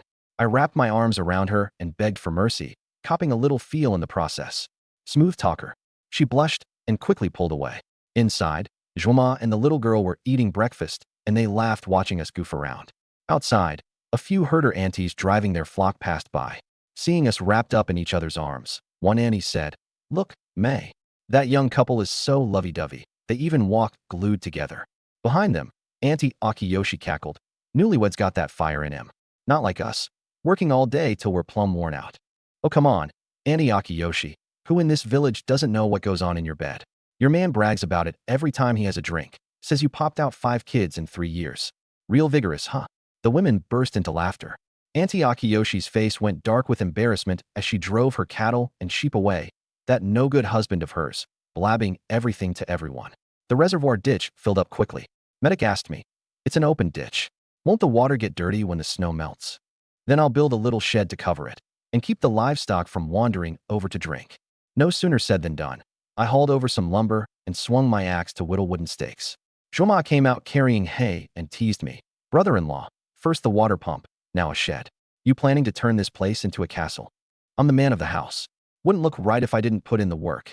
I figured, since I was the only man around, I'd do as much as I could. "Show off," Medic chimed in. Zhoma took the little girl out to graze the animals, while Medic stayed home, working the sewing machine to make the canopy cloth. I framed up the sod stakes. Just then, a few Tibetan men followed the water pipe along the ground and made their way to the edge of my yard. "Captain, this kid hasn't been on the grassland long. Building a house and getting hitched, fine, but now he's got a water pump? He's living better than us locals. Right? What makes some little city kid so lucky? Heard he used to be some capitalist's spoiled son, family's loaded. That water pump, you think he smuggled it in from the city? Some kind of capitalist poison." The men were seething with envy. The one leading them, a flat-faced guy named Jinba, already had it out for me. I'd kicked him square in the crotch up in the mountains last time, and just thinking about it still made his blood boil. "Come on, let's go take a look." Jinba and his crew kicked open the gate and strode right up to me. "Something you need?" The second I saw it was him, my face hardened. This bastard had his eye on my wife. "Where'd you get that water pump?" Jinba demanded. "Built it myself. Got a problem with that?" I shot back, none too friendly. "A little city kid like you? You don't have the skills. Don't bullshit me or you'll regret it." Jinba snarled. "Believe it or don't. Now get lost before I lose my temper. Don't make me do something." I kept sawing my wood. "Son of a bitch, you capitalist scum. You dare talk to me like that? You're dead." Jinba lunged at me with a swinging fist. I wasn't about to take it. One kick landed right in his gut, and he went flying 2 meters back. Watching their captain writhing on the ground, clutching his crotch and howling, the other men froze. That was brutal, going straight for the family jewels. He was aiming to leave the captain with no descendants. "What are you standing around for? Get him, all of you," Jinba bellowed. The men were about to rush me when Medic charged out of the house, leveled her hunting rifle, and fired a shot into the sky. In a cold voice she said, "Stop right there. Lay another hand on him, and I won't hold back." Anyone who messed with her man was her enemy, and she never went easy on enemies. Jinba completely fell apart. The goddess he'd secretly loved since childhood had actually pulled a gun on him, all for some city transplant. He scrambled to his feet in a fury and slunk off with his lackeys. Babe, you looked pretty fierce defending your husband just now, I said with a grin. My woman was really something. Could pick up a rifle, could kill a wolf. Medic glared at me. You're still laughing? Don't you know how dangerous that was? That bunch. I curled my lip. 10 more of them still wouldn't be enough for me to handle. I know you're tough, but Jinba's father is a government official. If things blow up, it won't do us any good. Babe, I don't go looking for trouble, but I can't just sit back and let people walk all over us. I dropped the smile. In this world, good people and bad people don't always die. Only fools do. That Jinba had better behave himself. One more time, and he's a dead man. By the time I finished the canopy, night had fallen. There, now we don't have to worry about wind or snow. Shoma came back from grazing. Brother-in-law, you sure know how to keep busy. You turned a plain old ditch into something fancy. Can't slack off on things around the house, can I? I raised an eyebrow. Lu Chuan, dinner's ready, quit showing off. Meta called out, poking her head through the kitchen window. That evening, the whole family gathered around the stove to eat. Beef stewed with radish, hand-pulled mutton, stir-fried lamb lung, with barley cakes, sampa, and rice for the staples. The little girl ate until her mouth was slick with grease, while Jinbao and Fubao lay nearby wagging their tails. After dinner, Zhuoma said, Brother-in-law, tomorrow's New Year's Day. Let's all go into town and look around. I heard there's going to be performances on the street. Sure, we can take a family photo while we're at it, and pick up some things for the holiday. Does that mean there'll be lots of good food? The little girl piped up. Food's all that's ever in that head of yours. I laughed and gave her a light bonk. That night, Zhuoma took the little girl to bed, and while Medic cleared the dishes, I slipped into my space for a hot bath. The space hadn't absorbed any Tibetan jade lately, and the peach tree hadn't grown much. The little snake was curled up on a branch, dozing. Thanks to it, the space stayed just the right temperature. Bathing there felt wonderful. When I came back to the room, my wife was already lying down. Haha, babe's waiting for her man. I stripped down and slid under the covers, so warm. Ah, Lu Chuan, you're on my hair. Before long, all sorts of racket filled the room. The grassland nights are lively. Flocks of crows flew overhead, cawing away, providing perfect cover for the two of us. I don't know how much time passed before we finally drifted off, blissfully content. The next day, I got up bright and cheerful to hitch up the wagon. Breakfast was Tibetan noodles, butter tea, and yogurt. Once everything was packed up, we set off. Sis, do your feet hurt? Why are you walking all funny? The little girl noticed something was off with Medic. Medic's face flushed crimson, at a loss for how to explain. I quickly jumped in. Your sister's shoes don't fit right. Nothing to worry about. Oh, the little girl said, and everyone climbed onto the wagon. Once out of the village, the snowfields stretched out white in every direction. Maybe it was because of the holiday, but plenty of herders were driving their carts toward town. We hummed songs the whole way. The Medic sisters sang beautifully, and the little girl and I hummed along too. When we reached town, the streets were far livelier than usual. Candy sellers, hair flower vendors, stalls selling barley cakes. People everywhere. After parking the wagon, I led the family into the same Tibetan-style photo studio where we'd taken our wedding photos last time. The moment we stepped inside, I heard a familiar burst of laughter. Hey Lu Chuan, you sly dog. Not home cuddling your wife and sleeping in. What are you doing at a photo studio? I looked up, and there was that bastard Wang Qingshan, his hand already draped over my shoulder. You can come, but I can't. I shot back with a sarcastic edge. We were both sent-down youths from Beijing, and out of our whole group, he was the only one I knew well. He glanced at Mei Duo, Zhuma, and the little girl standing behind me and sighed. Not bad, Lu Chuan. Living the good life, huh? The whole family here for a portrait. What jealous? You lucked out and you're rubbing it in. Trying to twist the knife in this bachelor's heart, aren't you? You're not doing so bad yourself. I glanced over at a few of the female sent-down youths nearby, setting a trap for him. What's that supposed to mean? He blinked. I jerked my chin toward Li Juanru, who was fixing her hair. Fetching her water every day, crowding in next to her at work, and now tagging along to the photo studio. Anyone who didn't know better would think the production team assigned you as her personal bodyguard. Buffed. Li Weidong beside us burst out laughing. Caught red-handed, Wang Qingshan scrambled to defend himself. I'm just looking out for a female comrade. Oh, I dragged out the word deliberately. Then why do you look at Li Juanru like she's a plate of roast lamb? Ha! Even Mei Duo and her sisters cracked up. Lu Chuan, ever since you got married your mouth's gotten filthier. A full man doesn't know the hunger of a starving one. I'm just telling it like it is. Li Weidong chimed in. Lu Chuan, you don't get it. Get it? This sly dog Wang Qingshan has high standards. If it's not big, he's not interested. As he said it, he puffed out his chest. I caught his drift instantly. And honestly, there was nothing wrong with that. Every man likes that. Get lost. Wang Qingshan shot the two of us a glare. As we were talking, another male sent-down youth walked in. Spotting how pretty Mei Duo and her sisters were, he sidled up with a big grin.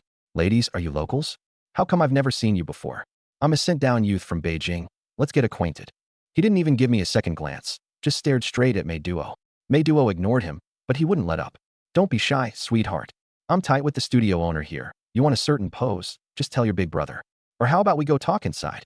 The smile dropped off my face. The guy still hadn't noticed. He was already reaching out, grinning, to grab Mei Duo's arm. Hands off. I clamped down on his wrist. He froze. Who the hell are you? I'm talking to the lady. Why are you butting in? Idiot. You're not worthy of knowing who I am. His expression darkened. He tried to yank his hand back, but couldn't budge it. This punk had been throwing his weight around the grasslands thanks to his family connections. He'd never been humiliated like this. Damn it, you're asking for it. He pulled a pistol from his waist, but before he could even squeeze the trigger, a shot slammed into the back of his skull first. He turned, disbelieving, and saw Mei Duo holding the gun pointed at him. The woman's aim was dead on. Blood gushed from the back of his head, and he dropped straight to the ground, stone dead. I watched my wife take him out from start to finish. Fast, precise, ruthless. Just what I'd expect from the woman I fell for. When it counts, she comes through. Sweetheart, your man almost bit the dust. It's one thing for this guy to harass women in the street, but pulling a gun? If you hadn't acted, I'd have left you a widow. I made a point of laying out his crimes. Lu Chuan, I was scared to death just now. If he'd really fired, what would my sisters and I have done? Thank goodness you're all right. Mei Duo played right along with me. Beside us, Zhu Ma and the little girl caught on instantly, rushing over to hug us both and wipe away tears. Truly, birds of a feather. That rotten scum deserved it. Well shot. Harassing a female comrade. What a menace. Those two just got married, don't even have kids yet. If something happened to the husband, the whole family would be ruined. Wang Qingshan and the others came around too, chiming in with kind words. After all, killing someone in the street was no small offense, but self-defense was a different matter entirely. That's what they said out loud, anyway. Inside, they were rattled. They'd never expected Mei Duo to be just as ruthless as me, drawing a gun at the first sign of trouble. Was this couple possessed by the king of hell himself? A crowd had gathered around the photo studio, and with the sent-down youth speaking up, it stirred up plenty of sympathy. But a life had been lost, and some busybody herder had already gone to report it. The police station was right across the street, and Officer Sanjay showed up quickly with his people. Looking at the body on the ground, he furrowed his brow. Wasn't this that sent-down youth from the 2nd Brigade? Sanjay remembered him. Not long ago, this guy had raped a young girl. But because he had someone protecting him up top, he only got 6 months of labor reform. Sanjay had been furious about it at the time. And now the guy was fresh out and already back to his old tricks. What happened? Sanjay knew me, so he asked straight.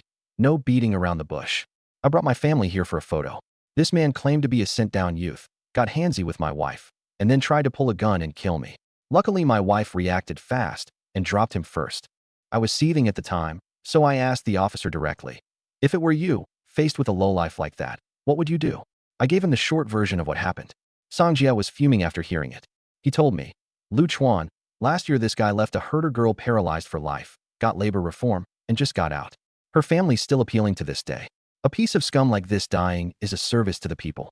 Your wife firing to protect you today counts as self-defense. Just cooperate on a statement, that's all. I'll report the rest honestly up the chain, and I'll even get you two a commendation and reward. I smiled and said, forget the commendation, but I'll take the cash reward. I knew a good deed came with a 10 yuan reward. Free money's free money. Might as well take it. Sanjay got a kick out of that too. He probably figured I'd practically become a regular at the station by now. If I wasn't catching human traffickers, I was catching hoodlums. He handed me an envelope and reminded me to comfort my wife when I got home, to make sure she didn't come away traumatized. Seeing Mei Duo's red-rimmed eyes, he assumed firing the gun had frightened her. I said sure, told him I'd stop by the co-op to buy some food and go home to help my wife get her spirits back up. After finishing the statement, I acted like nothing had happened and pulled Mei Duo off toward the photo studio. We still had a family portrait to take. Sangjia and his men carried the body back to the station. I found out later that a young officer had privately asked Sangjia about me, said I was a strange one, no sense of restraint, had shattered all 4 of the dead man's limbs. Sangjia told him, when your wife gets harassed, breaking a few bones is nothing. Any red-blooded Chinese man would want to beat the guy to death. But this is a society of laws now. Killing someone is a crime, so when trouble comes, you still report it. Our family took a few portraits at the studio. The women picked out the photos, and the owner would develop them and mail them to our home. On the way out, I threw my arms around Wang Qingshan and Li Weidong and chatted. These two had actually behaved themselves today. He's got some backbone. Wang Qingshan pulled out 2 cigarettes with a sleazy grin and said he wanted his sister-in-law to hook him up with a couple of grassland beauties. Li Weidong and I both rolled our eyes at him, calling him a player, clowning around while Li Juanru wasn't there. If Li Juanru ever found out, he'd be in for a world of trouble. After picking out photos, the others took off first. Our family wandered around but never caught the New Year's performance, so we ended up at the supply co-op. The Meiduo sisters went inside to shop while I stayed at the entrance with the little one to buy some candied hawthorns. I asked the old man how much per stick. He said 1 cent each. I picked out the biggest ones and said I'd take 10. The little girl quickly tugged my sleeve, saying that was too many to finish and 2 would do. I teased her. What? Afraid your big brother can't afford to feed you? She said no. I said then just take them. I paid, handed her 1, and wrapped up the rest to carry in my hand. Just then a girl with braided pigtails came up and asked me how to get to the police station. I pointed and said, straight ahead, then turn left. She thanked me and said it was her first time in town, so she couldn't find her way. I said no problem. The place is small, just a short walk. Then I turned back to watch the little one eat her candied hawthorn, and the girl walked off too. A little while later, Meiduo and Juma came out, arms loaded with oil, salt, soy sauce, vinegar, cigarettes, liquor, and all kinds of daily necessities. I set the stuff on the cart and handed them each a candied hawthorn. Next thing I knew, the little girl scooted up to Meiduo and tattled, "Sister-in-law, my brother was just flirting with some woman." Meiduo put on a stern face and looked at me. I didn't know whether to laugh or cry. I flicked the little girl's forehead. I just gave someone directions. How does that count as flirting? The little girl licked her candied hawthorn and added, "Then why were you grinning ear to ear at her?" My lips twitched. So much for spoiling this little sister. Somebody asks for directions. I can't exactly scowl and tell them to get lost. Meiduo kept up the act. "Comrade Lu Chuan, please explain yourself," I said with a straight face. "Wife, I'm more wrong than Dou-yi herself. Except for you. Every other woman is no different from a rock on the side of the road in my eyes." The moment I said that, the 3 of them exchanged glances and burst out giggling. That's when I realized I'd been played.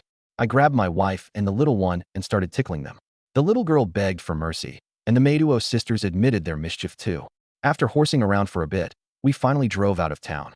The bustling streets faded behind us, and the winter grassland and snowy mountains were beautiful as a painting.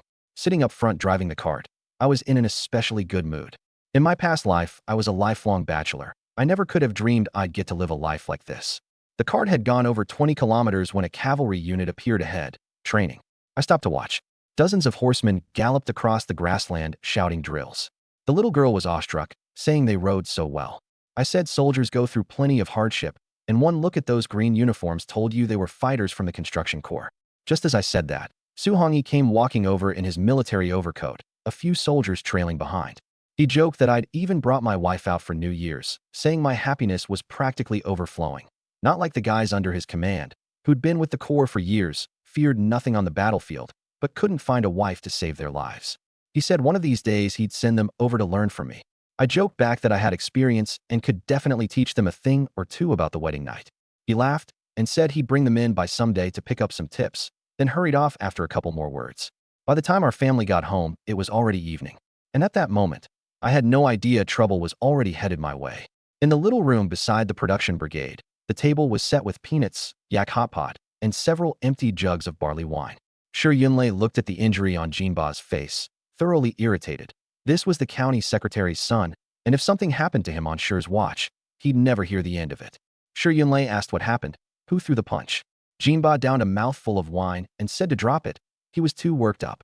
Shi didn't get it. With a good father, money, and power, what was there to worry about? Jinba was seething. Meiduo got married. I grew up with her, and she turns around and marries some new little educated youth who just showed up in the village. I won't accept it. What makes me not good enough for her? He said yesterday he saw that educated youth get his hands on a water pump, went to ask about it, and Meiduo actually pulled a gun on him to make him leave, all for that guy's sake. Then he passed out drunk.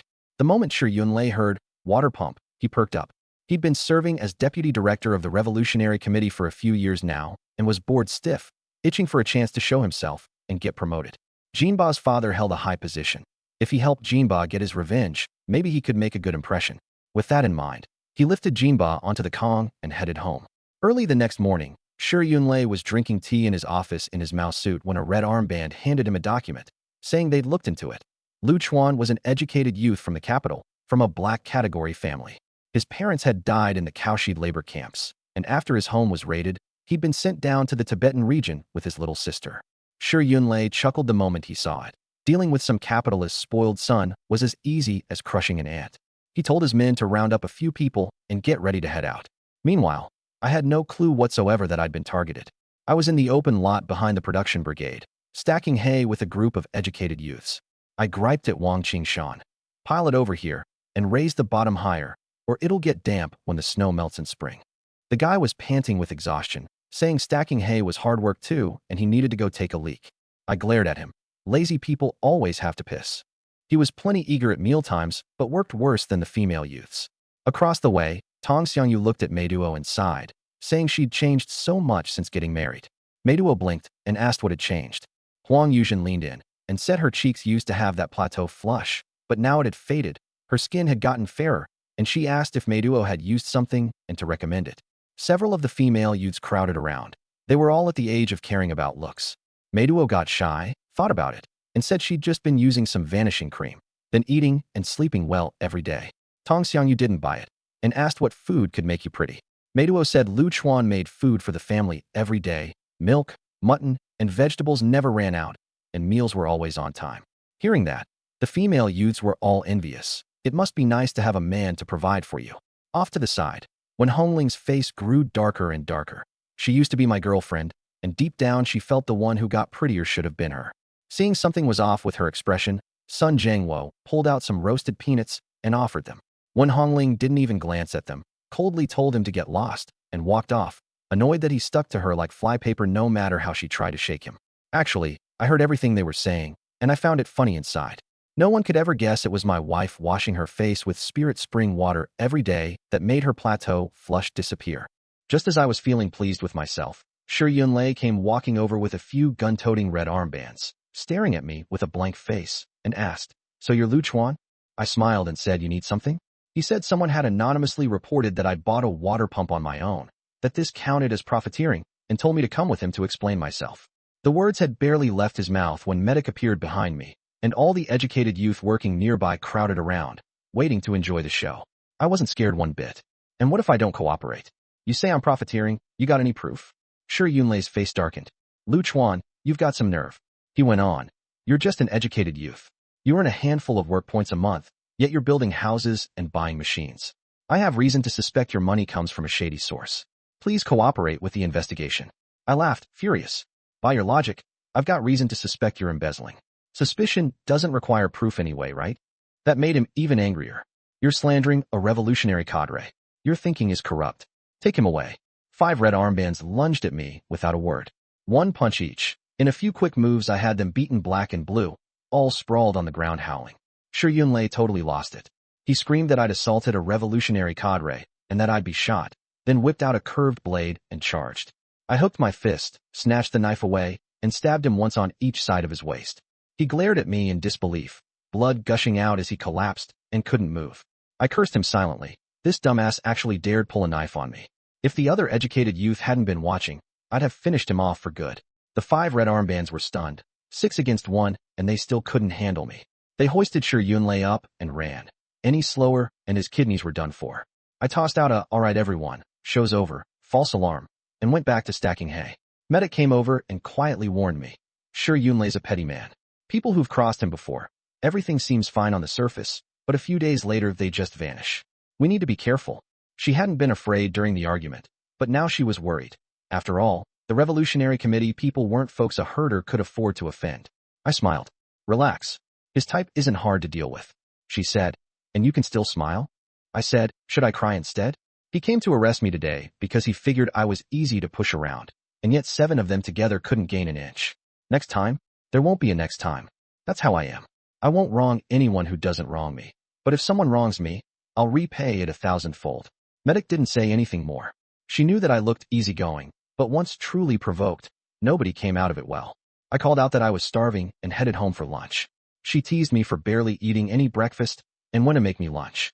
The 2 of us finished stacking the hay and went home, and for lunch we had Tibetan noodles with yak meat, a clear broth hot pot, and beef buns. After the meal, Medic washed the dishes, Dralma went out to herd, and the little girl got dragged off to play by Gongbu. I picked up my iron bucket and went to the backyard to feed the livestock. I'd just poured out the feed when a calf came over and nudged my backside with its head. I gave it a smack, but it thought we were playing and kept chasing me and butting me, until I grabbed the ox whip and gave it a couple of lashes before it finally settled down. Once I'd calmed the calf, I went over to the sheep pen next door, where two rams were fighting over a single feed trough to win a ewe. I yelled at them to knock it off. The ewe hadn't even glanced their way, but that only fired them up more. So I just dragged the ewe out and shut her in the empty pen next door. The two rams froze on the spot. Here they were fighting their hearts out, and their gal was gone, bleeding frantically. Meanwhile, the ewe grazed calmly next door, too lazy to even lift her head. I gloated, "Go on, keep fighting." I'd wised up, when dealing with the love-struck, don't bother reasoning with them, just break them up. The two rams looked helpless, probably thinking their owner was too cruel. Once the livestock were fed, I went to the backyard to chop firewood. Winters on the grassland bring a wind that cuts to the bone. Firewood and cow dung have to be stocked up in advance. Otherwise, once the next blizzard hits and you've got nothing ready, you're truly caught off guard. Thanks to my Tai Chi training, my grip is far stronger than an average person's. In no time, I'd chopped a pile of firewood half a person tall, enough to burn for a good long while. Just then the little girl was chasing Gongbu all around the yard with a little wooden stick. The two kids were close in age and played together every day. Sometimes Gongbu didn't even go home. He practically lived at my place. Gongbu held up a wooden basin as a shield, running and shouting, "Auntie, this is a sneak attack. It doesn't count as winning." "Who said you could call me Auntie? You're a few months older than me," the little girl protested. I chuckled from the side. "Little sis, you've got Gongbu all wrong." He didn't misspeak. Gongbu is the child of Medic's eldest brother, so you two aren't even in the same generation. Screech. An eagle's cry suddenly came from midair. I looked up to see a big bird snatch a large piece of dried yak meat off the eaves, then beat its wings and fly off. Nice. Checked out my spread and figured it was worth a robbery, huh? Uncle, look. A gerfalcon just carried off the dried yak meat Grandpa spent days drying. What do we do now? Gongbu pointed at the sky, on the verge of tears. A couple of days ago he'd thought the dried yak meat was delicious and had specially wanted to grab some for the little girl too, but now it was gone before they ever got to eat it. A real man doesn't cry over a piece of beef. I ruffled his hair. This kid, quite the sentimental type. But it's dried yak meat, Uncle. On the grassland you can't waste it. His little face drooped, full of grievance. That actually made me feel a bit ashamed. Come to think of it, he had a point. Meat was scarce these days, and plenty of herder families couldn't get any. Why should the gerfalcon get it for free? I turned and went into the barn to fetch my horse. Lu Chuan, where are you off to? Medic asked, coming out of the kitchen. Getting our beef back? I said, pointing into the distance. Don't bother. The gerfalcon flies so high, there's no way you'll catch it on horseback. And that thing's vicious, it goes straight for people's eyes. Medic had seen it too and figured it wasn't worth the risk. It dared to steal from us. I've got to teach it the rules. With that, I rode off. The winter grassland was vast and empty. The gerfalcon flew through the air with the meat, fast as a dark streak. Sure moves quick for something with a full belly. Before I knew it, I'd chased it 20 li. Li. It noticed me too, cocking its head as if to say, "Why's this two-legged beast so stingy? It's just one piece of meat, no need to chase this far." As the black dot drew closer and closer, a single thought, and I pulled it straight into my space. The gerfalcon was completely bewildered. Its surroundings had totally changed. Peach groves, a pool, red deer, a little snake. What on earth was going on? Seeing it hold perfectly still, I walked into the space, meaning to feed it some spirit spring water. At first it drank willingly enough, and eventually it couldn't resist the temptation and drank it all down. Afterward it felt warm all over, stopped flapping its wings, and just flopped onto a peach tree for a nice long nap. I couldn't be bothered to deal with it, so I exited the space and got ready to head home. Just as I was about to leave, I spotted a ruined temple up ahead. Half the surrounding wall had collapsed, and the roof was broken too. As I got closer, I could actually hear a man's voice coming from the main hall. I quickly ducked behind the wall. Peering inside, I saw two bald men kneeling on the ground, with 3 other men pressing guns against their heads. "Baka, you Chinese never keep your word. You all deserve to die." One of the men fired, and one of the bald men dropped dead on the spot. "Don't kill me. I'll tell you everything I know." The other bald man kowtowed, begging for his life. The armed man grabbed him by the collar and slapped him hard across the face. "Back then, you people promised to safeguard the empire's treasure. Now you're telling me you don't know anything." "I really don't know. The last abbot died 10 years ago. He never told us anything about the treasure." The bald man's face was beaten to a pulp. My heart leaped with joy. These Japanese devils had left a treasure somewhere in China. I immediately remembered that the last time I took out those 3 men and 1 woman up on the mountain, I'd gotten a treasure map of Cheonka Temple. Could this be the place? Who's there? Who's spying on us? Come out. One of the men shouted toward the outside and ran out to check, but found no one. You must be seeing things. Who'd be out in a dump like this? Said a short man. Impossible. Go take a look around. If you spot anything suspicious, take care of it. What was just said must never get out. The words had barely left his mouth when a bullet punched through his forehead, killing him instantly, yet the shooter never appeared. It was me, firing from inside the space. Baka, quit the ghost tricks. Come out and fight if you've got the guts. The short man panicked, standing back to back with another man, both raising their guns to defend themselves, while the bald man cowered in the corner. I fired again. The short man's chest was pierced through, blood spraying out as he crumpled to the ground. Friend, don't shoot. We can talk this out. The last one was drenched in sweat. He threw down his gun and raised both hands, pleading for peace. He couldn't find me, so he didn't dare make any sudden moves. I couldn't be bothered wasting words with these devils. Villains always die from talking too much. 2 shots, bang bang, and it was done. I walked into the main hall and asked the remaining bald man, "Where are the other monks from this rundown temple? I told you everything. Can you let me go now? I'll let you see your own brains." I gave him a silent headshot. A traitor who'd cozied up to the Japanese had no right to negotiate with me. Blood streamed from all his orifices, dead as a doornail. I searched all 5 bodies, 3 heavy machine guns, 3 horses, and a small amount of cash and notes. All of it went into the space. I buried the corpses under the peach grove as fertilizer. Once that was done, I circled the temple to confirm this was indeed Cheonka Temple. Following the map, I found the entrance to a hidden chamber beneath an ancient tree. If it weren't for the treasure map guiding me, I never would have imagined that there was a whole other world hidden beneath this century-old tree. I crouched down and cleared away the dead branches and leaves covering the entrance, revealing a massive slab of bluestone. Its edges were carved with all sorts of strange symbols, worn faint by the passage of time. I pushed the slab aside, and a set of stone steps leading downward appeared before me. I didn't rush in. I picked up a stone and tossed it down. Thud, thud. The echo came back, nothing unusual. Only then did I descend the steps. Below was an underground chamber about the size of a basketball court, with more than a dozen large wooden crates arranged in the middle. I pried them open one by one. 2 crates of gold and silver jewelry, 2 crates of luminous pearls, 2 crates of jade, 3 crates of antique paintings and calligraphy, 4 crates of heavy machine guns, and 5 crates of hand grenades. Besides all this, there was a leather-bound notebook. On the cover were a few Japanese words, along with a Chinese translation. I opened it up, and the more I read, the more shocked I became. It turned out this wasn't the final treasure site at all. This was just a transit warehouse left behind by the Japanese Special Forces back in the day. The truly important items had been moved to the Kunlun Mountains decades ago. Tucked inside the notebook was a sheepskin scroll with a route map leading to the final treasure. There's a second treasure site. I couldn't help but grin. My luck was really something. I'd have to make a trip to the Kunlun Mountains when I found the time. I gathered everything into the space and left the temple. By now it was already evening. The mountain wind was growing fiercer, and snowflakes began drifting down from the sky. I rode my horse toward the village. Just as I crossed a ridge, a chorus of wolf howls reached my ears. I climbed onto a large boulder and looked.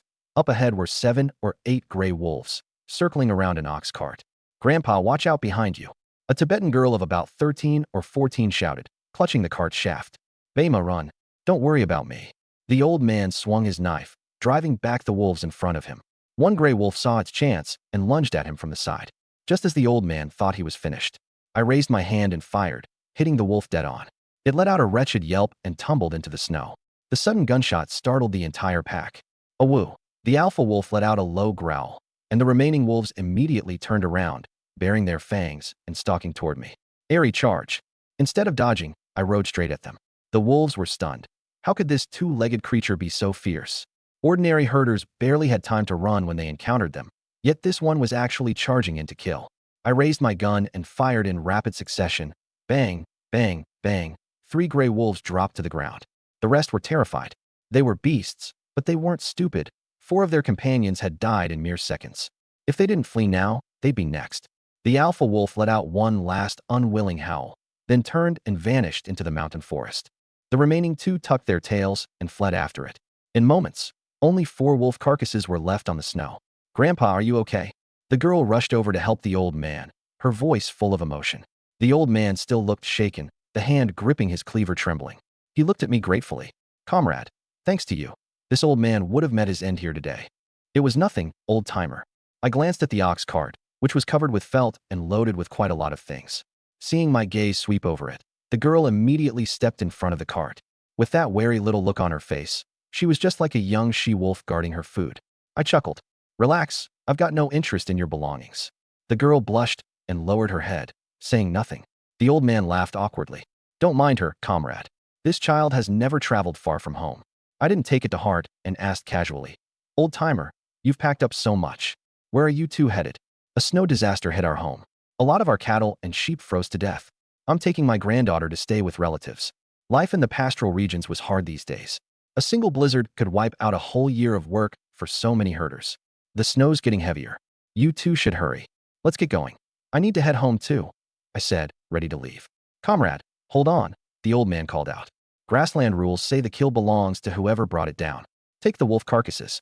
And here, take these too. He reached into the cart and handed me a cloth bag. I opened it and found a dozen or so nice-looking cordyceps. Sir, you should keep these. Steep them in tea to boost your vitality. I felt too awkward to accept. What nonsense. If you don't take them, you're insulting an old man. He shot me a glare. Out on the grasslands, once something's given, there's no taking it back. I didn't have a choice. With him putting it that way, I had to accept. All right, I'll shamelessly take them then. Now that's more like it. Oh, right, I still don't know your name. Lu Chuan. Lu as in land, Chuan as in mountains and rivers. And what should I call you? Everyone calls me Sheeting. This is my granddaughter, Bema. Comrade Lu Chuan, next time you pass through Datong village, be sure to stop by. I'll treat you to butter tea and air-dried yak meat. I'll hold you to that. Just don't complain about how much I eat, I said. I remembered that village wasn't far from Lutsua village. Sheeting burst out laughing. Bring a few friends along. This old man can afford to feed them all. After chatting a bit more, the two of them drove off. I didn't stick around either. I hauled the wolf carcasses onto my horse and headed back. I found out later that Bema was still trembling as she sat in the ox cart. She told her grandfather that when the wolves had them surrounded, her arms and legs had gone weak, yet I'd charged right in on my own. She thought I had real guts. Sheeting smiled. Without guts like that, you couldn't tame the king horse. Bema was stunned. Grandpa, are you sure you're not mistaking him for someone else? She'd grown up on the grasslands and knew just how fierce that horse was. Ordinary people were lucky not to get kicked over just going near it. Your grandfather isn't senile yet. The black horse he was riding had a tuft of white on its forehead and legs like iron pillars, exact same as the king horse I saw a couple of months back. As it turned out, a while ago his grandson had written to say a Han-educated youth had come to Lutsua village and tamed the king horse he'd had his eye on. Now he was certain that youth was me. I galloped across the grasslands, riding high on a good day's haul. Whenever I passed a familiar herdsman, I made a point of saying hello. Before long, I was back in the village with the wolves in tow. As I passed the educated youth compound, Li Juanru's face filled with envy. Xiangyu, look, Lu Chuan's back with more game. Being his wife must be so nice. No wonder maid was been looking so healthy. You said it. Tong Xiangyu chimed in, leaning over. He's sharp-looking, he can hunt, and he treats his wife well. When I go looking for a partner, that's the standard I'm holding out for. Standing nearby, Huang Yuzhen frowned. The two of you, have you no shame? Going on and on about partners and men. You're supposed to be educated youths sent to the countryside. Is this any way to act? Li Juanru quickly smoothed things over. You're right, Yuzhen. We were just joking around. Don't take it seriously. Huang Yuzhen stayed dead serious. Joking's not okay either. Women of the new era hold up half the sky. They don't spend all day revolving around men. You two are in deep. You need to do some self-reflection. Go copy the chairman's quotations 20 times and straighten out your attitudes. Tong Xiangyu rolled her eyes on the spot. Oh please, you turn everything into some big ideological issue. You're not even a cadre. What gives you the right to order us around? You don't know a well-meaning person when you see one. Your thinking is backsliding, and when I try to help you improve, you call it making a big issue? Tong Xiangyu let out an angry laugh. Improve? Then let me ask you, when we were stacking hay the other day, why were you always taking leave to dodge the work? Shouldn't you be copying quotations too? Huang Yuzhen's face went from pale to flushed. Nothing rattled her more than being called out over labor. She did go to the fields, but when it came to strength and endurance, she really couldn't match the youths from worker or peasant backgrounds. You're twisting my words. My family's been military for 3 generations. I've been steeped in revolutionary awareness since childhood. If you don't want to hear my advice, then forget it. Fine, then forget it, Tong Xiangyu said. My family's been workers and peasants for 2 generations, red to the roots. If we're really going by class background, you're in no position to be lecturing me. Huang Yuzhen was so choked up she couldn't get a word out for a long while. Just then a few of the male educated youths came out from next door, cotton jackets draped over their shoulders. I'm telling you, ladies, Wang Qingshan groaned. Lu Chuan comes back from a hunt, and somehow you go from finding partners to ideological awareness. I'm honestly impressed. Zhao Weidong poked his head out too. Exactly. Keep this up, and I'll think the compound's about to hold a struggle session. Instead of wasting time on this, why not figure out whether we can go mooch a couple bites of meat tonight? With that, the guys took off. Huang Yuzhen and the others hollered a few more times and nearly came to blows, until they wore themselves out, and the compound finally went quiet. I'd just gotten home and hadn't even dismounted when a little figure came rushing out. Uncle, did you get the beef jerky back? Gongbu had been fretting all afternoon. That piece of meat snatched away at noon still stung whenever he thought about it.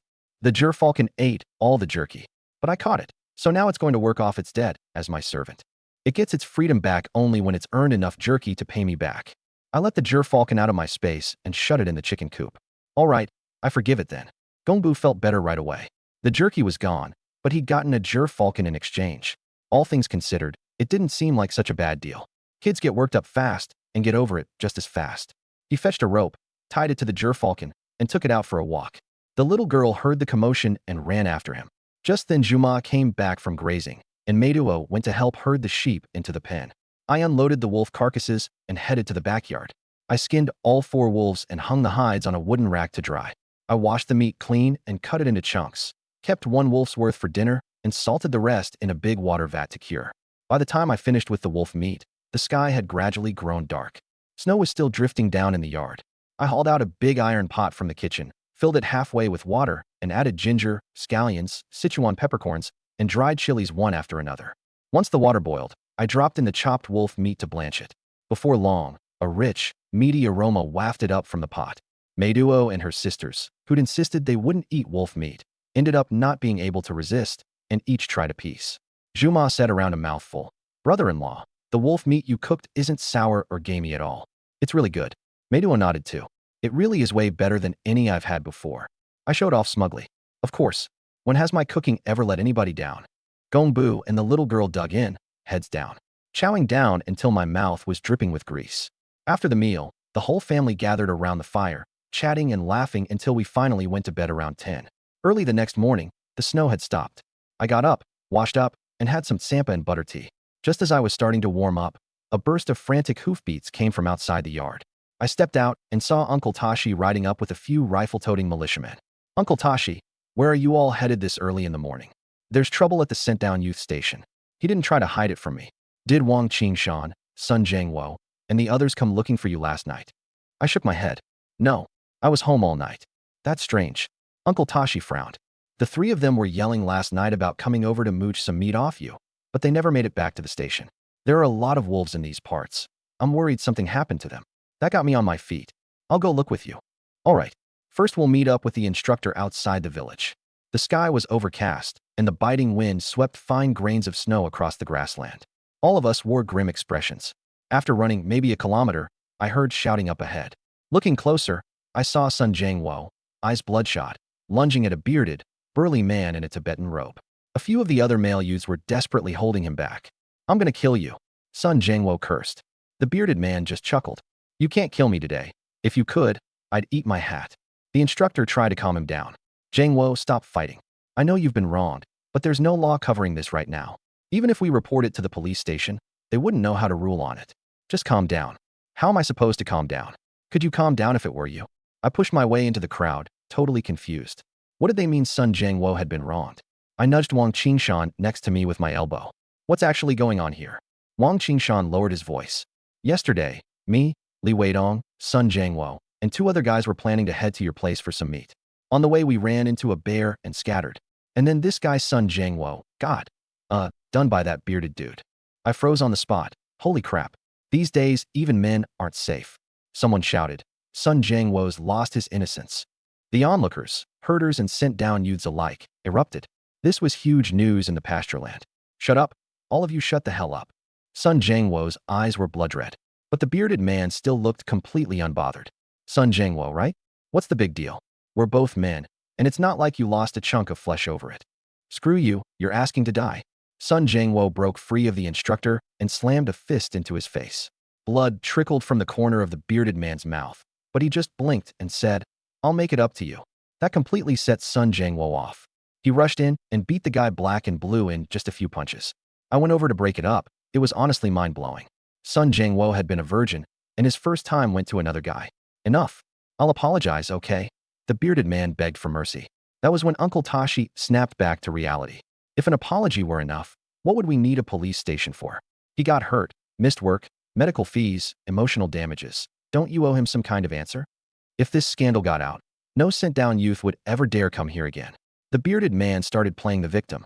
"Uncle Tashi, I've got a wife and kids at home. We're all neighbors here. Why push things this far? You animal." Sun Jiangwo pointed at him. Then his vision went black and he passed out cold. Uncle Tashi's face changed. He quickly arranged for someone to take him to the clinic. The bearded man tried to slip away in the chaos, but was stopped in his tracks. "This whole thing is a disgrace. You're going into solitary confinement. You'll write a 10,000-word apology and confession. You don't come out until it's done." The militiaman stepped forward and hauled him away.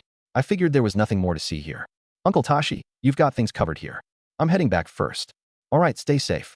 Riding back, I passed the east end of the village and saw the gate of Old George's place standing open. In the yard, the old man was shirtless, ramming his shoulder against a wooden post buried in the ground.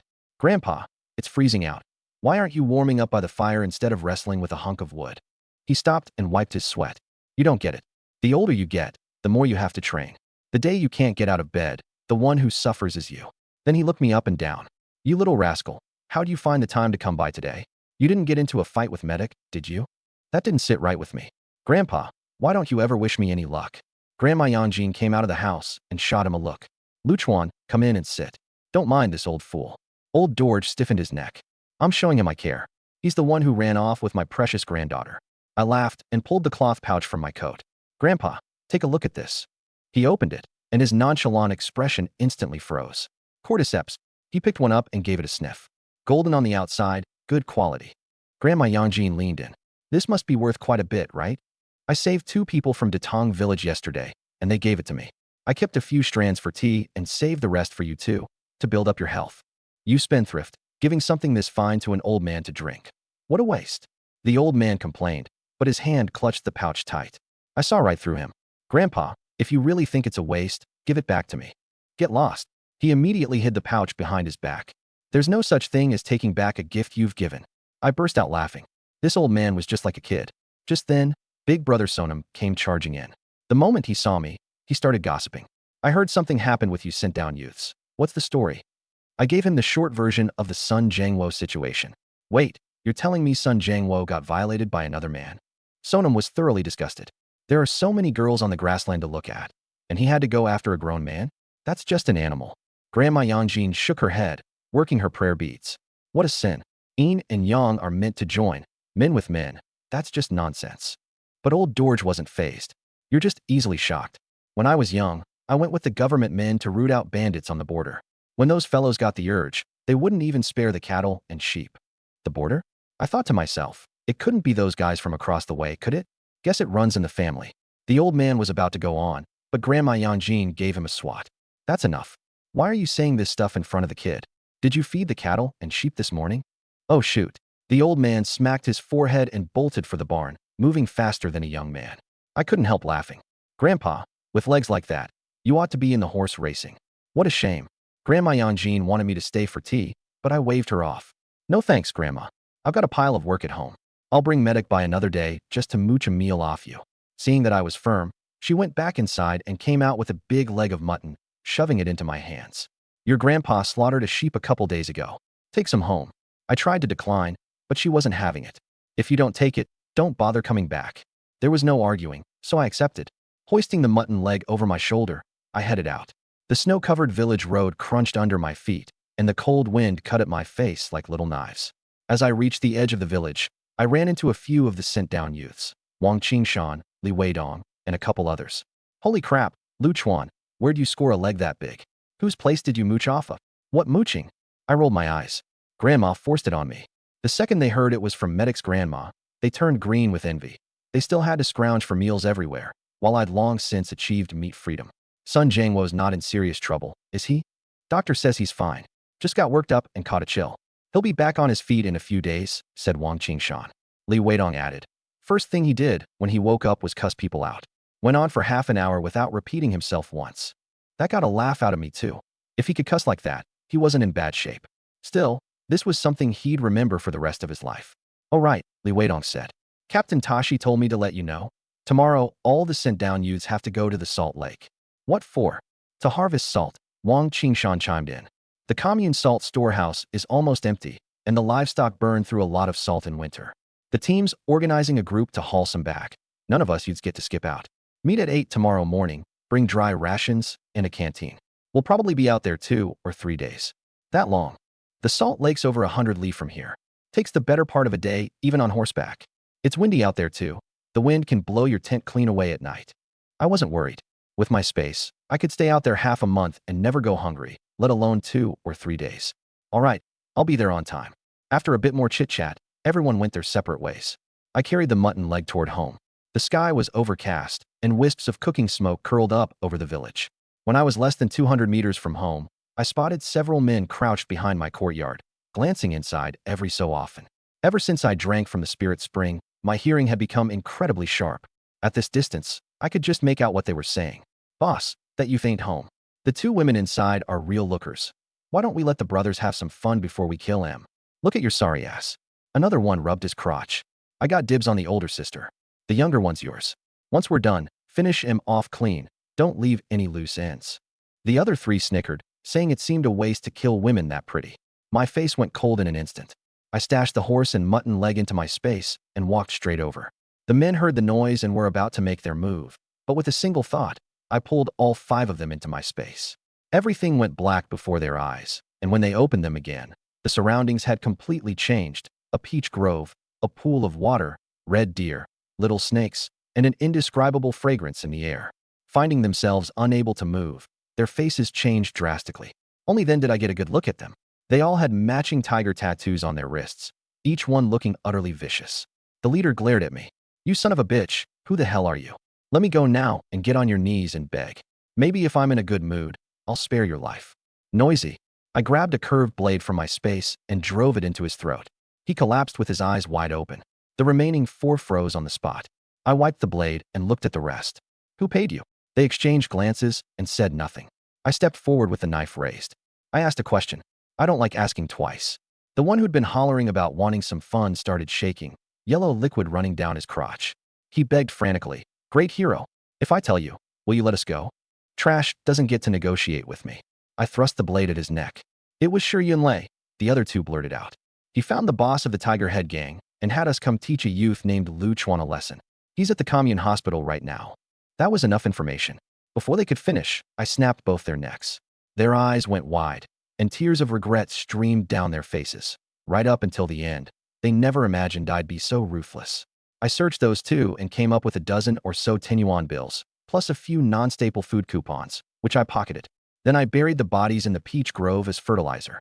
The moment I stepped out of my space, I heard a bang, a gunshot. My face changed. This was bad. I pushed off and sprinted home. When I got there, Medic and Zhuoma, the 2 sisters, were standing in the courtyard, each holding an old-style hunting rifle. A man's body lay on the ground. Gongbu and the little girl were hiding behind the window, 2 little heads peeking out. Seeing me come back, Medic quickly lowered her rifle. Lu Chuan, you're home. I hurried over and looked her up and down. Wife, are you 2 hurt? No. This man climbed over the wall, and the second he saw me and my sister, he started saying vile things. I took a careful look at the man on the ground. He had a tiger head tattoo on his wrist too. The Tiger Head gang again. You know them? Medic asked. I didn't hide anything and repeated what I'd overheard outside. They were hired by Shi Yunlei. That piece of garbage Shi Yunlei, he's too vicious. Medic's chest heaved with rage. Wife, I'm heading out for a bit. I dragged the body out of the courtyard, made sure no one was around, then pulled it into my space and buried it. Medic slung her rifle over her back. Lu Chuan, I'm coming with you to settle the score with Shi Yunlei. Zhuoma ran back inside and grabbed a horsewhip. Me too. Looking at the 2 sisters' earnest faces, I felt both touched and helpless. If you both go, what happens to Gongbu and the little girl? What if some of them slip through and come back? Medic gripped her rifle and was silent for a moment. Then be careful. We'll wait for you to come home. Zhuoma put away her whip too. Brother-in-law, if something feels off, come back. Don't push your luck. Don't worry, I know what I'm doing. With that, I rode off to the commune clinic. It wasn't a big place. I walked down the hallway of the inpatient ward and saw two red armband guards sitting outside Shi Yunlei's room. I put on a doctor's white coat and walked past them. One of them shot me a glance. Hold on, who are you here to see? I didn't bat an eye. Attending physician. Here to bring medication. The words had barely left my mouth when I stepped up, snapped both their necks, and hauled them into my space to bury. As I reached the door of the room, I heard voices inside.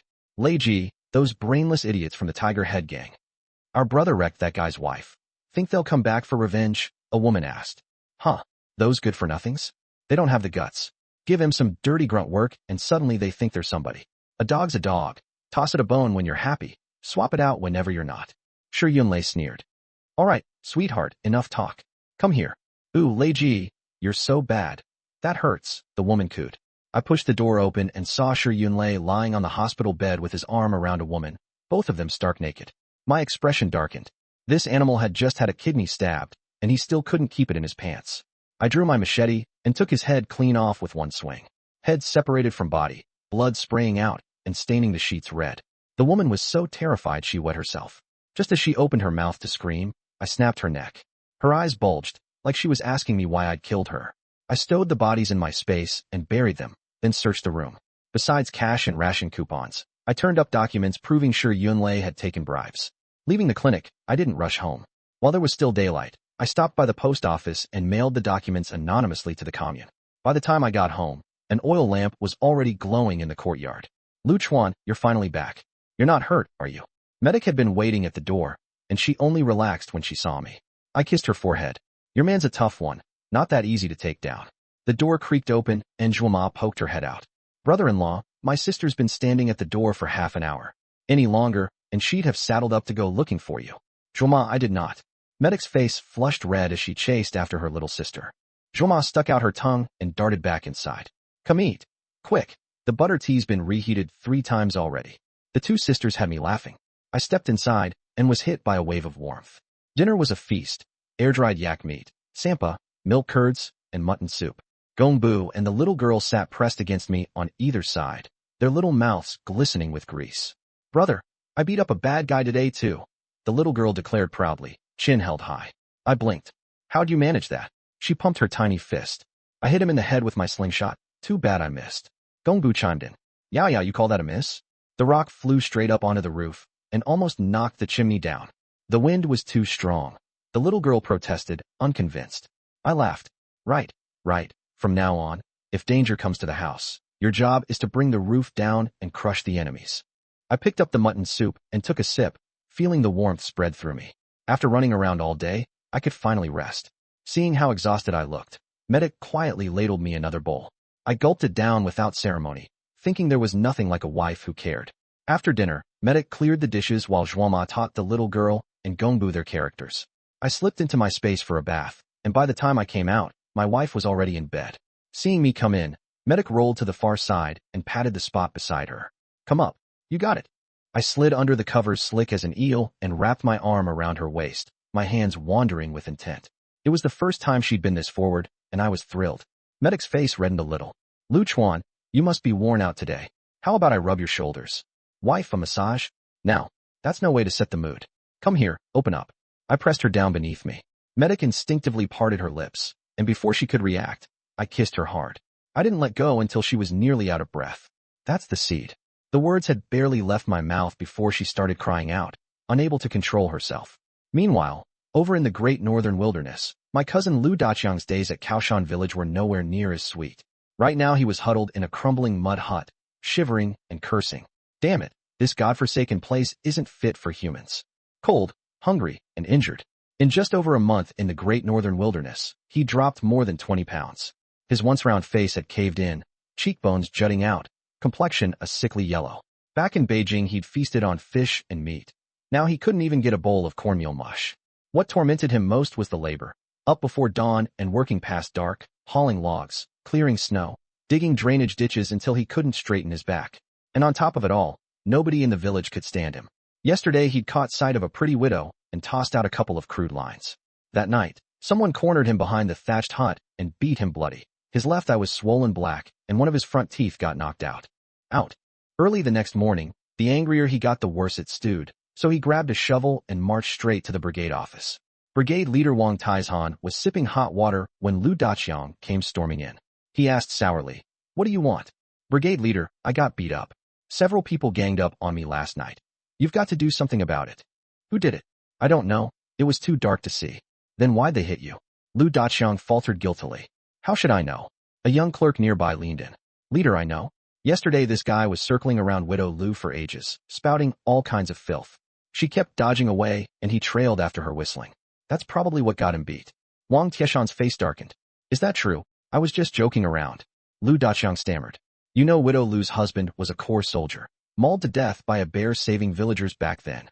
You go harassing a martyr's widow, and still have the nerve to file a complaint." Wang Taizhan slammed his palm on the desk, thinking the guy had it coming. He knew Lu Daqiang had been sent down here for messing around with women in the first place, and the more he talked, the angrier he got. A dog just can't stop eating shit. Others earn 10 work points a day, you can barely scrape together 5, and yet you spend all your time scheming about this garbage. Starting today, your ration for the month is cut by 30%, and you're on brigade latrine duty. Cause any more trouble, and I'll throw you in the lockup. Lu Daqiang was stunned. He was already starving. Cut another 30%, and he'd waste away. He immediately started begging. "Leader, I was wrong. Don't cut my rations. I swear I'll never do it again." Wang Taizhan ignored him completely. "Get out and get to work. Don't hold everyone else up." Lu Daqiang shuffled out of the brigade office in a daze. He'd missed breakfast and broke down crying from hunger. He'd never gone without food a day in his life. For some reason my face popped into his mind. He knew I was the one who'd reported him, and the more he thought about it, the angrier he got. But out here in this desolate wilderness, there was nowhere to run. He was utterly hopeless. The truth was, I didn't care in the least if it came out. When it came to dealing with a piece of trash like Lu Daqiang, I had 1,000. Here's the English translation. Away. The next morning, the moment I pushed open the courtyard gate, I saw Uncle Tashi and his whole family waiting outside with their horses. "Lu Chuan, the weather's great today, perfect for harvesting salt. Hurry up and get ready. Let's go." Uncle Tashi shouted from the wagon. "All right, I'll go get my wife and the others. We'll be right out." I turned and went back inside. Meiduo and Juma were already packed and ready. Burlap sacks, wooden shovels, iron spades, and the wooden buckets for carrying salt were all loaded onto the wagon. Since we'd be gone for 2 or 3 days, they'd also prepared tents and plenty of food. Gongbu and the little girl were going along to harvest salt for the first time, and they were bursting with excitement. Especially the little one. She was carrying a cloth sack as big as she was, wobbling with every step. "Big brother, I'm gonna dig up lots and lots of salt." I laughed. "Just don't get lost. The work is for the grown-ups." The whole family climbed onto Uncle Tashi's wagon and headed to the village entrance to gather. For this salt harvest, besides Uncle Tashi's family, more than a dozen educated youths came along too. Wang Qingshan, Li Weidong, Tong Xiangyu, Li Juanru, and Huang Yuzhen were all there. In those days, supplies were scarce, especially in remote pastoral areas. Salt was a vital daily necessity, and the supply and marketing co-op might only get a shipment once every few months. So every year, when the Salt Lake's crystals were at their best, the local herders would go harvest and stock up together. If they were lucky, the salt they brought back would last a year and could even be traded for grain and cloth coupons. The group came together quickly. More than 10 horses, 3 ox carts, and a dozen or so educated youths hauling burlap sacks, rolling toward the Salt Lake in a grand procession. Under the sunlight, the entire Salt Lake shimmered with silver, like a giant mirror spread out in the middle of the grassland. According to a long-standing rule among the nearby villages, each village had its own designated salt harvesting area. Everyone unloaded their tools. The men used iron spades to pry up the salt crust, and the women scooped the broken salt into sacks and loaded them onto the carts. Soon everyone was hard at work. Lu Chuan slowed down. Beside the salt pit, Meiduo watched me swing my spade down like a hammer and couldn't help but warn me. "We're harvesting salt, not clearing land. Smashing it like that just breaks the salt all to pieces." I stopped and looked down at the salt crystals scattered around my feet, then rubbed my nose.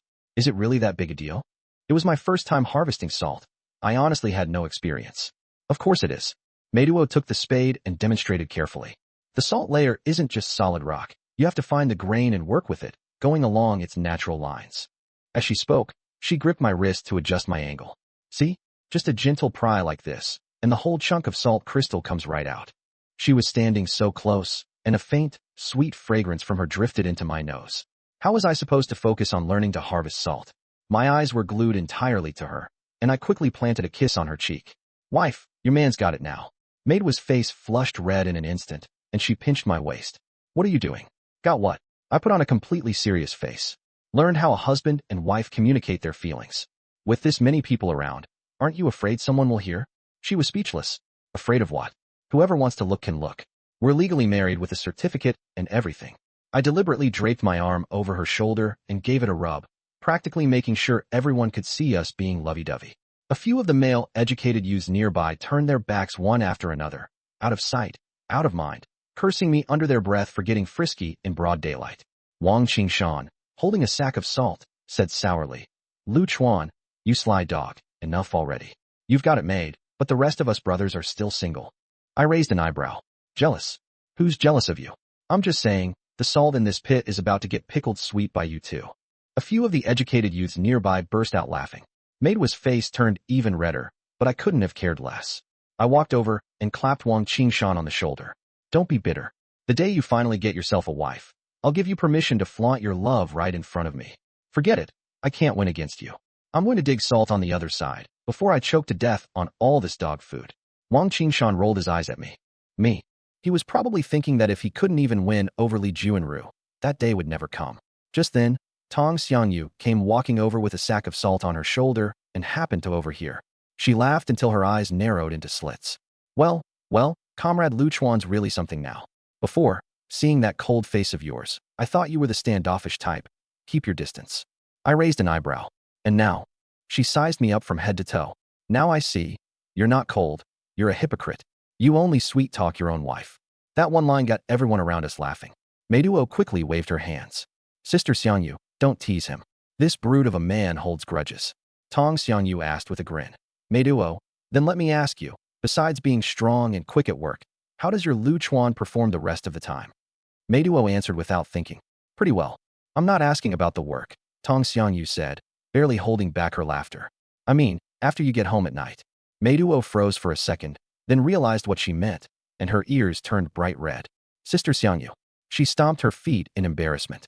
How can you ask about everything? I stood off to the side enjoying the show, my shoulders shaking with laughter. Tong Xiangyu roared with laughter. Look at that.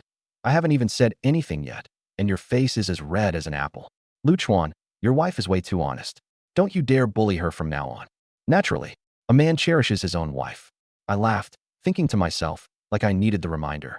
Just as we were laughing and joking. Smack. A crisp slap rang out from the other side of the salt lake. Everyone around froze, stopping their work one by one and all turning in unison toward the direction of the sound. I followed the crowd's gaze.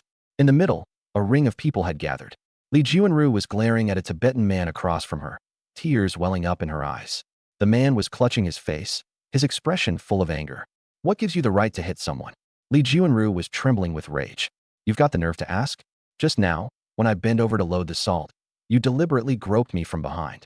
You think I didn't notice? The whole area fell silent, and many people stopped what they were doing to look over.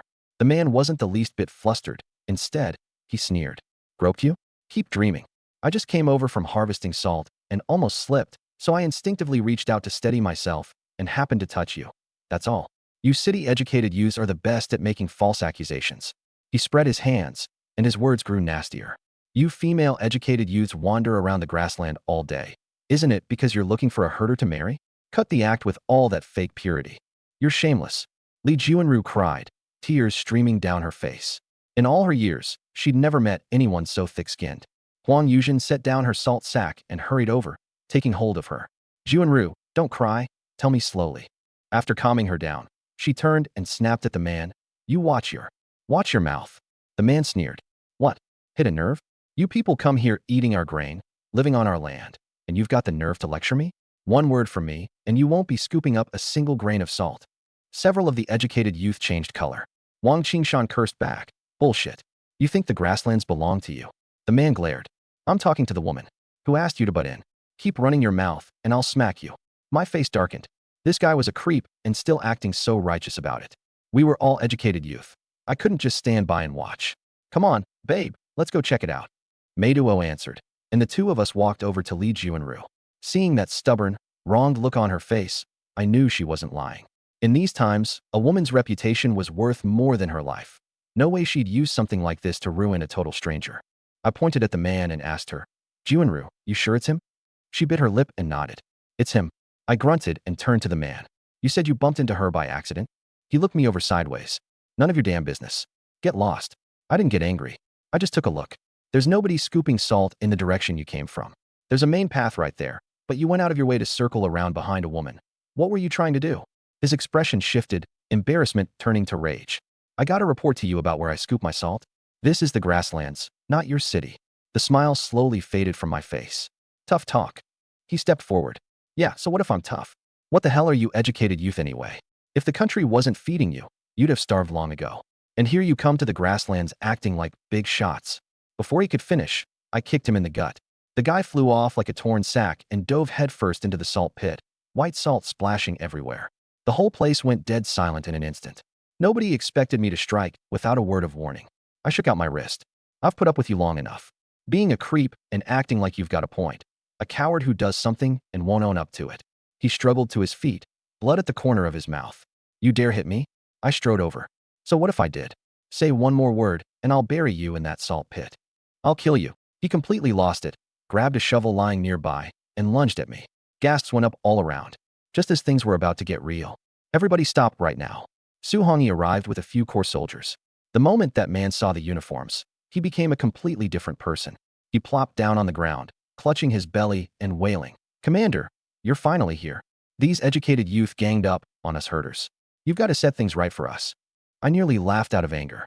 A second ago, he'd been a raging demon, and now he was the victim. He changed faces faster than flipping a page. Suhongi glanced at him and looked straight at me.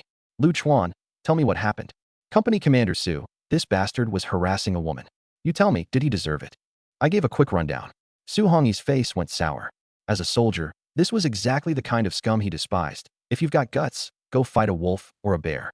Bullying women, what kind of man does that? He walked up to the man and said coldly, being a creep and acting righteous about it?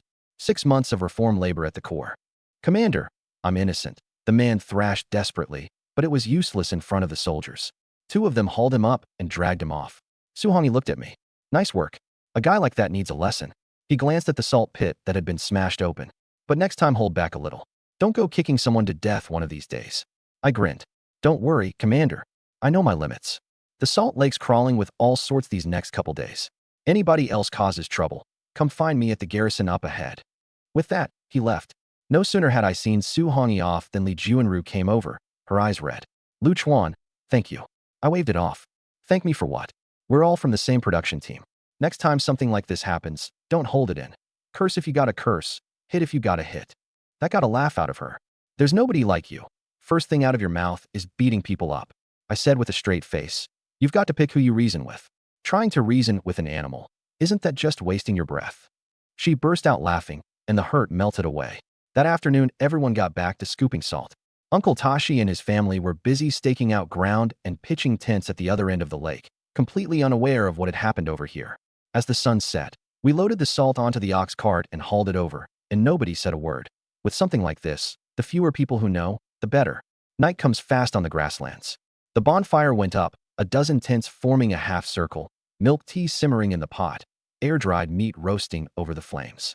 People worn out from a full day sat around the fire, smiles on every face. Wang Qingshan produced an old harmonica from somewhere and played it off-key, but it got the mood going. A few of the herder aunties started up a guozhuang dance, and the educated youth got pulled in two. Li Weidong lost the beat and nearly tumbled into the fire, setting off a roar of laughter. Even the usually shy Li Juanru got dragged in for a couple of rounds.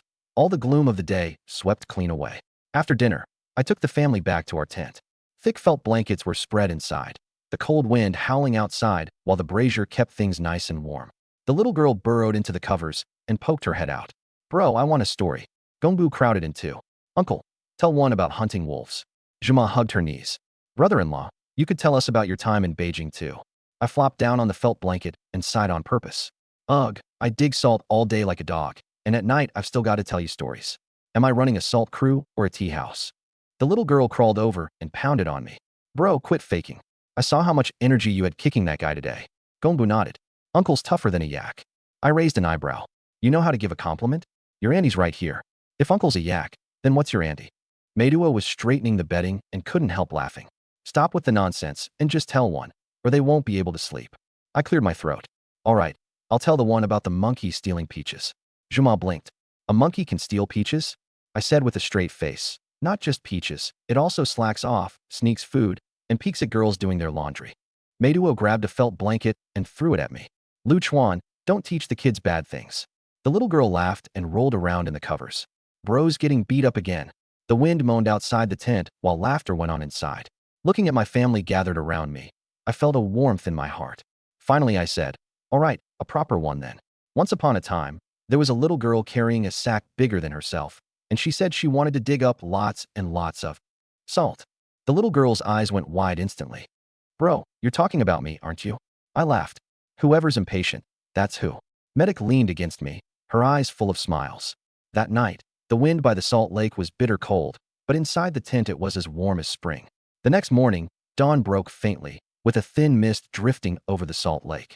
I woke up, bursting to pee, crept quietly out of the tent, glanced at Medic still fast asleep, and wrapped my sheepskin coat tight as I headed off into the distance. About 30 meters from the tent stood a few crooked trees, perfect for blocking the wind. I walked over and started to relieve myself. Hey, are you crazy, Lu Chuan? It's broad daylight. Can't you see there's someone here? A woman stepped out from behind the tree. I jumped. Turned out it was Gajin, the widow from the village. We called her Auntie, but she was really only 25 or 26. Her husband had been much older and had died of illness a few years back. Oh no, Auntie Gajin, I didn't mean to. Before I could finish, my eyes froze. Wow, that spot was round and full, looking pretty firm.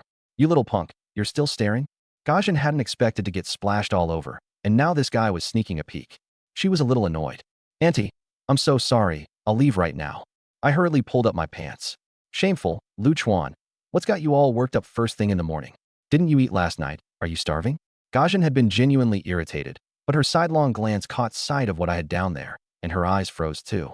She thought to herself, this city youth is a fine-looking one, and down there he's built like a beast. Lu Chuan, you got my clothes all dirty. You're just going to walk off like that? Then what am I supposed to do? Gajin had been a widow for years. She'd been set up with a few grassland men, all of them ugly rejects. Finally running into one that pleased the eye, she decided to tease this strapping fellow. Auntie, I really didn't mean to. How about you take off your clothes, and I'll wash them for you? That should settle it, I figured. Wash what? You splash cold water all over my face too. What are you going to wash that with? Then what do you want me to do? I thought to myself, this woman isn't trying to shake me down for money, is she? Wipe it clean for me. She kept a stern face on purpose, tilting up her chin to signal me to get to it. She'd realized this kid was slippery. Yesterday he'd taken down those thugs so cleanly, and now here he was playing dumb. I was in the wrong, so I had no choice but to pull out a clean handkerchief. Auntie, don't move. I carefully wiped her face. The morning mist was heavy, and the two of us stood close. I could even smell the faint scent of butter on her. Gajin looked at the face so near to hers, and an inexplicable longing welled up in her heart. She'd been bought as a joy-bringing bride for an old man, a superstitious cure, but the old geezer had died just days after the wedding. To this day, she was still a virgin, and lately, somehow, her needs in that department had grown especially strong. Just as she was thinking it, she grabbed my hand and pulled it downward. Lu Chuan, there's some on my neck too. And really, you, letting loose such a big stream. As she said it, she thrust her waist forward. I was completely dumbfounded. Wait, is this right? Are all grassland women this bold? To be fair, Gajin really did have a great figure. Her skin was fair with a rosy glow, absolutely stunning in the sunlight. I thought to myself, being this good-looking and wasting it as a widow. Puffed, puffed, puffed. What are you thinking? I snapped out of it and pulled my hand back. Auntie, it's wiped clean. I'm heading back. I dropped the words and turned to leave. I couldn't do my wife wrong. I'd only gone a few steps when I heard her laugh behind me. Lu Chuan, what are you running for? Auntie doesn't bite. Come visit Auntie's place back in the village sometime. I picked up my pace. This woman was terrifying. Back at the tent, Joma stumbled out yawning. Brother-in-law, where'd you go so early? Peeing. My face didn't change a bit, but inwardly I hoped she wouldn't ask any more. I had this feeling like I'd been caught cheating, even though I hadn't done a thing. Oh, Joma didn't think anything of it. My sister's got the tsampa and butter tea heated up. The moment I heard food, I tossed that whole messy business right out of my head. Inside the tent, it was toasty warm. Medic crouched by the stove brewing butter tea, while the little girl and Gongbu were already digging into their bowls. She spotted at a glance that something was off. Lu Chuan, why's your face red? She reached out to feel my forehead. You didn't catch a cold, did you? Seeing how concerned she was, I felt a little guilty. But then again, I hadn't actually done anything, just gotten startled. So I straightened up righteously. Nope, probably just ran a bit fast. Medic eyed me suspiciously, always feeling this big guy was hiding something, though she couldn't put her finger on what. In the distance, morning lights spilled across the salt lake, the silvery white salt surface glinting dazzlingly. A new day of salt harvesting had begun. For the next 2 days, everyone was down in the salt lake, out the door at first light, and calling it quits only after sunset. Cart after cart was packed full to the brim with salt. During those days of digging salt, whenever no one was watching, I secretly stashed quite a bit into my space too. These days everything was in short supply, and salt was hard currency. Whether to eat myself later or to trade for other things, it would all come in handy. 3 days later, the harvest wrapped up, and more than a dozen ox carts and horse carts came back fully loaded. It was exhausting, truly, but seeing the salt bags piled up like little hills, everyone was in high spirits, chatting and laughing the whole way. Back at the village, everyone split off. Our family had just entered the little courtyard when, from a distance, we saw Officer Sonam riding over on horseback, several young officers trailing behind him. My heart stirred, but I didn't let it show on my face. I quickly stepped forward. "Comrade Sonam, just got back and here you are already. Something I can help with." He brushed the dust off his clothes, his expression as serious as ever, and got straight to the point. "Comrade Lu Chuan, Deputy Director Sure of the Revolutionary Committee, has gone missing. I'm here to look into a few things." "Missing? When did that happen?" I put on a look of surprise. I'd known all along the police would come sooner or later. As long as I flatly denied everything, it wouldn't be a big deal. Sonam kept his eyes fixed on my reactions. As an officer, he was in the habit of observing people's expressions and movements, but my surprise looked pretty natural. He continued, "Someone at the commune reported that you and Deputy Director Sure had a conflict." I scratched my head. "A conflict?" "Yeah, there was one. A few days ago I was stacking hay when Deputy Director Sure came with a few red armband guys to arrest me. Lots of the educated youth were there at the time. After that, I never saw him again." Sonam nodded. He'd actually already checked all of this, and it matched what others had said. The problem was, the trail went completely cold during the period after Sure Yunlei was last seen. His instincts told him something was off, but he couldn't find any evidence. "These past days of the salt harvest, were you at the salt lake the whole time?" "Of course." I pointed at the pile of salt bags. "All the educated youth went. Worked from dawn to dusk, nearly broke my back." I rubbed my lower back. Sonam closed his notebook. "Report back right away if you remember anything." "No problem," I answered without missing a beat. He asked a few more questions, found nothing out of the ordinary, and turned to leave. Just as he stepped out the courtyard gate, a chill ran down his spine. He glanced back, nothing there. He frowned, figured he was just running on no sleep from working the case, and rode off with his men. The second he was gone, Medic and her sister came out, each carrying a hunting rifle. The sight cracked me up. "Ladies, what's this all about, hunting wolves?" Medic shot me a glare. "Still laughing?" The cops came knocking. Zhuoma and I already agreed. If they try to haul you off, we go down fighting. "Put the guns away, honey. It's just routine questioning. They're not going to cart people off for no reason. Doesn't hurt to be ready." Medic gave a little huff. Zhuoma nodded beside her. "Right. Anybody lays a hand on our brother-in-law, we'll take him with us." Hearing that warmed me right up. How many people these days would put their lives on the line for you? I somehow had too. I'd struck gold. After chatting a bit, the sisters headed to the back to feed the livestock. I shoved some dried dung into the stove and set the big iron pot on to boil water. Gongbu and my little sister were out in the yard, arms wrapped around the two dogs, Jinbao and Fubao, playing away. Once the water boiled, all four of us took hot baths one after another. Coming back from the salt lake, we were caked in a layer of white brine. Shake your clothes and salt crystals would just rain down. After washing up, I felt good all over. Snow started falling outside. That evening we had Tibetan noodles with yak meat, plus some fried rice. Bellies full, everyone turned in. In the night, some indecent sounds drifted through the room. The young couple carrying on till dawn. Sweet dreams all around. Over the next few days, heavy snow blanketed the grassland, piling up past your calves. The production team didn't send anyone out to work, so everyone just holed up at home to wait out the cold. I couldn't sit still. Every morning, I went to the barn to brush down the horses and cattle, clean their hooves, and lay out feed. Blackie snorted and nuzzled my palm with his head. I patted his neck. "Look at you living the good life. That feel nice or what?" After the grooming, I swept out the barn and came around to the front yard, right in time to catch my sister-in-law Shijin twisting Gongbu's ear as she scolded him. "You little brat, hanging around your uncle's place day in and day out. What does that look like? Come home with your mother." "Mom, easy, that hurts." Gongbu begged. "Fine, I'll come home, all right." I stepped up. "Come on, sis, he's just a kid. It's normal to want to be where the action is." Only then did Shijin let go. She looked at her son, noticeably sturdier than before, and her eyes filled with gratitude. In times like these, no family had grain to spare. Letting a kid eat and drink at your place every day, well, that meant you truly treated him as one of your own. Luchuan, you and Medic have had your hands full with him. She lifted a sack of barley flour off the ground and set it under the eaves. This is freshly milled at home. Keep it for yourselves. I'll bring some air-dried meat over later too. Sis, I really can't take this. Enough. We're family. No need to stand on ceremony. With that, she grabbed Gongbu and hurried off, clearly afraid I'd try to shove the flour back at her. Uncle, once the snow lets up, I'll come find you and Yao Yao again.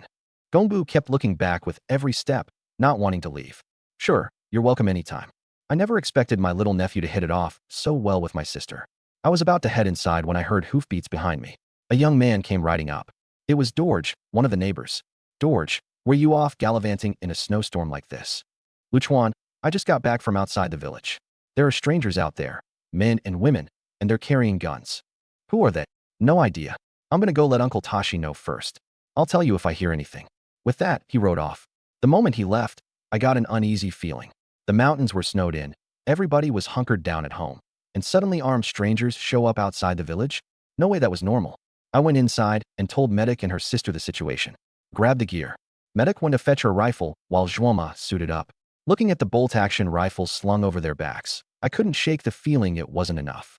These people came out of nowhere, and from Dorge's tone, there were a lot of them. I went to the back to get the horse, and, on the way, pulled 2 wooden crates out of my space. Luchuan, what are these? Where'd they come from? Medic asked, curious. Stuff I stashed away a while back, just in case. I told a little white lie. I opened the crates. Inside was all top-of-the-line hardware. Grenades, a mortar, heavy machine guns. Just then my little sister came running over with Jean Bao in her arms. Seeing us all grabbing weapons, she knew something was up right away. Bro, is something wrong? I ruffled her hair. Stick close to us. We're heading out to check on the village. I didn't feel right leaving her home alone, so I just brought her along. Gear checked. All 4 of us rode out of the village and crept up to the top of the ridge behind it. Peering down through a gap in the rocks, at the foot of the hill were 20-some horses tied up, and a group of men and women sitting around a bonfire, roasting meat and drinking. Medic's face darkened. It's the Snowland Restoration League bandits. Every winter these animals come out to raid grain and steal livestock. 10 years ago, it was them who killed my mom and dad. Zhuoma's eyes went red in an instant, her knuckles white around the rifle. Their enemies had come again. I followed their gaze, and my stomach tightened. In my past life, I'd learned about this crew. Back when the rebellion happened, some of the rebels fled across the border, and scattered bands of them banded together into the Snowland Restoration League. They operated along the border for years, raiding, looting, and destroying, bringing misery to countless herders. Down below, one of the men cursed. Damn it, just thinking about Kwakuo village makes my blood boil. A woman beside him asked, Third brother, you thinking about 5th brother and the others again? Last time 5th and a couple of the guys went in to grab supplies. Should have been a sure thing. Then some educated youth screwed it all up. That little bastard locked them in a pigsty, ruined their 3rd leg and all, and we lost several brothers over it. A few of the men joined in, cursing up a storm. An educated youth thinks he can go up against us? Catch him and skin him alive. Tonight we go into the village, drag that youth out first, and avenge 5th brother. Behind the rock, I rubbed my nose. Honey, sounds like they're talking about me. Zhuoma nearly burst out laughing. Brother-in-law, they've had you on their minds for a good while. I curled my lip. Plenty of folks have me on their minds. Who the hell do these mongrels think they are? Who's up there? Get out here. The leader raised his gun and started walking over. Without hesitation, I squeezed the trigger. The man let out a muffled grunt, a hole where his forehead had been, and toppled onto the snow. The base of the hill erupted in chaos. We're under attack. It's an ambush. The woman from before, seeing her man dead, scrambled for her gun to return fire. Both sides tangled in a firefight. In just a few shots, we'd cut down half of them. Bang, bang, 2 more rounds, and the woman took hits to the chest. Blood sprayed out, and she went down too. I turned to look. The one who'd fired those shots was none other than little sis. I stared, wide-eyed, thinking, no way, is this really my timid little sister? She got nervous under my gaze and mumbled, Bro, did I mess up? No, you were amazing. I quickly encouraged her. Inside, I was bursting with pride. Our little girl was all grown up. Only then did she relax. Turns out she'd secretly grabbed a pistol from the crate too, and was afraid I'd scold her. Guess she was overthinking it. Medic turned around and gave my sister a thumbs up. Nice one, kiddo. This little girl was fearless. No wonder she's my sister. She started shooting even younger than Medic did. Like brother, like sister. Drama wasn't surprised at all. She'd been the one who taught the kid to shoot while hurting, and clearly the lessons paid off. The few of us opened fire, spraying rounds everywhere. Once the two ringleaders went down, the rest completely fell apart. I don't know how long it lasted, but eventually the gunfire stopped. The snow was littered with bodies. Over 20 horse bandits, not a single one left. Dralma kicked at a corpse near her feet, confirming there were no survivors before lowering her gun. Brother-in-law, all clear. I nodded. Search them. Take anything useful. These guys had spent years working the borderlands, so they were far from broke. Besides guns, ammo, daggers, and ration coupons, we actually turned up 4,000 in cash. Once we finished, Medic asked, "What do we do with the bodies?" "Dig a pit and bury." Before I could finish, the sound of galloping hooves came from the distance. "Luchuan, are you all okay?"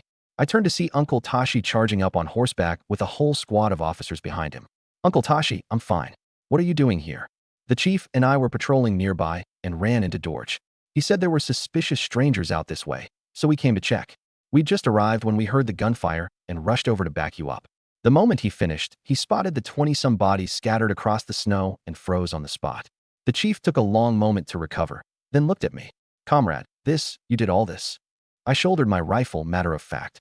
"Yeah, they fired first." The chief then looked at my little sister, still clutching her pistol. "How is there a kid here too?" She blinked. "I shot a bad woman dead." Dead silence all around. Everyone turned to look at me at once, as if waiting for an explanation. "Right, my sister took out the wife of that leader guy." I said it with total pride. The same thought popped into everyone's head at once. What the hell kind of family is this?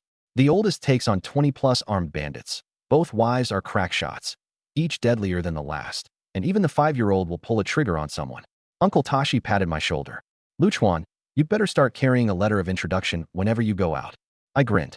"Uncle, why doesn't that sound like a compliment?" He shot me a glare, thinking, "Young master, you'd better wise up. You just wiped out a whole crowd of people, and there's no telling if the chief will make trouble over it." But the way the chief was looking at our family had changed entirely now. "Comrade Luchuan, you've done a great service here." I immediately asked, "Chief, is there a reward for a great service?" The chief burst out laughing. "You rascal, you just pulled off something this big and you're already thinking about a reward?" I said, dead serious, "Of course. Nobody's got grain to spare these days. Sure, recognition is nice, but material rewards can't hurt either. Relax, there'll definitely be something." "What kind of reward?" "You'll find out when the time comes." He kept me guessing. "All right, you all head back and rest. We'll take it from here." I didn't press further and left with my wives and sister. Watching us walk away, the chief remarked to Uncle Tashi, "In all my years as an officer, I've never seen an educated youth this decisive and ruthless. 20-some horse bandits, and not a single survivor left." "That's just how the kid is," Uncle Tashi said. "But I've got to admit, if it weren't for him this time, our village would have been in real trouble." The chief nodded, thinking to himself that this kid was destined for far bigger things. Back home, snow was still falling outside. Medic quietly went into the back room, set up an altar in the corner, and lit 3 sticks of incense. I knelt too, bowing to my in-laws. Medic said softly, "Father, Mother, your daughter has avenged you again." 10 years of buried grievance and hatred seemed to pour out all at once, and she couldn't stop the tears. To them, any horse bandit was an enemy. Dralma knelt beside her sister and lit 3 sticks of incense too. "Father, Mother, rest easy. No one will ever be able to bully us sisters again." The two of them solemnly kowtowed 3 times. After a long while, Medic wiped away her tears and turned to me. "Luchuan, thank you." I broke into a grin. "Silly wife, we're family. No need for thanks." Once we'd finished paying our respects, the few of us came out of the room, and no one brought up the horse bandits again. Dinner was a big pot of butter tea, yak meat, and stewed cabbage, and the whole family gathered around the stove to eat. My little sister gnawed on a meaty bone, her little mouth all greasy, cracking everyone up. Even Medic smiled a lot more than usual. After dinner, I added some dried yak dung cakes to the fire, and the whole family crawled into bed early. The next morning, after washing up, I pushed open the courtyard gate and saw Uncle Tashi riding up. Startled, I hurried out to greet him. "Uncle Tashi, what brings you here?" He said, "Luchuan, those horse bandits were nothing but trouble. You got rid of that menace and did society a favor, so the organization has decided to give you a private commendation." With that, he pulled a craft paper package from inside his coat and handed it to me. I opened it and froze. Inside was a certificate of merit, along with cloth coupons, ration coupons, and 300 yuan on top. I chuckled. "Uncle Tashi, the organization's being pretty generous this time." Finally, not just 10 yuan. I tucked away the money and coupons and gave the certificate a couple of looks. The more I looked, the more pleased I was. I'd hang it in the main room later, so anyone who came by would see it right away. I leaned in a little. Uncle Tashi, there's something I want to run by you. The moment he saw the look in my eyes, he was instantly on guard. What are you scheming now, you rascal? I gave a sly little laugh. Any chance you could help me get hold of a motorcycle? Riding a horse to the county seat was too slow. With a motorcycle, running errands would be a whole lot easier. You think a motorcycle's like a cow or a sheep, that you can just go grab one? He nearly thought he'd misheard. That thing was a rarity. In the entire Tibetan region, only the construction corps had one. Then he suddenly thought of someone. A new one's hard to come by, but would you take a scrapped one? Sure, as long as it can be fixed. Then come with me, he said. Zhou Shoshan used to be a corps driver. He injured his leg on a mission and retired. After his military service, he worked as a temporary driver for the commune. He could drive and repair cars, but he had a nasty temper, didn't care about anyone's face. Last year, when a commune leader came to get his car fixed, he wouldn't take the cigarette offered, wouldn't drink the toast poured for him. Pissed the leader off something fierce. All he said was, I'll fix the car, but I won't eat your meal. I laughed. People like that are actually the easiest to deal with. The two of us rode our horses to a mud brick house at the edge of the village, where a tall, skinny guy was crouched beside a truck, taking apart the engine. Shoshan, you busy? Uncle Tashi called out. Truck's broken. Not driving today. He didn't even look up. Got someone to introduce to you. This is Lu Chuan, an educated youth from Beijing. He wants to get a motorcycle. Zhou Shoshan looked up and swept his eyes over me like I was some kind of idiot. Can't help you. I wasn't bothered. I crouched down beside the engine and took a few looks. Master Zhou, your clutch isn't broken, your fuel line's clogged. He turned to me. You know how to fix cars? A little. He handed the wrench straight over. Fix it.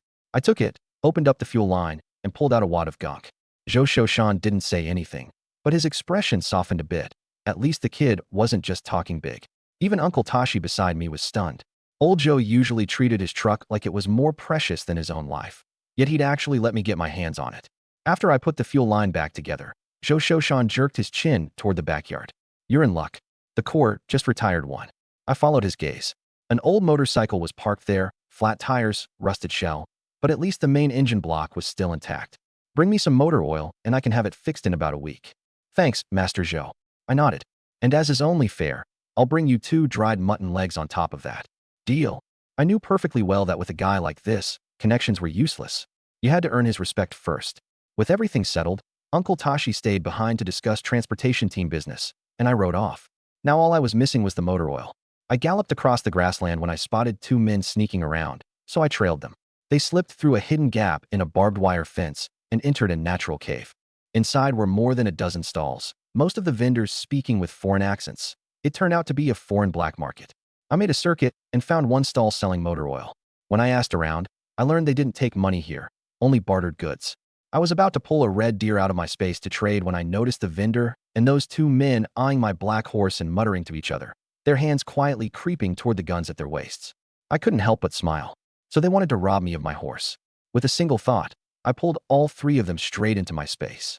Faced with the unknown space, all 3 were instantly scared out of their wits and quickly gave up their identities. Turns out they were workers from a Nepalese oil depot who regularly smuggled motor oil and diesel to the black market for cash. I got the depot's location out of them, then dealt with all 3 on the spot, collected the oil and supplies from the stall, and rode south. When I found the oil depot, it looked ordinary on the outside, but inside it was packed with motor oil and diesel. I was thrilled. I'd only meant to scrounge up some oil for the motorcycle, and instead I'd just solved my fuel problem for the next several years. After confirming no one was around, I waved my hand and pulled every drop of fuel in the depot into my space. I hadn't gotten far after emptying it out when a shrill whistle sounded behind me. I looked back. The depot was lit up with a blaze of lights. A night watchman yawned as he opened the depot door, then froze in his tracks. The depot was empty. Everything was gone. Get over here, quick. The man in charge rushed in with a dozen others. Staring at the empty warehouse, he cursed his head off. Where's the oil? All that oil, where the hell did it go? Someone shouted. Pong and the other 2 are missing.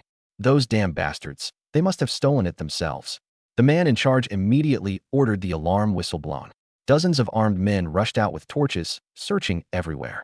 But by then, I'd already ridden back through the barbed wire fence into the Tibetan region.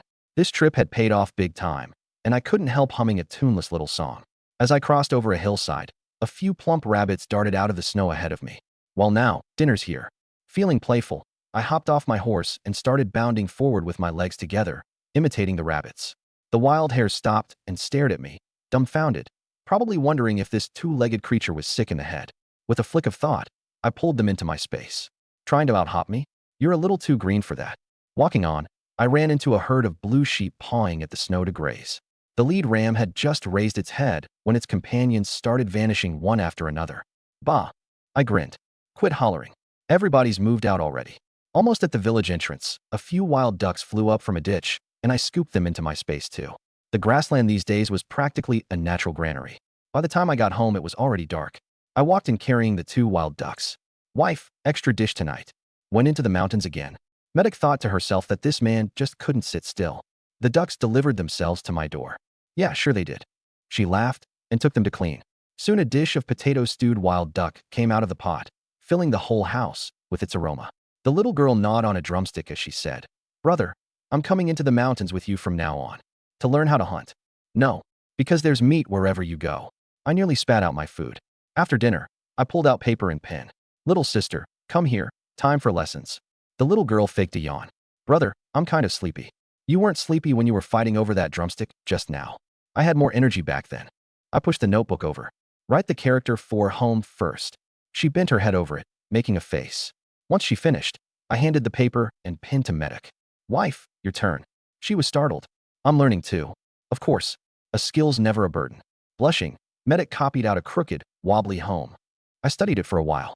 Not bad at all. Her eyes lit up. "Really, really, better than Juama's." Juama wasn't having it. She snatched the pen and scribbled one out. One look and I could barely keep a straight face. "Juama, is that writing or are you drawing ram's horns?"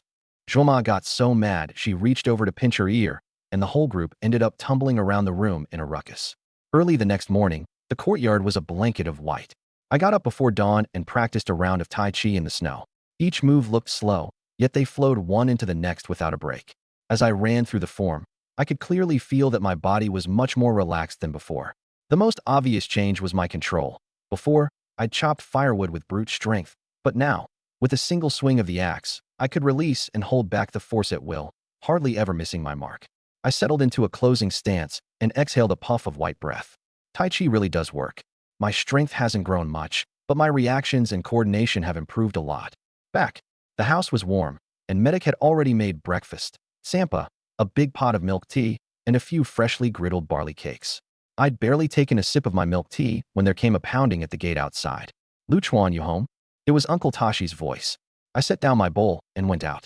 "Uncle, what's going on so early in the morning?" His face was grim. "Did you hear anything last night?" "No." "What?" "Auntie Tsujia's family had a sheep stolen." "Any leads?" He shook his head. "Whoever stole it once will come back. You've got a lot of sheep. Stay alert at night.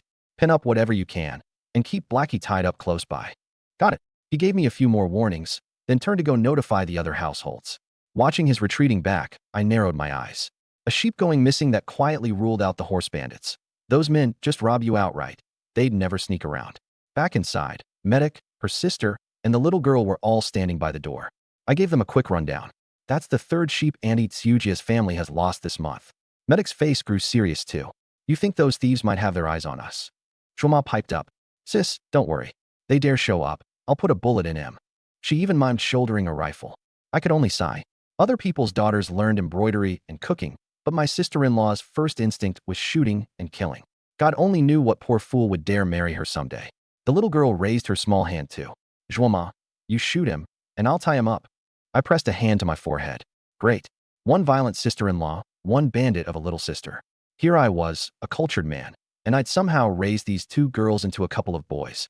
Medic gave both their heads an exasperated pat. "One's bigger than the other." I took a sip of milk tea. "You just keep the house safe. Leave the rest to me." After breakfast, I didn't rush out. Since the thieves had set their sights on the nearby pastures, I couldn't afford to be careless. I grabbed a hammer and some wire and went to the sheep pen, pounding the loose wooden posts back into the frozen ground and wrapping 2 more coils of wire around the perimeter. Juama crouched off to the side with her rifle slung on her back, watching for the fun of it. "Brother-in-law, aren't you being a little too cautious?" I didn't even look up. You'll know what regret means when the sheep are gone. The little girl trailed behind me, clutching a wooden stick. "Big brother, I'll help you patrol." I shot her a glance.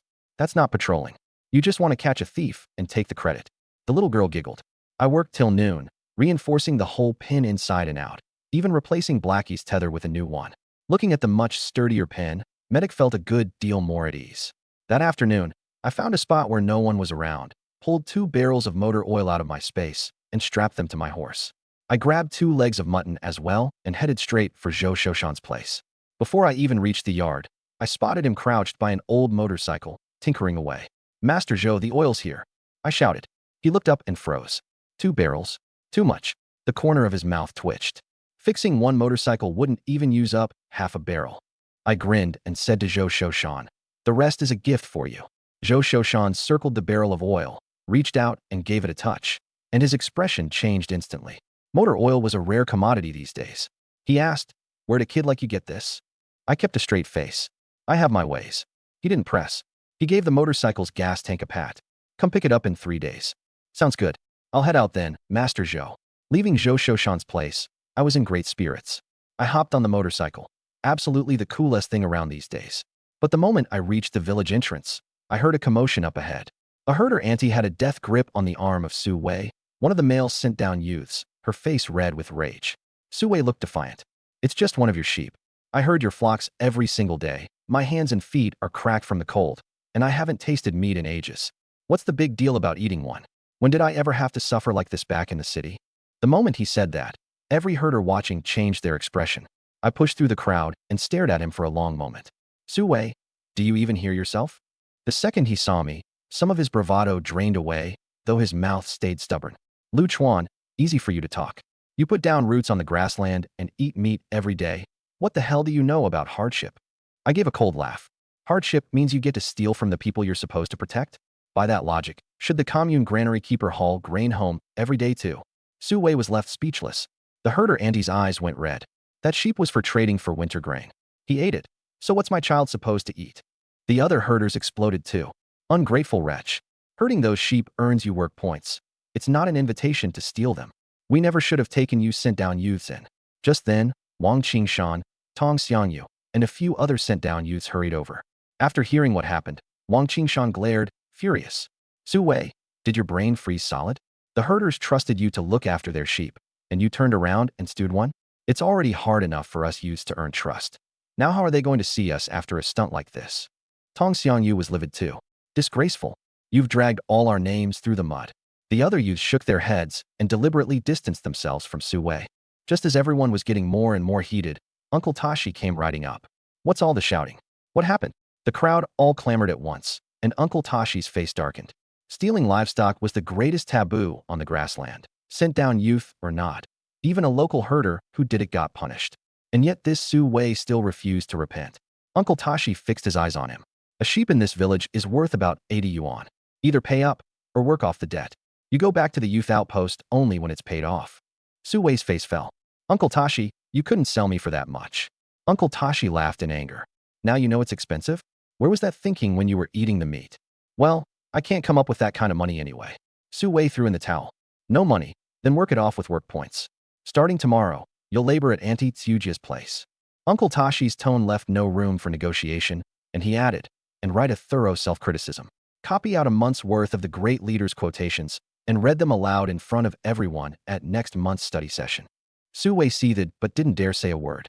Working off the debt was one thing, but reading a self-criticism in public, how was that any different from a public denunciation? Still, he didn't dare refuse. Refusing meant solitary confinement. He could only agree. I stood off to the side, watching that look on his face like he'd swallowed a fly, and felt not 1 ounce of sympathy. In times like these, the few sheep a herder managed to save up that was getting off easy. Run into somebody kind-hearted, and they'd just make you do some labor. But run into a stickler who took it all the way to the commune, and he wouldn't have gotten off nearly so light. Once it was all settled, the crowd broke up. Uncle Tashi practically dragged Su Wei off to one of the herder women's homes. Before leaving, Uncle Tashi seemed to remember something and waved at me. "Oh right, Lu Chuan, don't bother with your chores tonight." "How come?" "The August 1st studio's coming to the commune this afternoon. They're showing a movie at the brigade headquarters tonight. Tell your wife and sisters to head over early. Show up late, and you won't get a good spot." "Sure, I'll let them know." I figured my wife and the girls would be thrilled. Just as I was about to ride home, a familiar voice called out behind me. "Brother Lu, wait up. Finally caught you." I turned around to see Dondup hopping off a cart, a package in his arms. "Dondup, long time no see. Just get back from the commune." He nodded and pulled an envelope from inside his coat, handing it to me. "I went to the post office to pick up some stuff and saw there was a letter for you, so I grabbed it." I looked at it. It was from Grandpa Zhang. Thanks. Don't mention it. It was on the way. While we were talking, a crisp female voice rang out from a lei cart not far off. Donned up, let's go. It was his older sister, Medic. Those two were joined at the hip. Donned up called back. Coming, sis. Then he flashed me a grin. Brother Lou, I'm heading back. All right, take it easy on the road. Once he was gone, I opened the letter. Grandpa Zhang didn't have any big news. First he asked whether the grasslands were cold, whether I was eating enough, then reminded me not to work too hard and to keep my wits about me when trouble came up. Every line was full of concern. At the end, he'd added, Lu Chuan, don't go without food or drink to save money out there. If you're short on cash, just write home and Grandpa Zhang will figure something out for you. After reading it, I felt something else in the envelope. I pulled it out, 10 yuan bills, a full 100 yuan. That was no small sum in those days. I wasn't hurting for money now. In fact, I was a lot better off than most people. But seeing that money still moved me. Across this life and the last, the people who'd been good to me with nothing held back were few and far between. I folded the letter and tucked it into my coat, thinking to myself, once I've got the means, I'll bring Grandpa Zhang and Grandma out to see the grasslands. I rode home, and the moment I stepped into the yard, my little sister came running over. Brother, where'd you go? Why are you just getting back? I rubbed her head. Got some good news for you. Want to hear it? What good news? They're showing a movie at the brigade headquarters tonight. We're all going to watch it together. The words were barely out of my mouth before she jumped up with joy. Woohoo, a movie! Medic and Zhuoma, who were feeding the sheep, heard it too, and their hands moved a little quicker as they finished up. Winters on the grasslands drag on forever. Apart from herding and chores, there's not much to do, so catching a movie was a rare treat. To get there early and grab a spot, all four of us ate dinner before dark, milk tea, barley cakes, and a pot of mutton soup, nothing fancy. After eating, Medic changed into a clean Tibetan robe, Zhuoma braided her hair, and my little sister grabbed her little stool. The whole family set off, neat and ready. We got to the brigade headquarters a little after 6 in the evening, and quite a crowd had already gathered. Herders, educated youth, old folks, kids, just about everyone in the village who could still draw breath had turned out. Wang Qingshan, Tong Xiangyu, and a few other educated youths had arrived early too and were helping move tables. 2 wooden poles stood in the middle of the yard, a huge white screen stretched between them, while the August 1st studio projectionist adjusted his equipment. Lu Chuan, come give us a hand. Wang Qingshan waved me over. I tied up my horse and went to help fasten the screen, then hauled some benches over. By the time we finished, it was dark. A cold wind blew through, but the headquarters was buzzing with life. The kids crowded up front, the adults sat behind them, and everyone had a look of anticipation on their face. The moment the projectionist started up the machine, a bright beam of light cut through the night sky and landed on the white screen. Tunnel war began, and the noisy crowd fell silent in an instant, everyone tilting their heads back, eyes glued to the screen. Medic and I sat next to each other, while Zhuoma held my little sister in the front row. Halfway through the movie, the militia of Gaojiazwang were matching wits with the Japanese soldiers on screen, and cheers erupted in the yard now and then. I was completely absorbed when I suddenly felt something soft press against my back. I froze, thinking my wife had leaned over. But then it hit me. That wasn't right. Medic was clearly on my left. I instinctively turned around and nearly jumped off my bench. Auntie Gajan had somehow squeezed in right behind me. This woman had quite a figure, and 2 soft mounds were pressing straight into my back. Aya, Lu Chuan, you're blocking my view of the movie. She said this while scooting even closer. My scalp went numb. The scene from last time, when this woman had me help wipe her face, was still fresh in my memory. There was so much room all around. Why did she have to squeeze in right behind me? I forced out a dry laugh. Auntie, you go ahead and sit. With that, I picked up my stool and moved to Medic's other side. Auntie Gajan was startled. Lu Chuan, what are you running for? Afraid Annie's gonna eat you up? I can see better from over here. I thought. Yeah, right. This whole thing felt like sneaking around behind someone's back, and the worst part was I hadn't even done anything. Talk about getting a bum rap. Seeing how fast I'd bolted, Gajan rolled her eyes. Little brat. Can't even take a joke. Once she saw I was really avoiding her, she couldn't be bothered to keep pushing and turned her attention back to the movie. Only then did I let out a breath. As soon as I settled in, I glanced to the side and spotted a young couple of educated youths in the back corner, secretly holding hands under cover of darkness.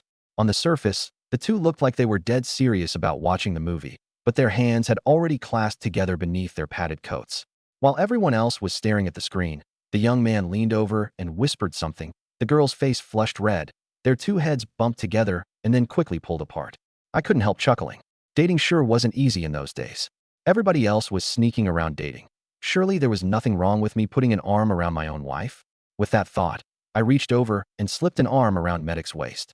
Medic's body went visibly stiff.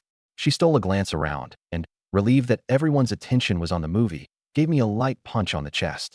Are you asking for it? There are so many people here. I kept my eyes on the screen and said, deadpan, wife, I'm cold. If you're cold, why not dress warmer? Medic found it a little funny. This reckless man had no shame at all. Holding my wife keeps me warm. Thick-skinned as ever, I pulled her in closer. Medic's ears turned bright red, and she gave me another punch. Smooth talker. That night, watching the movie, I broke into a grin. My wife and my two sisters were completely into it, clapping right along with everyone else. It was almost 10 by the time the show let out. Once they took down the white screen, the herders and educated youth started filtering out. The little one hugged her stool and grumbled. That's it? I wasn't done watching. Shoma felt the same way. Yeah, I thought there'd be more after that. I laughed at the two of them looking so unsatisfied. If you like it that much, one of these days we'll buy our own TV. Medic pinched my waist, figuring I was just bragging. TVs weren't exactly easy to come by. Ow, go easy, wife. I mean it. I didn't think buying a TV would be that hard. I'd get one down the road. The whole family was joking around and about to head out when a gunshot cracked behind us. I turned to look. Mejua had a hunting rifle leveled right at some male educated youth's head. The guy was clutching his calf, sprawled in the snow, his pant legs soaked with blood. He was cursing up a storm. Crazy woman, are you out of your damn mind? Mejua sneered. You know exactly what you did. Tenzin, standing beside her, was furious too. Everyone's here to watch a movie. Why the hell have you been glued to my sister's back this whole time? He'd seen it clearly. This animal had groped several of the female educated youth on his way through, and then set his sights on his sister. The guy kept up the act. That's a lie. You got any proof? Mejua grabbed him by the collar. Keep your paws to yourself. Next time, it won't be just one leg. He knew he was in the wrong, but getting held at gunpoint by a woman in front of this many people was too much for his pride. He hollered at the top of his lungs. Bitch, you think I'm scared of you? What are you idiots standing around for? Get her. 3 male educated youth pushed through the crowd. When Curly and the others saw their boss's leg covered in blood, they blew up. Boss, who did this? Cut the crap. Drag these two off for me. Curly and his buddies grabbed wooden clubs and started toward Mejua and her brother, ready to lay into them. I stepped in front of the pair. What's this? Get shot for being a creep, and now you want to gang up on people. These two had brought me caterpillar fungus before. Running into this, I couldn't just stand by. The hell are you? Get out of the way, Curly spat. And if I don't? I asked with a grin. You're dead. Curly lunged at me. I sidestepped, and with a couple of punches I left his face bruised and swollen, then hoisted him up, spun him around, and flung him. He flew back several meters, limbs broken, and lay motionless on the ground. The other two saw this and rushed me anyway. I backhanded both of them, one after the other, sending them spinning in place, seeing stars. These two had only come to back up their boss because of the numbers. They never expected someone this vicious, and now they didn't dare move. Get lost, I said. If they didn't leave, I wouldn't hold back. The two of them hurried off, dragging their boss and Curly with them. Tenzin spat. What a piece of work. Then he turned to me, his face full of gratitude. Brother Lou, thank you really. If it weren't for you, those bastards wouldn't have let it drop. Mejua lowered her rifle and nodded at me. Thanks. I waved it off. Don't mention it. We all live in one village. We're neighbors. Get your brother home quick. The road's ice over if you leave it too late. The two of them rode off on horseback. I could tell Mejua didn't like owing anyone. She'd remember both these debts. The crowd dispersed too, and the projectionist packed up his gear. The 4 of us headed home. Once most people had gone, Uncle Tashi and the political instructor came over, staring at the bloodstains on the ground with dark expressions. A perfectly good movie night, ruined by those jerks from the neighboring village. The instructor nodded. Tomorrow I'll have the commune come wrap their knuckles. Coming to watch a movie is one thing, but pulling this kind of stunt, that's no small matter. Uncle Tashi waved a hand. Fine, I'll make a trip to the commune tomorrow. Let's get home and sleep first. Truth was, these two were sharp as tacks. When the shot rang out, they'd been in the office having a meeting. They knew the guy was from the neighboring village and never showed his face on purpose. They wanted these punks to suffer a little. Anyone bold enough to mess with a grassland girl deserved to get shot and lose his manhood. The next morning, just as the sky was turning gray, I was jolted awake by old man Dundrup shouting. Lu Chuan still not up? You brooding on eggs in there. I threw on my clothes and stepped outside to find the old man on horseback and my big brother Sonam with a rifle slung over his shoulder, both grinning at the courtyard gate. Grandpa, brother, what brings you here? Sonam gave a big grin. The mountain patrol came back last night with word. There are boar tracks in the woods up north. Chances like this don't come often. Grab your gear and come with me and Grandpa to try our luck. Sure, give me a minute. My interest was piqued. I went back in for my rifle. Medic, her sister, and the little one came out from the inner room and watched me sling on my rifle and ammo. Joma said, "Brother-in-law, don't just fixate on the boar, grab a couple of hairs too. Roasted rabbit leg smells amazing." The little one raised her hand. "Big brother, I want pig's feet." Medic laughed. "You two really know how to order. You think the mountain's a state-run restaurant." I grinned. "With me, it's pretty much the same. Wife, boil some water tonight. We'll stew the meat when Grandpa and I get back." "You're that confident you won't come home empty-handed?" Medic laughed as she stuffed a barley cake into my hand for breakfast. At the gate, Sonam laughed so hard his shoulders shook. "Brother-in-law, you hear that? Come home empty-handed today, and the women won't let it slide." The old man stroked his beard. "You used to take down boars on your own. Today you've got me and your brother along. A big haul's the least you can do." I swung up onto my horse. "Grandpa, brother, are you taking me hunting or making me swear a military oath?"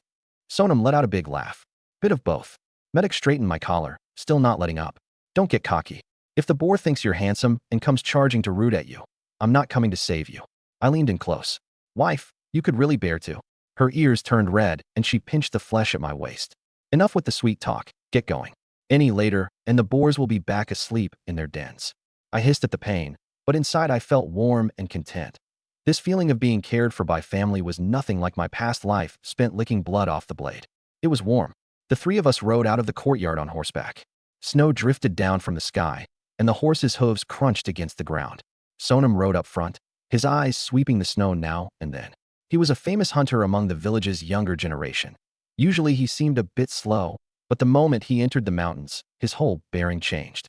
The old man sat on his horse watching the surroundings. Where a branch had snapped, where there were hoofprints, where the sod had been rooted up, he could read it all at a glance. When we reached the spot, a series of crackling, splintering sounds suddenly hit my ears. I immediately shouted, "Grandpa, brother, danger, charge into the woods on the right." Before Sonam could even react, the horse beneath him bolted after mine. The old man followed close behind. The moment we charged into the dense forest on the right, there was a thunderous roar behind us. The snow on the entire slope collapsed, swallowing the spot where we'd been standing in the blink of an eye. Broken timber came hurtling on the snow surge, whipping past Sonam's back and snapping a nearby pine tree in half. Sonam was shaken. That was close. How does an avalanche just happen out of nowhere? The old man was rattled too. Good thing Lu Chuan reacted fast. "Grandpa, let's back out of here. Something's not right about this place." That avalanche felt strange to me, like something had smashed through the snow layer. They both nodded and were about to move when a deep, breathing sound reached our ears, like a broken bellows, or a beast panting through a clenched throat. "Brother, Grandpa, wait, something's coming." We turned around to see a huge yellow tiger emerging slowly from the snow mist.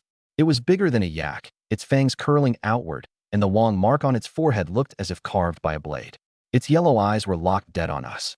The horses caught the stench of blood and backed away in terror. Even the old man's face changed color. "You two aim before you shoot. If you don't kill it, it'll tear us all to pieces." The words had barely left his mouth when his horse reared and neighed. That was exactly the opening the tiger had been waiting for.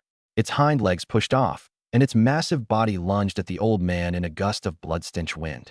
Seeing that the old man was done for, I leapt off my horse and slammed into it first. "Beast, come at me." Man and animal tumbled into the snow. The thing was so heavy that my chest felt like it had taken a sledgehammer. My blood churned, and I nearly coughed it up. Before I could recover, its leg pinned down my lower body, its claws pressed on my shoulders, and it opened its jaws to bite my neck.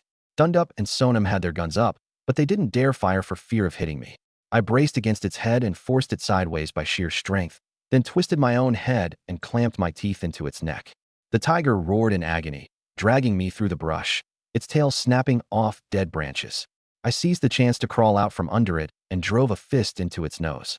It let out a miserable howl, its teeth shattered and blood running from the corner of its mouth. Its ferocity fully unleashed, it lunged again. Instead of retreating, I pressed forward, kicked off the ground, and jumped onto its back, hammering my fist down on its skull. "Do you yield or not?" It was beaten dizzy, its hind legs sinking to its knees in the snow, its tail no longer swishing. All trace of the Mountain King's spirit gone. I laughed. This beast knew when to give in. But beating it into submission was one thing. If I wanted it to truly obey, I'd need some bait. Using my sleeve as cover, I quietly took some spirit spring water out of my space, poured it into my palm, and held it out. At first it turned up its nose and refused to open its mouth, but it couldn't resist the temptation. After a few sniffs it licked the palm clean, clearly loving it. Every hair on its body stood up, and it seemed to forget the pain it had just endured. It knew this was good stuff. It licked my palm spotless, and when that wasn't enough, its enormous head kept nuzzling the back of my hand. Enough, I said, disgusted. A moment ago you wanted to bite my neck, and now you're playing the good little boy. It seemed to understand, and lowered its head fawningly. I couldn't help but laugh at its spineless act. Little guy's got some spirit. Come along with me from now on. I'll make sure you eat well. It immediately raised a paw, whimpering as if in agreement, and rubbed its head against my palm again, urging me for more. Standing off to the side, Sonam nearly had his eyes bug out. Grandpa, why is this tiger acting like that old yellow dog at the edge of the village in front of my brother-in-law? That old yellow... I climbed onto the tiger's back. Dundup and Sonam mounted their horses, and we continued deeper into the mountains. The farther in we went, the thicker the snow. After about 100 meters, we heard hoofbeats ahead. Several big Tibetan men with hunting rifles rode toward us. They'd come to help after hearing the avalanche and the tiger's roar. The moment they got close and saw me riding on the tiger's back, the leading man could barely get his words out. Uncle Dundup, did you hunt this thing, or are you raising it? The old man got a clear look and his expression softened. Nephew, this is a tiger Lu Chuan just took down. Since it's behaving, he's using it as a mount. The big man was astonished. So he's Medic's husband, Lu Chuan? That's right. The old man nodded, then introduced me. Lu Chuan, this is Medic's uncle, Lakpa. The others are all hunters from their village. By family rank, you should call him uncle too. I quickly climbed down from the tiger's back. Hello, uncle. Sorry for the spectacle. Lakpa glanced at the tiger behind me. Lu Chuan, how did you tame this king of the mountain? Sonam jumped in eagerly. Uncle, you have no idea. Just now this tiger lunged at Grandpa, and my brother-in-law leapt off his horse, wrestled it hand-to-hand in the snow, even bit its neck, and beat it to its knees. Lakpa sucked in a cold breath. Who bit whose neck? Lu Chuan bit the tiger, of course. Sonam got more and more worked up. The old man glared at him. That's enough, Sonam. Stop showing off. Then he looked at Lakpa. Nephew, since you're here, come into the mountains with us and bring some game home. Don't let the women boil water for nothing. I smiled. Grandpa's right. They're waiting to stew some meat at home. If I go back empty-handed, Zhuoma and the little girl will nag me for ages. Lakpa watched me climb onto the tiger's back again, his eyelid twitching. All right, Uncle Dundup. Today I'll get to see something new. What hunting on tiger back looks like. The tiger growled low as it moved forward through the woods. The horses were too scared to come near and could only follow at a distance. With the tiger leading the way, the game in the mountains scattered in chaos. Something snorted and squealed in the brush, and 3 wild boars burst out. Sitting on the tiger's back, I raised my gun and fired. Bang! Bang! 2 boars tumbled into the snow. The last one charged straight at Lakpa.